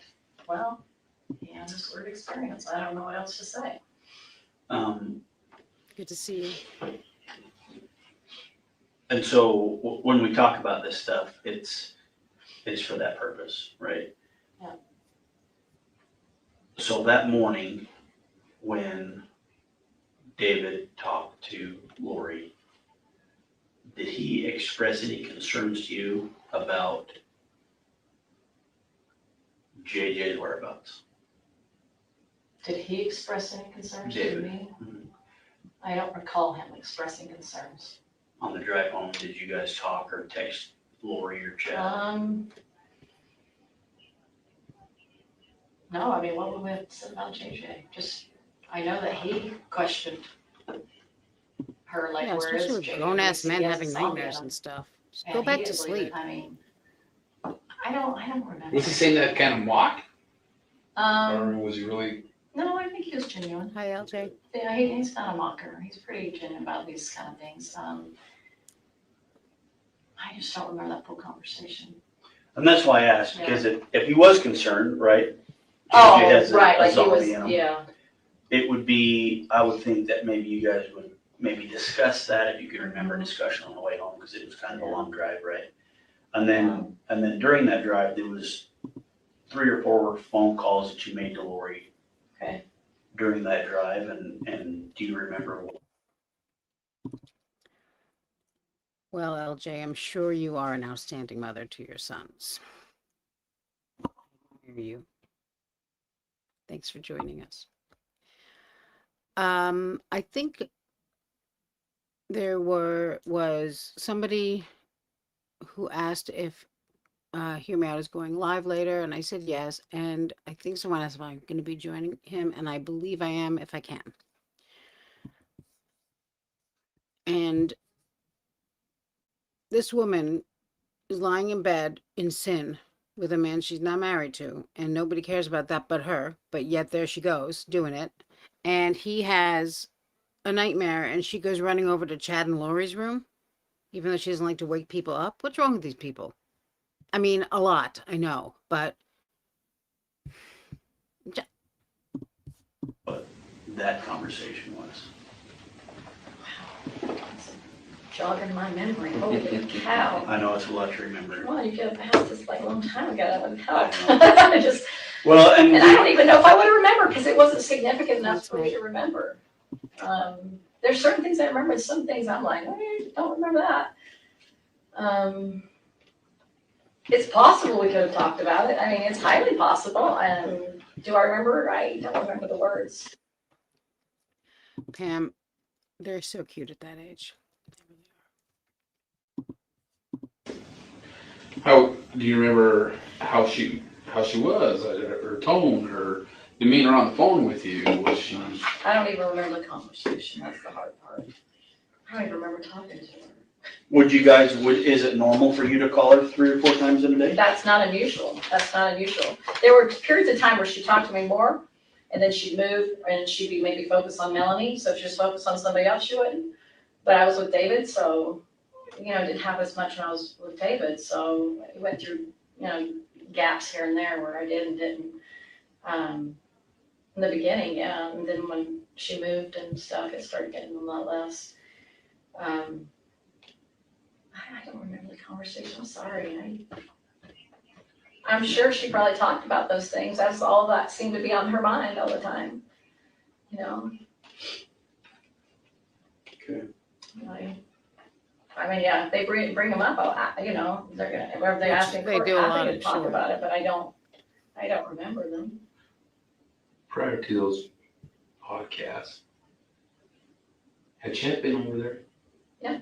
You know what time he left? We probably talked about it, but So it was, I think we figured out, if all my remembering, it seemed like he was there on a Sunday, right? And then he was there even before. Yes, he was there when I got there that day and the next day. So I remember they were doing their little music thing they had going on, so he was there then. And then we walked around the track. Wednesday or Thursday, I don't remember. And he was there, I'm thinking it was Sunday. I mean, I know, okay, yes, it was, because you chat, yeah, because David and him saw each other, of course.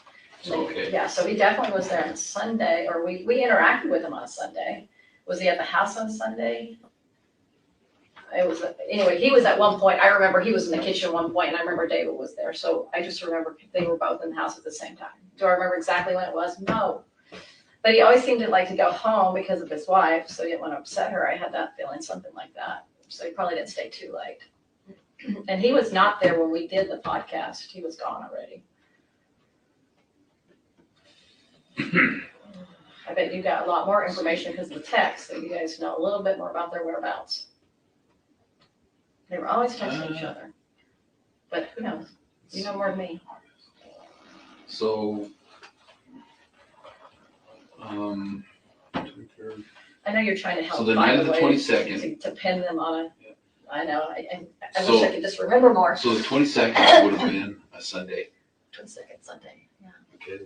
And that's the night of the podcast. And that's the night that David got there, No, he got there, I think the day or before. was it on a Saturday? Okay, It so, was either Friday night or Saturday night. but do you recall Chad being at the house on the 22nd? That Sunday. I know it's tough. I'm gonna say there's a high chance he was. Right this moment, I have to put pieces together to figure it out. The days blend to me. When you're there 5 days and you're trying to figure out which day, that's hard for me. The morning of the 23rd, when Lori's up and about in the kitchen, when you guys get ready to go, does she say anything about Chad? I don't know. I didn't see him there. I don't remember seeing him there. I don't remember. Did she talk to him that morning or anything? Okay. I don't know. David remembers this part the best because he had a conversation with her and he remembered it because we were leaving and, he talked about getting, now I remember that whole conversation to whatever I was listening. I know he was over here and I felt like I was in the living room for some reason. But I couldn't remember. I was like, oh, was it that day or that? I was kind of thinking, was that Saturday or was it Sunday or what day did she say that? And so he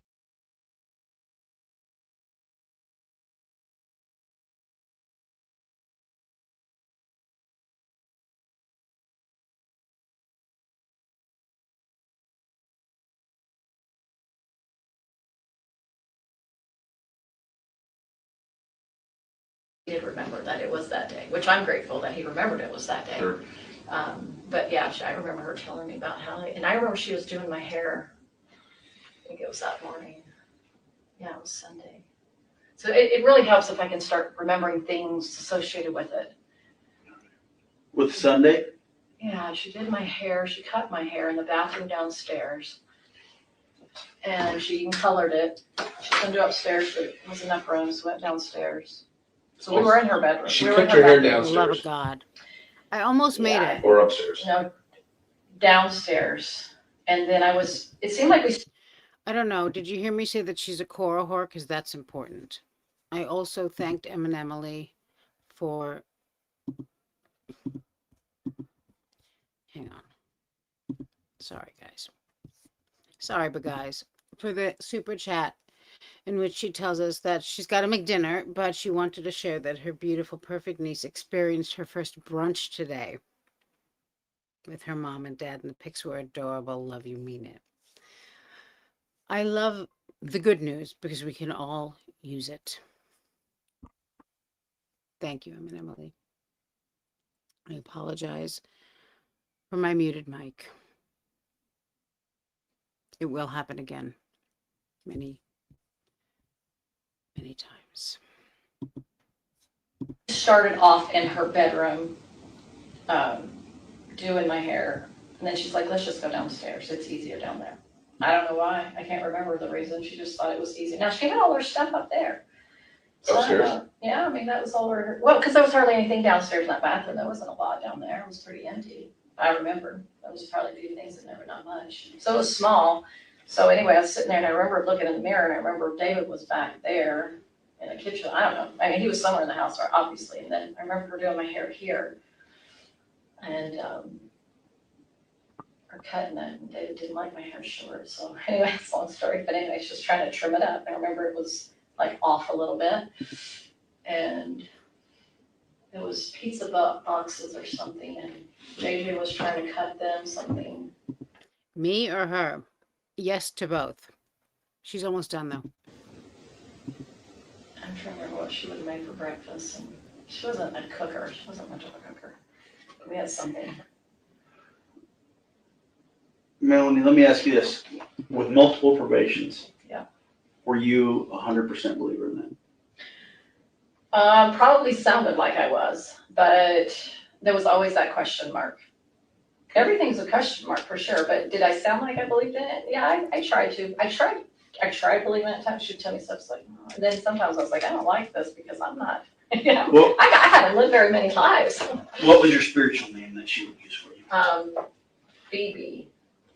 Phoebe. I don't remember she had another name for me. Man, it's the memories. And then how were you related to her? How were you related to Lori? So she was Joseph Smith, but I forgot his name now, but one of his descendants, right? One of his great-great-great-great-grandfathers, so he was his great Joseph Smith. Anyway, her name was Mary Smith, and he was whoever the other Smith man was. I forgot his name now.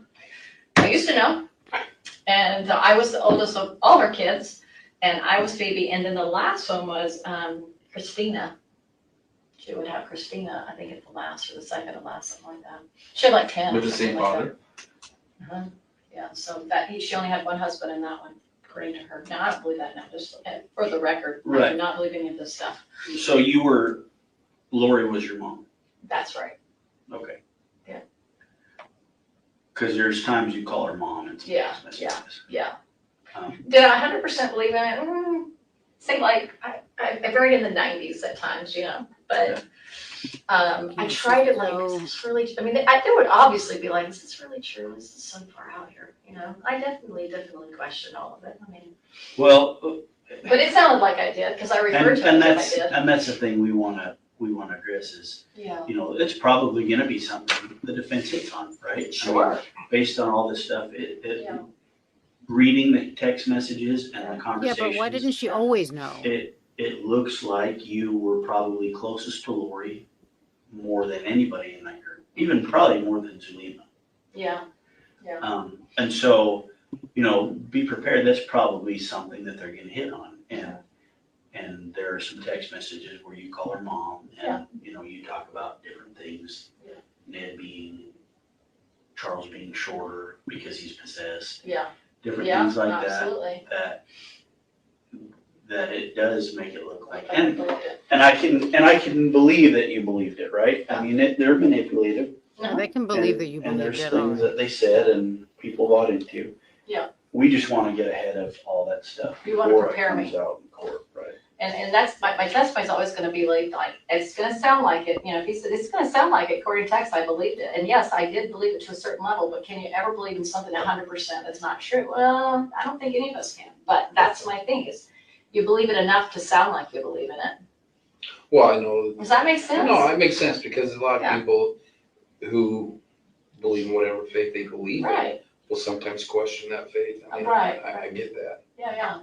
Like if I say, do I believe in my church, is it 100%? Yeah. I believe 100%. Do I believe in Lord? Not 100%. But there have Never been say times, have there been times with your church, you're like, sure make it hard sometimes. Oh, no, I always know it's his. I always See, know, I think I always that's, I know think, it's his. I think there's a lot of people out there that are like that. They'll just go, No, don't always believe in everything. Sometimes I might be like, oh, I'm not sure about how I feel about vaccines and profit doing. Yeah, I have a little bit of that feeling.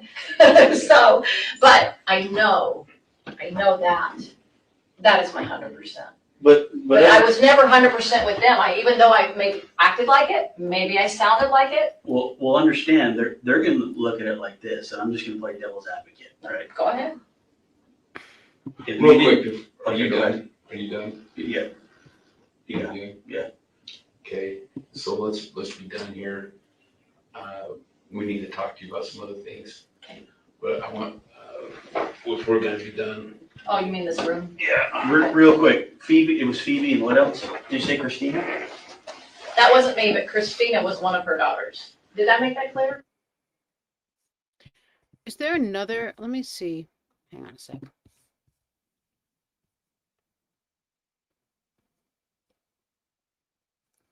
Let me see if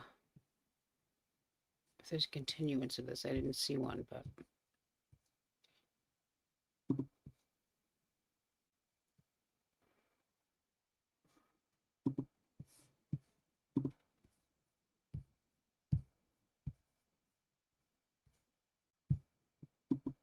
County prosecutor who's also been appointed as counsel on.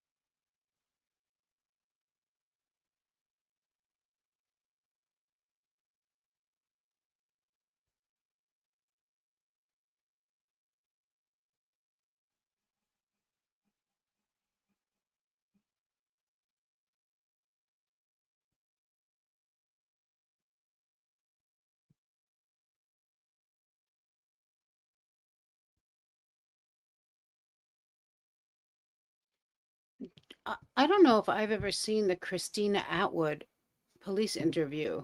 Is that good? I've got that one in Zulema. Hey, Miss Shan.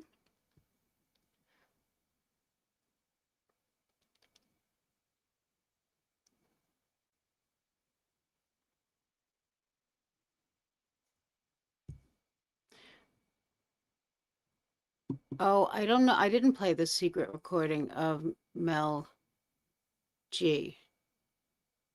Is that the phone one? What is that one? The one that she recorded?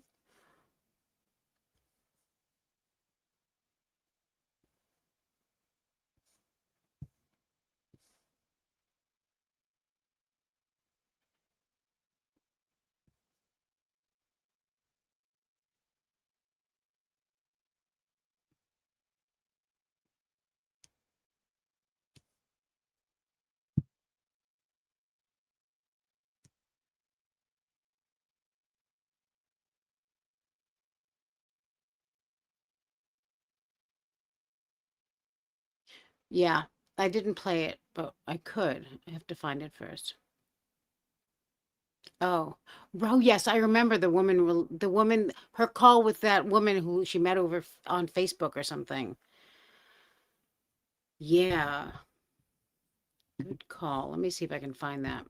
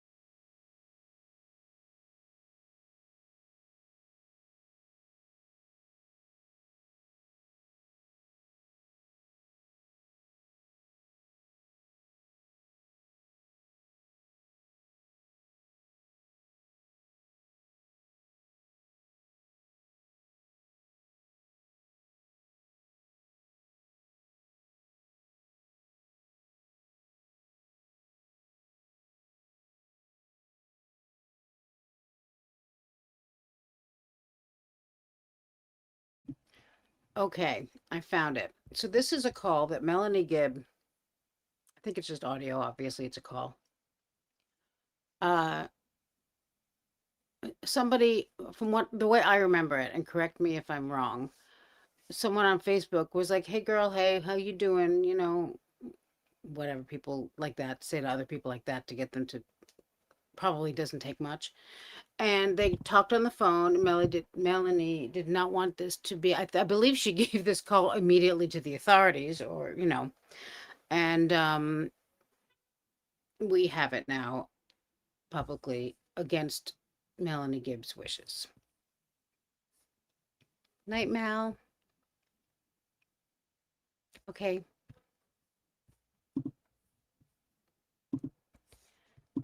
She said, "You are not Charles anymore. You are Ned." Forgot his last name. Snyder. You're Ned Snyder, and you're not gonna. You're. You know, I am. She told him. I think she told him prior to this, but she was translated. She was married tomorrow night before, and already involved. So yeah, she's already telling him this stuff, which is not smart. So this is Melanie Gibb Yeah, not talking. smart. She should have kept that information to herself. So he gets me to come over to his house. He breaks into the house and she's picking up the kids. He's still it's still on drama in that. But anyway, he says to me, and I thought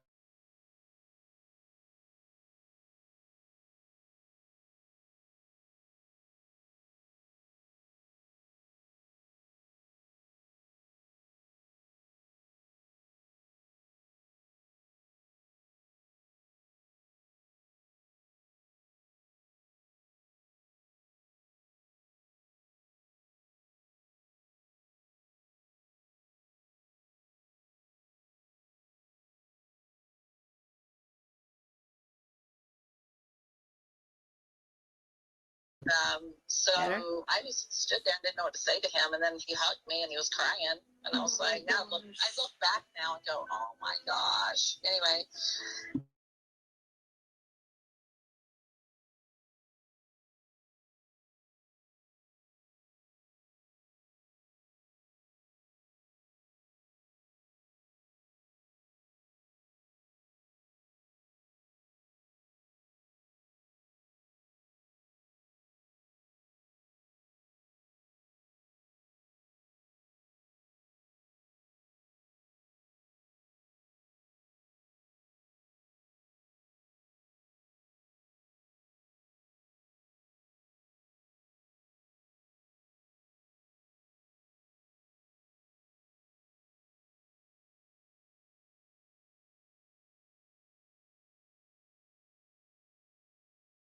that night to spend the night to protect her. She said they're going to kill her. She told me they're going to come and try to kill her. Oh my goodness. I said, well, why are they trying?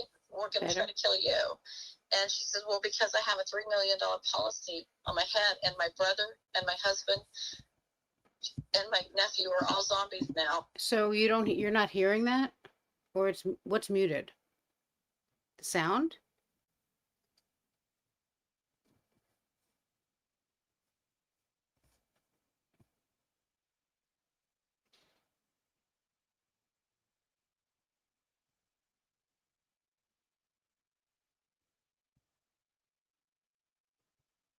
Okay. I'm going to refresh it. Maybe that'll help, and then we'll play it.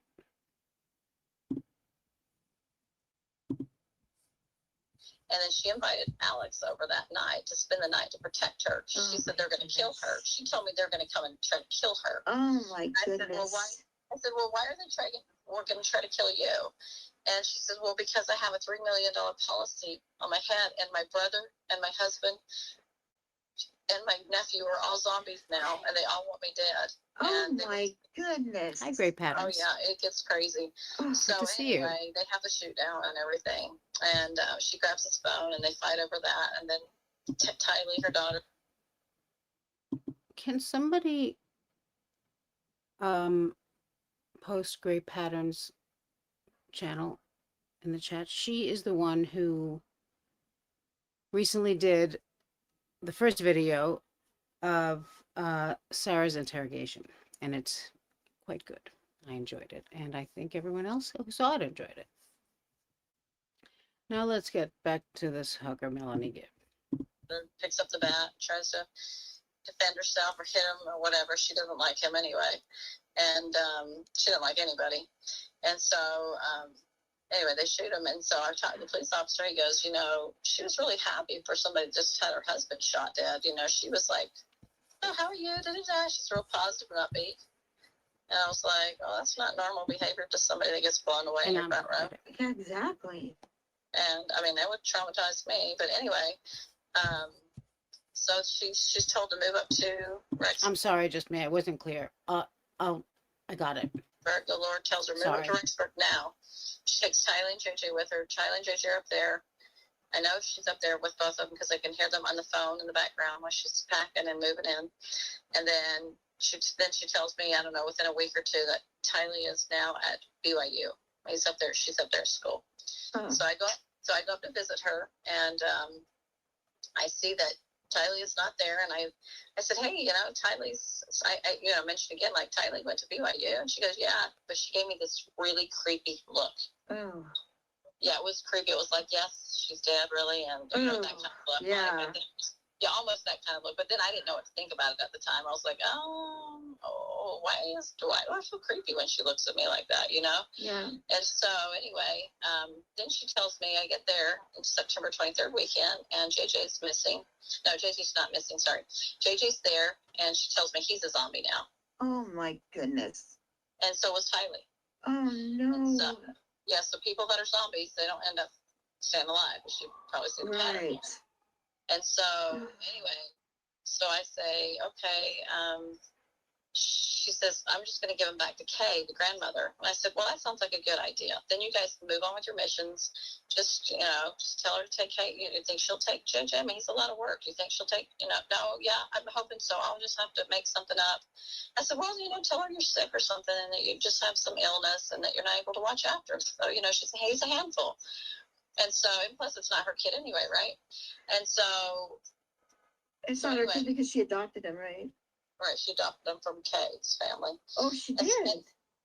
Yeah. Oh. As a baby. She had him as a baby. Yeah, he was a drug baby, and so they adopted him as a baby. Yeah. Oh, wow. And she was a really good mom to him. She was really patient with him and very loving. I saw her, she's very loving to him. Wow. And, yeah.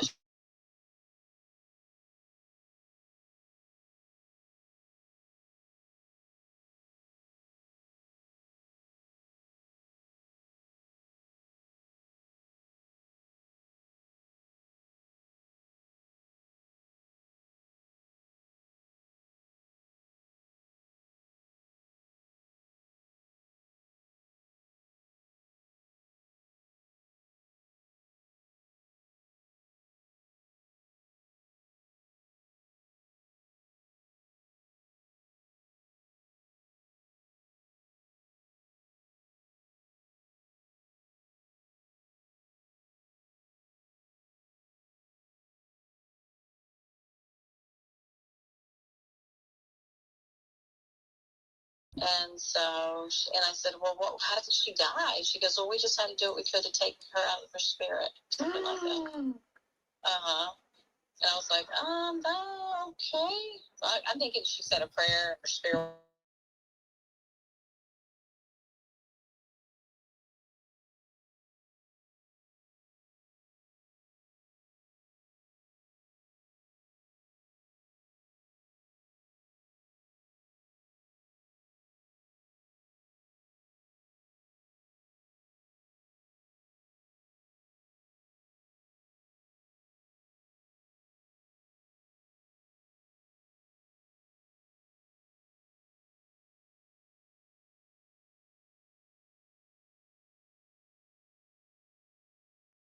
So strange. I mean, why would hang on. Don't answer. Let me know. And I went, what? And my stomach just dropped, you know? Oh, man. And I said, what happened? Well, police were at Lori's house, and they're looking for JJ. And she told them that JJ was with you. And I went, what? I'm not muted. Oh, no. And I'm like, well, I thought JJ was at grandma's house, but he's not there, is he? And they're like, he's like, no, he's not. I'm like, what? And I don't know. Honestly, I did not know what to think at this time. I was so shocked. And just like my whole spirit was like, what happened? I was freaking out inside. And then I get a phone call from the police. Of course, I ignore it. And then Lori calls me and she's like, oh, no, everything's fine. I just want to please with you and that you're going to take him down to Arizona. And I'm like, why? Like, what happened? And she's like, well, JJ was, we thought that JJ was going to get kidnapped by Kay, and so we're protecting him, and which is a lie, and which I believe is a lie personally. Right. And I'm like, okay. And she's like, well, I gotta go. And I just didn't know what to say. I was just so dumbfounded by it all. And anyway, so I go down to Arizona, and her brother's down there, just down the street from me, because he's marrying my friend who's in my ward. Her name's Sulema. And so I said, hey, are you around? And so anyway, I said, hey, let's meet. We need to talk. So I said, hey, Alex, I said, do I want to know what happened to JJ? And he says, no, you don't want to know. I went, what? Oh, my goodness. And she goes, I told Lori she should have never got you involved in this. And I'm like, yeah, she should have never got me involved. I was not smart. And then he said, yeah, the police ransacked my house, took my guns. And I'm like, I wonder why they did that. I couldn't figure that out at the time. And I just figured, they kept telling me that, they had a lot of bad people working for them, that now the cops are zombies, that kind of stuff. Goodness. And so anyway, so I'm starting to get like really creepy feelings. And then, so anyway, one of my friends, he was with me. He goes home and he calls me up and I'm like, he's like, Melanie, I'm really worried about your testimony. I'm like, what? Why are you worried about my testimony? And I'm like, okay, I need you to be a friend. Let's talk. I said, okay, I'm not sure how I'm feeling about the zombie thing. What do you think? And he knew what was going on and stuff. And I said, I don't have a testimony of it. Like, I'm not sure what to think about all this stuff. And he goes, oh my gosh, me too. He goes, I just never have a testimony of Chad and Lori. And so all of a sudden this heaviness that was on him was leaving him. Just the heaviness of he'd been trying to pray about if they were really who they were. Yeah. And he was not getting an answer about it. And anyway, the heaviness leaves him. And it's David Warwick. You know who he is, right? I don't. He was the guy that was speaking of dreams and visions when you were watching. Didn't you watch the recording? I did, yeah. Yeah, he was the one that was speaking, the guy with the brown hair. Okay. And he's speaking about visions. Anyway, yeah. Him and I are dating. But oh my gosh. Yeah, he's such a sweetheart. Oh, good.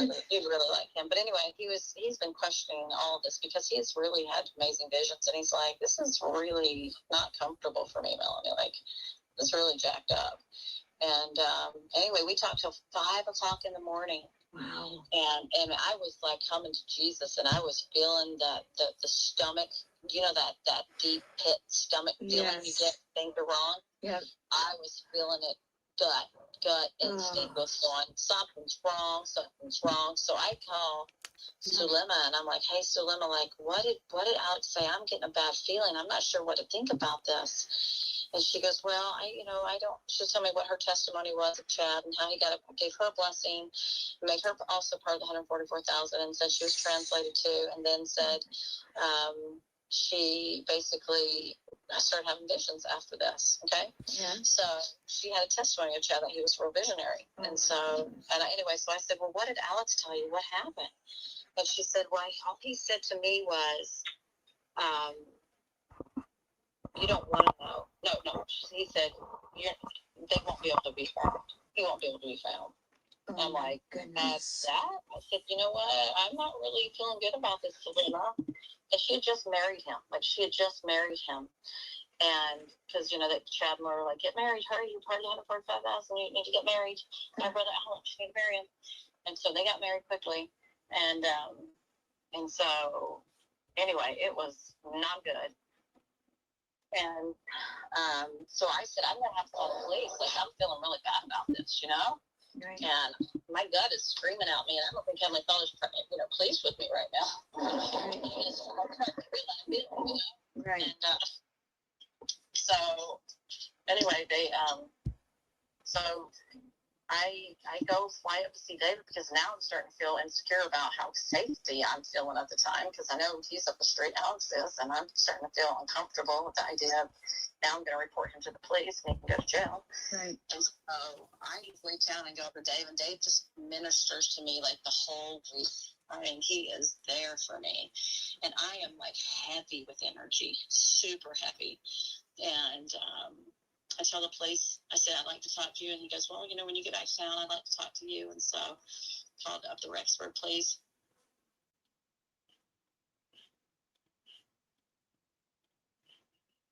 Now, do you live in Rexford?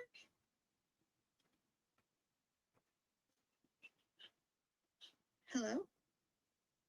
Melanie?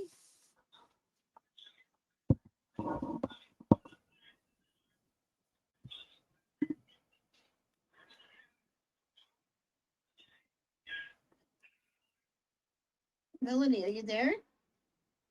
Hello? Melanie? Hey, Melanie, are you okay? The link I just posted was the original video of this by Mom on the Case.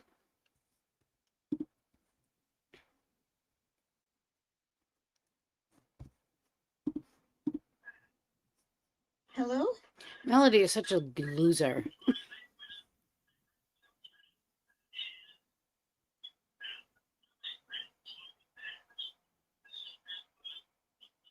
Hear me? Yes, now I can.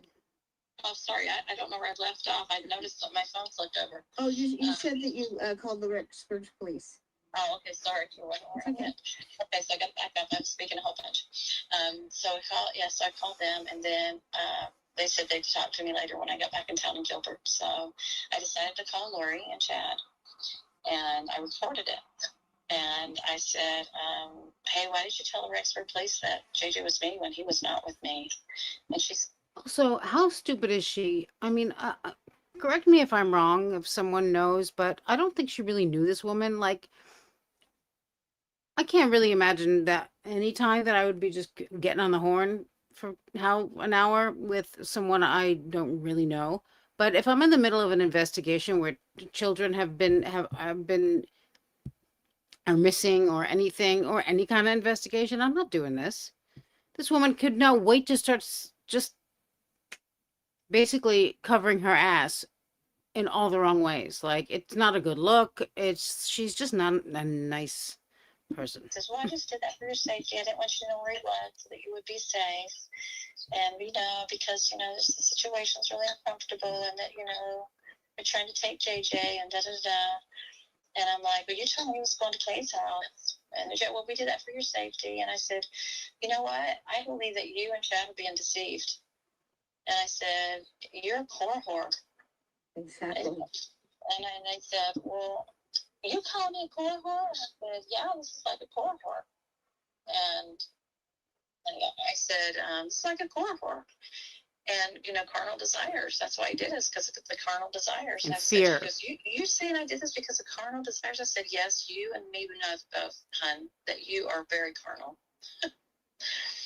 Because she has a very high libido. So I knew she's carnal. Oh, boy. And, yeah.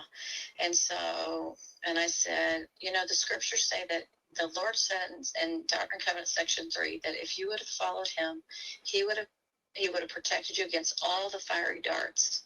I said, if you guys would have been obedient, you would have been protected from all the fiery darts. The Lord does not work in darkness. Exactly. I said, the Lord would have had your back. And I said, well, no. And she's like, well, she compared herself to Ether that hid in a rock, Alma that fled, and Moroni at the end of his life fled. She compared herself to them. I said, okay. I said, they were prophets. And she's like, exactly. I'm like, oh boy. And she was not happy. I said, you are wresting the scriptures. I read the scriptures. You think I'm resting them? I said, you are resting them. You know what that means, right? Right. Yeah. And I was like, and you are. That's what you're doing. And I said, I am concerned. She goes, you know how much I love you. And I said, I am concerned for your Fletcher, it's like a Corva, but Mormon style. soul and your salvation. Yeah, and I did not hold back. It was like a 20-minute conversation. Wow. I recorded it and I sent it to the police. And I was like, he said, no, for my record, I didn't have the kid, you know what I mean? But, and she said, but her goal was, is that she thought that a big earthquake was going to happen every month last year.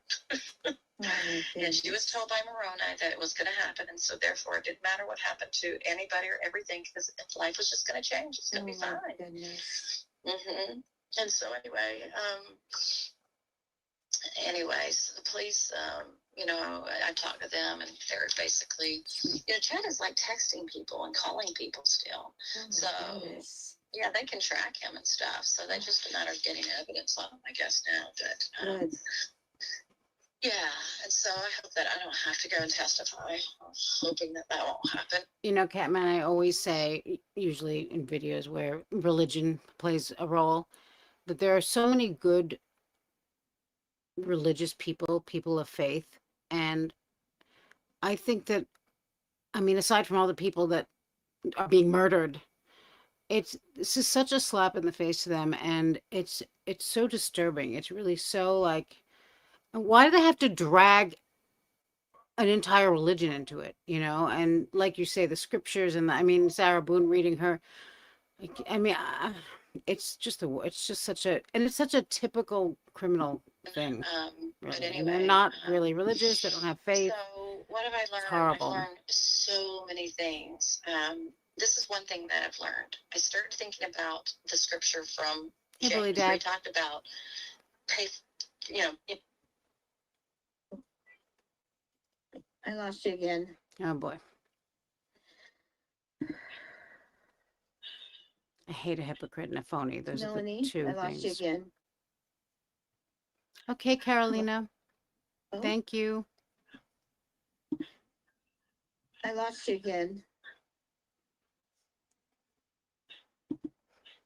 Hello, Melanie? Melanie, I lost you again. You know, it's a personal thing. I don't know what happened. I'm going to talk through this part because I don't know what happened that, of course, Yeah. that someone's religion became such a public thing where everyone has to start talking about God and I believe in God and I do this and I do that and asking people what their religion are. That's your personal business. That's your faith. That's something that's important to you and is sacred. I don't know, like, I don't understand when all this happened where we have to have bumper stickers that say honk if you love God. Like, it's just, it's obscene. Yes. Oh, the scripture, when you started to say you Here we go. of the scripture.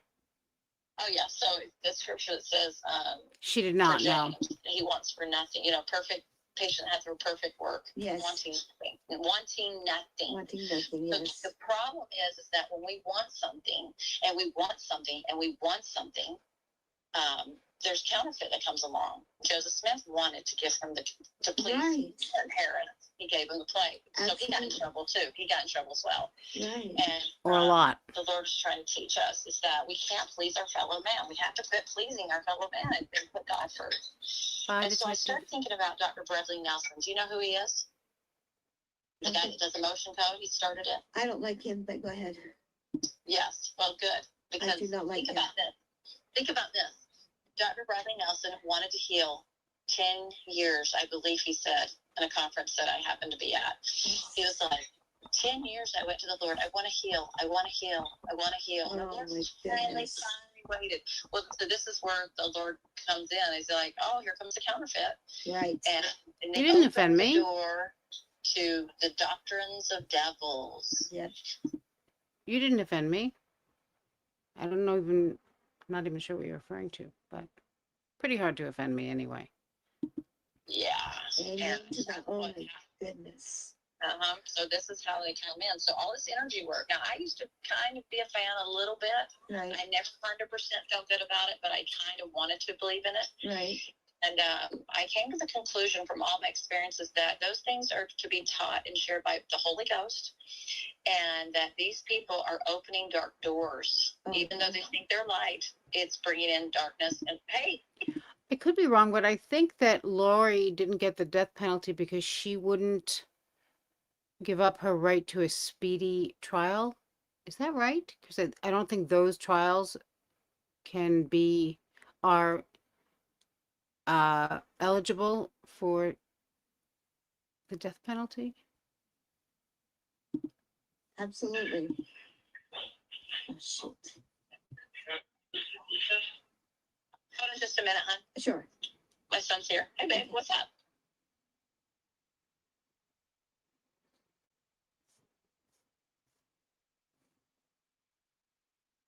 I love you, sweetheart. Have fun. I hope it goes well for you, babe. Okay, so I started really thinking about how this was affecting many people. Julie Rowe got really out of control. Yep. And then he didn't even like her at the end. He was like, didn't like her. So anyway, she's now put a podcast out about him and Lori. I think we're saying the same thing, rolling along. I don't think we're disagreeing. And it's most disgusting. It is disgusting. She's angry. She even says she's angry on it. And she not only says he's angry, she's like, no, Chad and me are friends. We've been friends for a long time. And I know that my angels have told me that the kids are safe and they're playing on the beach and everything's fine. Oh my gosh. She's not going to look good when it's so bad. You know what I'm saying? Oh my goodness.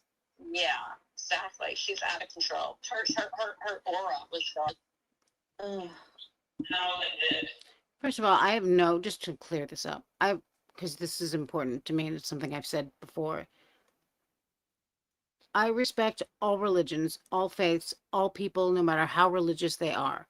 I don't like it when people of faith are out there putting all their faith on blast and using scripture and all kinds of things to basically prostitute the religion that is supposed to be so sacred to them. That's what I'm trying to say. And I think you're saying the same thing.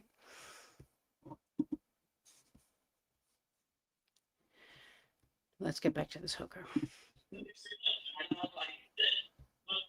Stupid earphones off.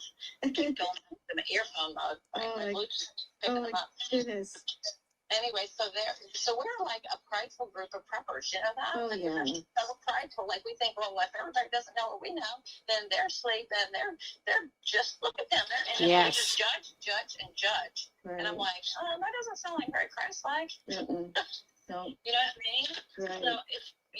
So it's been a little disturbing for me to see this movement go on. And I'm just going to put the headphones on so they'll quit changing over. I want to close the door. They left the front door open. And what? Can I ask you, are you ever been afraid for your safety since you were so close to, what if they decide you're a zombie? Yeah, well, I'm not detracting from their mission being together. Their whole thing is they want to be together. Okay, good.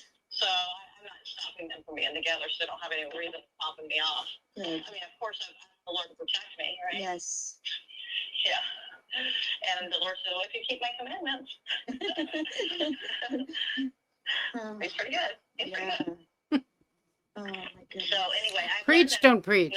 We're very prideful people, and we need to be repenting of just believing in anything, and just really, we need to get back to the basics. And I tell you this, hey baby, I am so done with groups.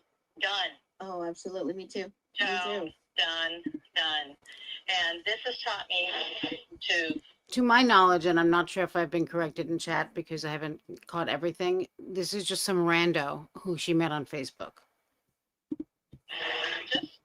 Who reported it. And keep my change of heart and focus on beautiful things and help my family and keep the commandments and do call and follow me and keep it simple. And if you want to get revelation, you don't have any business seeking for your second comforter when you don't even know how to get along with people. Right. Absolutely. Oh my gosh.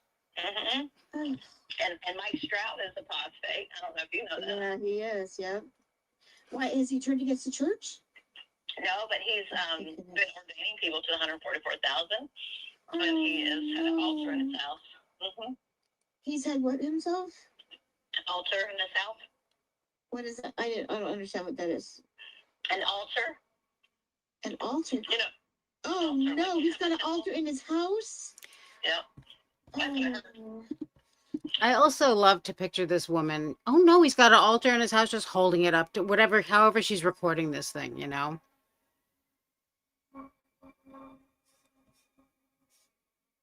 Oh, you know, I stopped listening to his podcast too. I stopped all of that. I'm just listening to the prophet and the apostles, and that's it. Nobody else. Yeah. So, please don't share this on social media. No, I promise I would not. Oh my gosh. Yeah, it's just for safety reasons, but yes, it's so sad. It's so sad. You can know how sickened I've been by this. So sickened. I bet. The first 2 months, I was like, I couldn't eat for the first 3 days. First 3 days, I just couldn't even eat. I was so disturbed greatly. And I've been in touch with Melanie, her niece that got involved, and I've been trying to call her and help her, and she's just really jacked up. Like, she lost her kids. Interesting. She got divorced. And she's up in Rexburg alone. Everybody else abandoned her. I mean, it's so sad. Yeah, it's so sad. Yeah, it's really sad. So did they exhume? I know they exhumed his wife's body. Did they find out? Okay. Yeah, he didn't tell me. I try not to.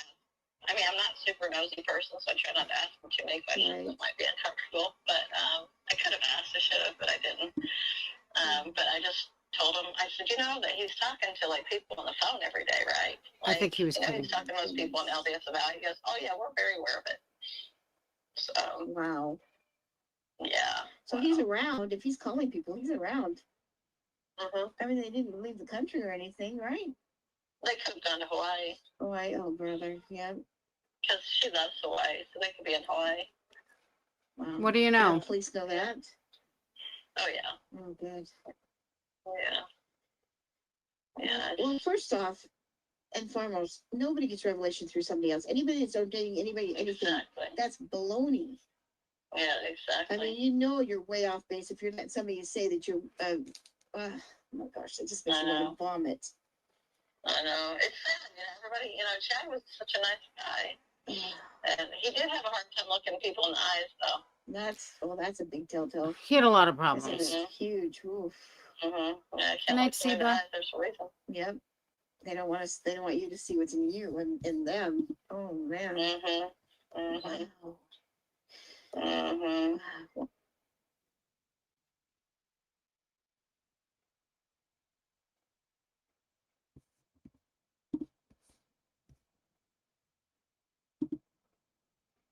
Yeah, always had to end with me. Always tried to.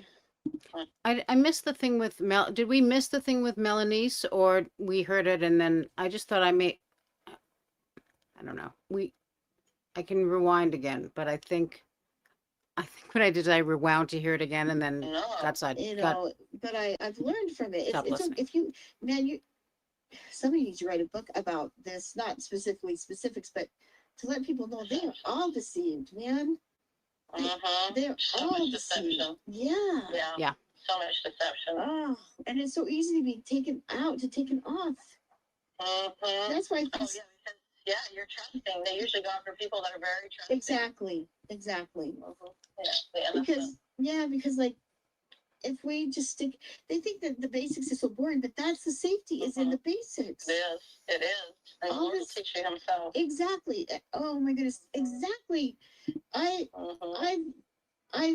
learned how to understand and get knowledge for myself, and I thought it is the most neatest thing in the world to start being able to receive knowledge for myself. And I thought, Mike Stroud was trying so bad just to force people with spiritualism, and I thought it was really cool at first until he was excommunicated. I thought, wow, and he's like, the general authorities don't know why they don't talk about these things, all this stuff. I know why. Look at what happens. That is just like, yeah. I know. It's so much. Hi, crazy cat lady. As I've been sharing a lot with my friends and telling them, they've been shocked, because they know Chad. A lot of them know Chad personally, and I said, in my Stroud, it's just prideful. It's all prideful. We want. I said, and that's when the adversary comes after us. So we have to be so careful.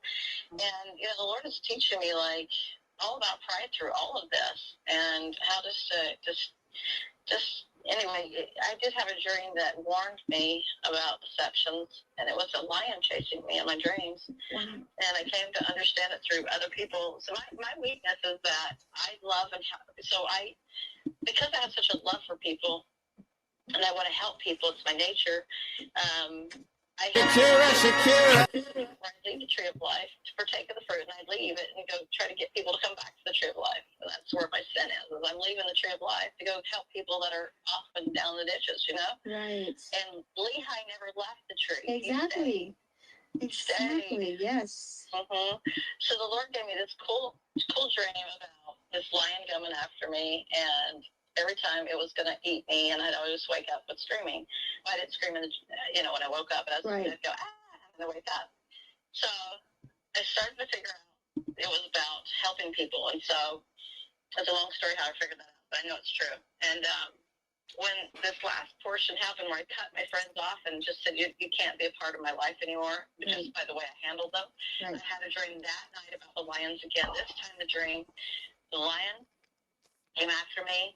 Instead of screaming and turning around, I turned and I said, just believe in him. Just believe in him. Just believe. That long story about how she figured out how to help people, that's a long story she's not willing to get into for some reason. In him. And then I see Jesus Christ. And he is standing there, and I walk towards him, and then he goes to the cave, and then I walk through the cave to where he was, and then he goes to the exit where the door is, and it opens up, and it's light coming out of it, just white light. And I wake up, and I go, oh my gosh, I finally believed in Jesus Christ enough to cut these people off of my life, and this is what the dream was about. Well, time goes by, and I'm now realizing I am in the cave now. He was showing me the future of this cave now, and this is a cave. But the good news is there's light at the end of the tunnel, or the end of the cave. Absolutely. Yeah, and so I'm like, I can't believe he showed me already that. And it was, but the thing what troubles me, or a lot, like I don't understand, is he led me through the cave. Like I followed him. Right. I followed him into the cave. Wow. He didn't follow me. I followed him. I'm like, did you want me to go through that? To help other people? Like, oh, absolutely, Melanie. No doubt. Absolutely. Oh. Everything you go through is everything turns for good. Everything is turned for good. Yeah. I believe you will help people. I bet you'll write another book. Good night, Billy Dad. You'll be able to help people. Because there's going to be, people are just, they're going to be deceived in droves, you know? Oh, yeah. It's bad. And so it's getting so bad. And I've told everybody, no more groups. Right. No more groups. No more groups. And all my friends, I'm telling you, everybody that I talk to are like, oh I don't know who I feel so reported sick. this. I don't know, repent. Everybody's repenting. Wow. Everybody's repenting. That's good. It's so beautiful. That's it's good. so beautiful. Oh, that's so and good. I was like, well, at least I went through this because they would have never repented had it not got to this level. Right. Right. If An Irish exit, also known as an Irish goodbye, also known as an Irish exit, is when you just leave without saying goodbye to anyone. Like you're at a party, you just kind of back out, Homer Simpson style. There we go.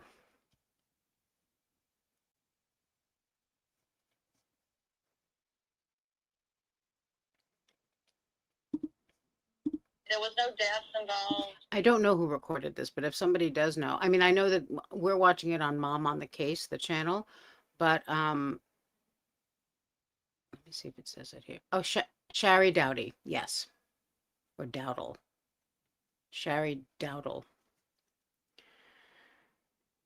And, right. Get crazy like this, nobody would have ever known. Right. It leads to bad things. Right. And so, in a way, Chad and Lori were they were a blessing to many people to help them see how jacked up this is and how off they are. And I hope that Julie Rowe at some point will come to the conclusion that she's off. I would love to talk to her. I have friends that know her personally, but I don't feel inclined to talk to her at all. Right. Just don't feel that. She's very strong-willed. And to another strong person like me, being a female, I don't think she'd like me very much, you know? Right. And so, anyway, I'm good friends with one of her really close friends, and him and I are close friends, but I haven't talked to her since he's been really involved with her. I've kind of cut ties with him because he tells her everything, so I didn't want him to know what's going on in my life. Yeah, so anyway. Really? I've been humbled. I've been broken down. I mean, holy cow. just not been fun. But anyway, I feel peace now. The Lord, I did receive a blessing from a man who's a good man here locally.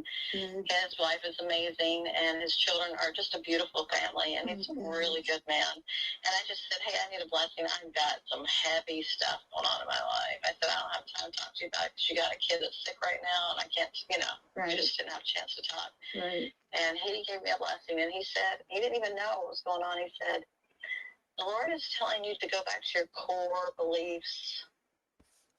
I was like, oh, interesting. Perfect. Yeah. And he said, there are people that are going to be criticizing you, but you should not listen to them. You need to turn the cheek and go forward. Absolutely. And he said, you need to take a step back. And you need to heal, rest, and take care of your family. And you need to go read First Vision. And, I read the whole Joseph Smith history in the temple. And you know what Joseph Smith did? He said there was a great excitement in the land, and he did not engage in the great excitement. He decided to go to the Lord and ask the Lord himself. Oh, isn't that neat? See, I've never put that I know that, but that's fantastic. It's fantastic. He did not get carried away with the excitement. He decided to go to the Lord himself. I'm like, way to go, Joseph. You were true to us, Joseph. You were true. Oh my goodness. You were true. I'm so thankful A for little boy, truth. such a young little boy, and he knew. 14-year-old kid. My goodness. Oh, that's so fantastic. It's beautiful. It's so beautiful. Yeah, so anyway, the guy finished the blessing, and he goes, I'm so sorry, and it's not me. I'm so sorry, but I feel like the Lord was chastening you. And I said, yes, he has been. You're right. No, it's not you, it's me. And he goes, I'm so sorry. I'm like, no, you're fine. I know you're right. He goes, the Lord is very aware of the situation. Hi, I said, Flora. oh, yeah, he's very aware. Oh, that's so good. He was so in tune, wasn't he? Oh, yeah. Yes. Oh my gosh, he was so in tune with what the Spirit was saying, whispering to him. He's a visionary man, too. Oh, So interesting. That is so neat. So neat. So now you're dating David, you said.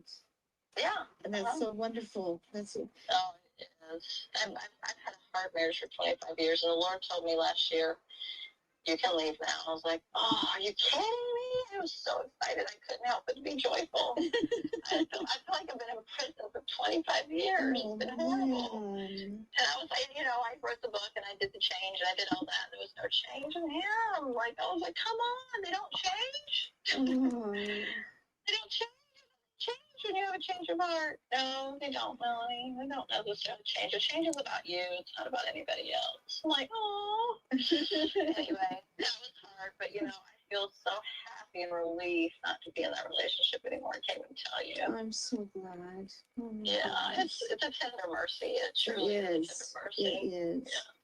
Yeah.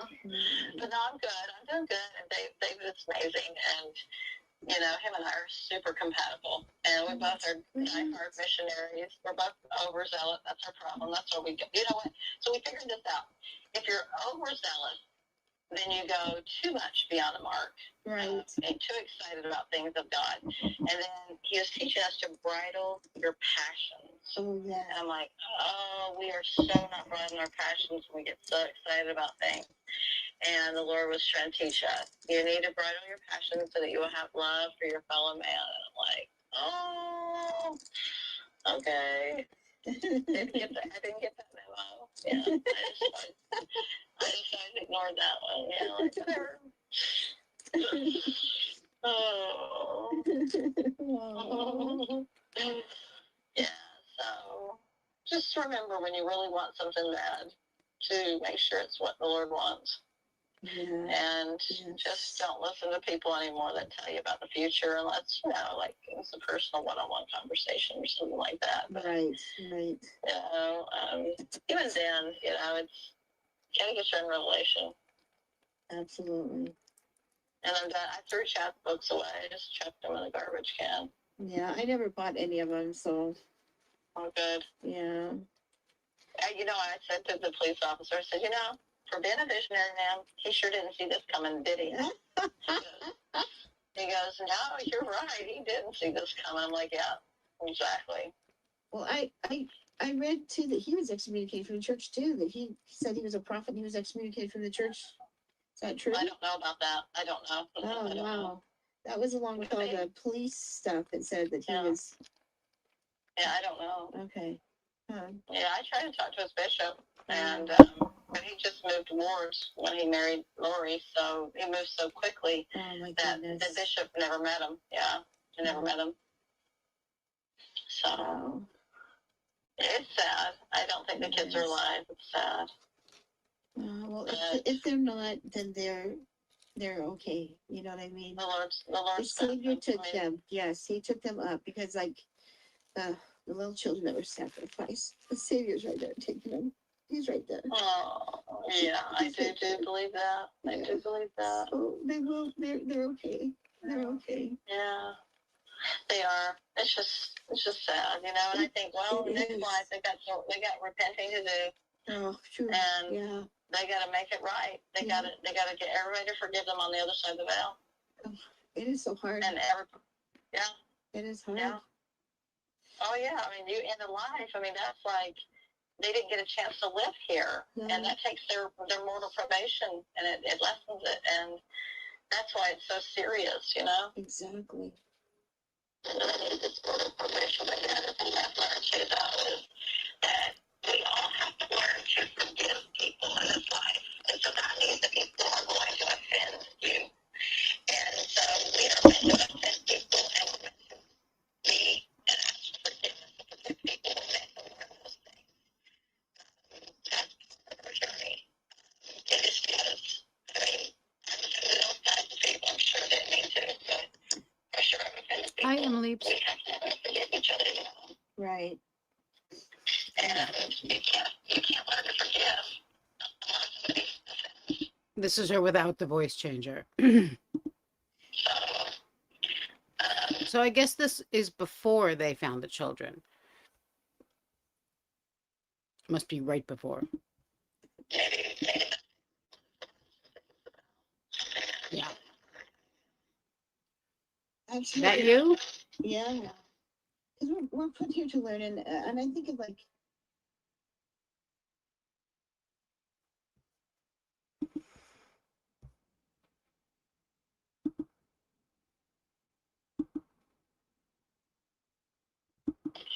This is crazy, you know, and he just beat up somebody at church before he got kind of a push by the temple. Like he's just really typical individual. And yeah, I love him. I just love him. Yeah.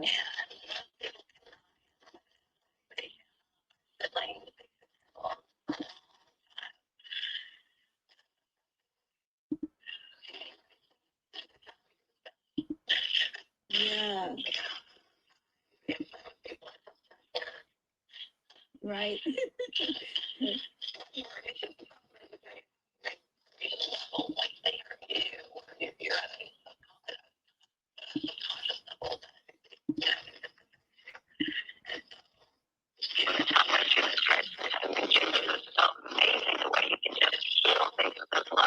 I know. It is. That's the miracle of the atonement. It's real. Oh. Yes. Yes.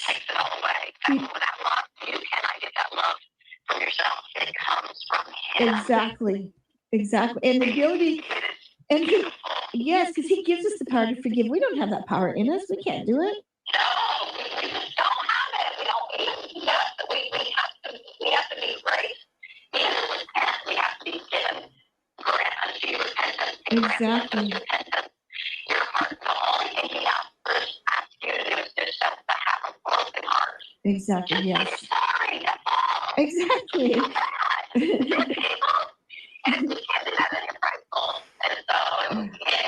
it's such a learn when I spent that month in the closet. I really learned about accountability and repentance and what that really looked like. And so my message. I don't know what they're talking about, but it's hard to listen to. Your message of repentance is more important than all the visionaries. Yes, please. Absolutely. Oh, Melanie, I love your book. Absolutely. Absolutely.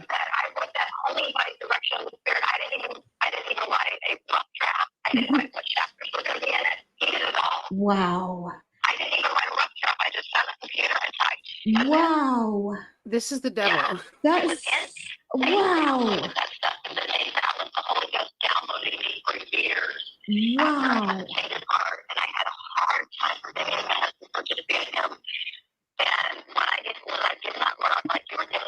What's happening? Wow.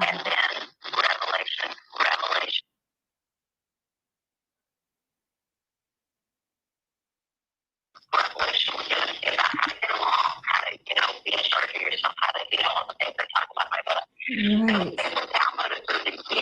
Wow.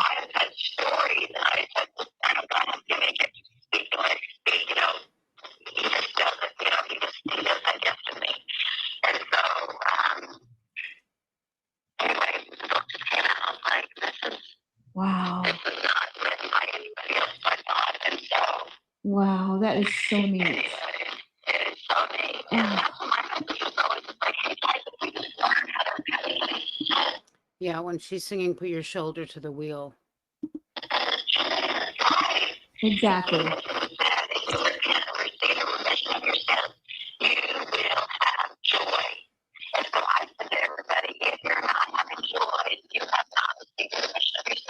Right.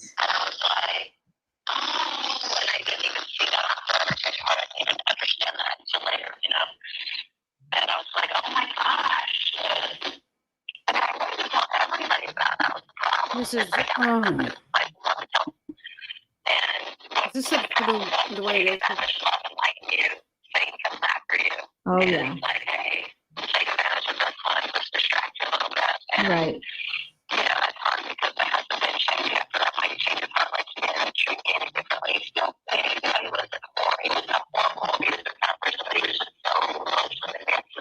Mm.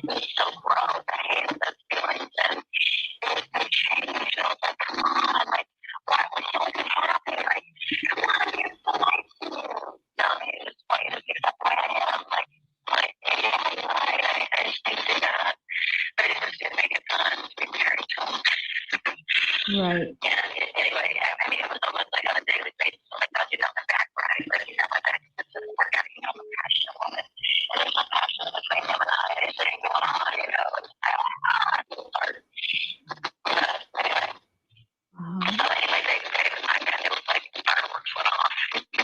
Wow.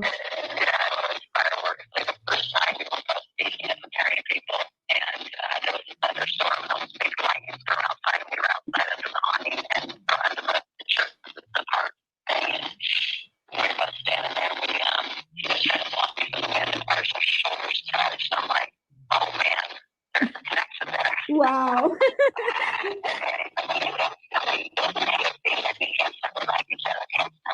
Wow. It's really creepy.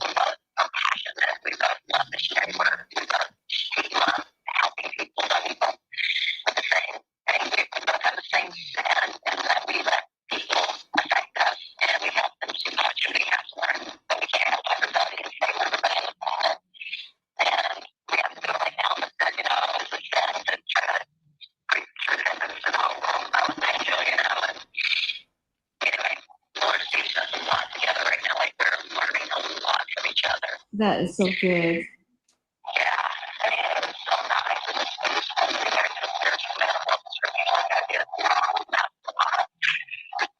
Yeah, absolutely.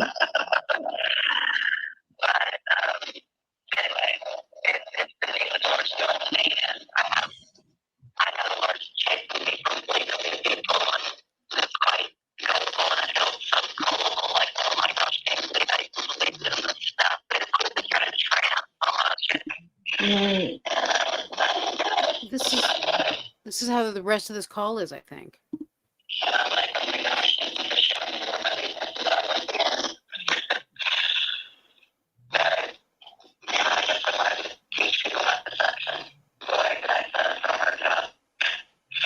Exactly.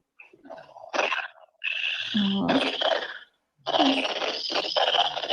worse and worse.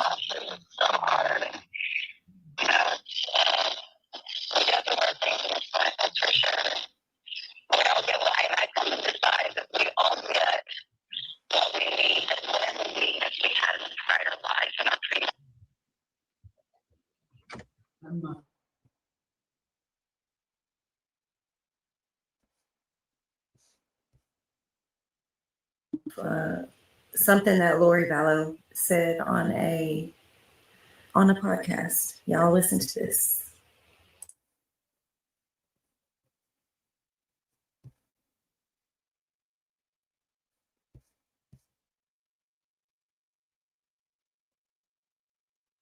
Who raped my children. And yeah, I had been married to someone who was very awful, who raped my children. And I had divorced him and gotten away from him. And he had joined the church. He spoke in state conference. Everyone thought he was wonderful. He was very good showman of all those things. And after we were divorced, he told everybody that I was this lying, crazy Mormon and got up in court, said all these horrible things about me, and turned it around to where the judges believed him instead of me. And he was constantly trying to get custody of my 3-year-old daughter, and just to rub it in my face. And I went through a lot of years of this kind of hard stuff, and I don't was either. going to murder him. I was going That's to a classic kill lie him, that like the scriptures say, like if I killed it, just to stop the pain and to stop him coming after me and to stop him coming after Welcome my back. children. And it's just, I just felt I couldn't take it anymore. And I would go through the scriptures and find all the things like, if he comes against you once, if he comes against you twice, if he comes against you 3 times, then you can kill him. It says it in the scriptures. And I was like, there it is. There's my answer. I don't want. she was in a beauty. She was a contestant in some kind of like Mormon married hookers thing, and she talked about killing her husband in that too, during that too. Welcome back, Beth. You look very fetching in your new profile picture. Want to do anything that's wrong. I did not have a murderous heart. I just wanted to stop the bleeding and stop the pain. And I don't so think- someone wise was speaking to me and said, you need to go to the temple. So I went and met my bishop. And I think he later retracted that confirmation. was like, I'm either Could going be to wrong, turn my but- life to the temple or I'm going to commit murder. So do you want to give me a temple recommend? And I was perfectly Hi, honest Judy. because at that point I had nothing to lose. You get to the bottom rung and I had nothing to lose. And he gave me my temple recommend.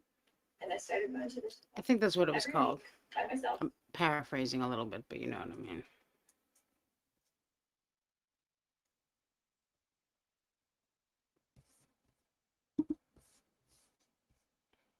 Oh, I guess that's what she left us with. Okay, that was interesting. I remember that call. I didn't remember her going all Satan at the end, but it works. It tracks. This was a really fun stream, and thank you for joining me. And I'm going to pick a time for Thursdays so that I can just stick to it and we know when to meet on Thursdays. But this was good too. I'm glad I did it this way. Joe physically abused Colby. I don't think the essay was ever confirmed.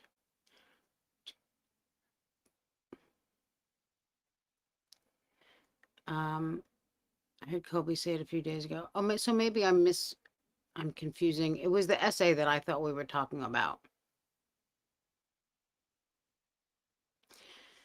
This case makes your head spin. There's just so much nonsense going on, and Melanie Gibb is a whole box of mess herself. Like, sheesh.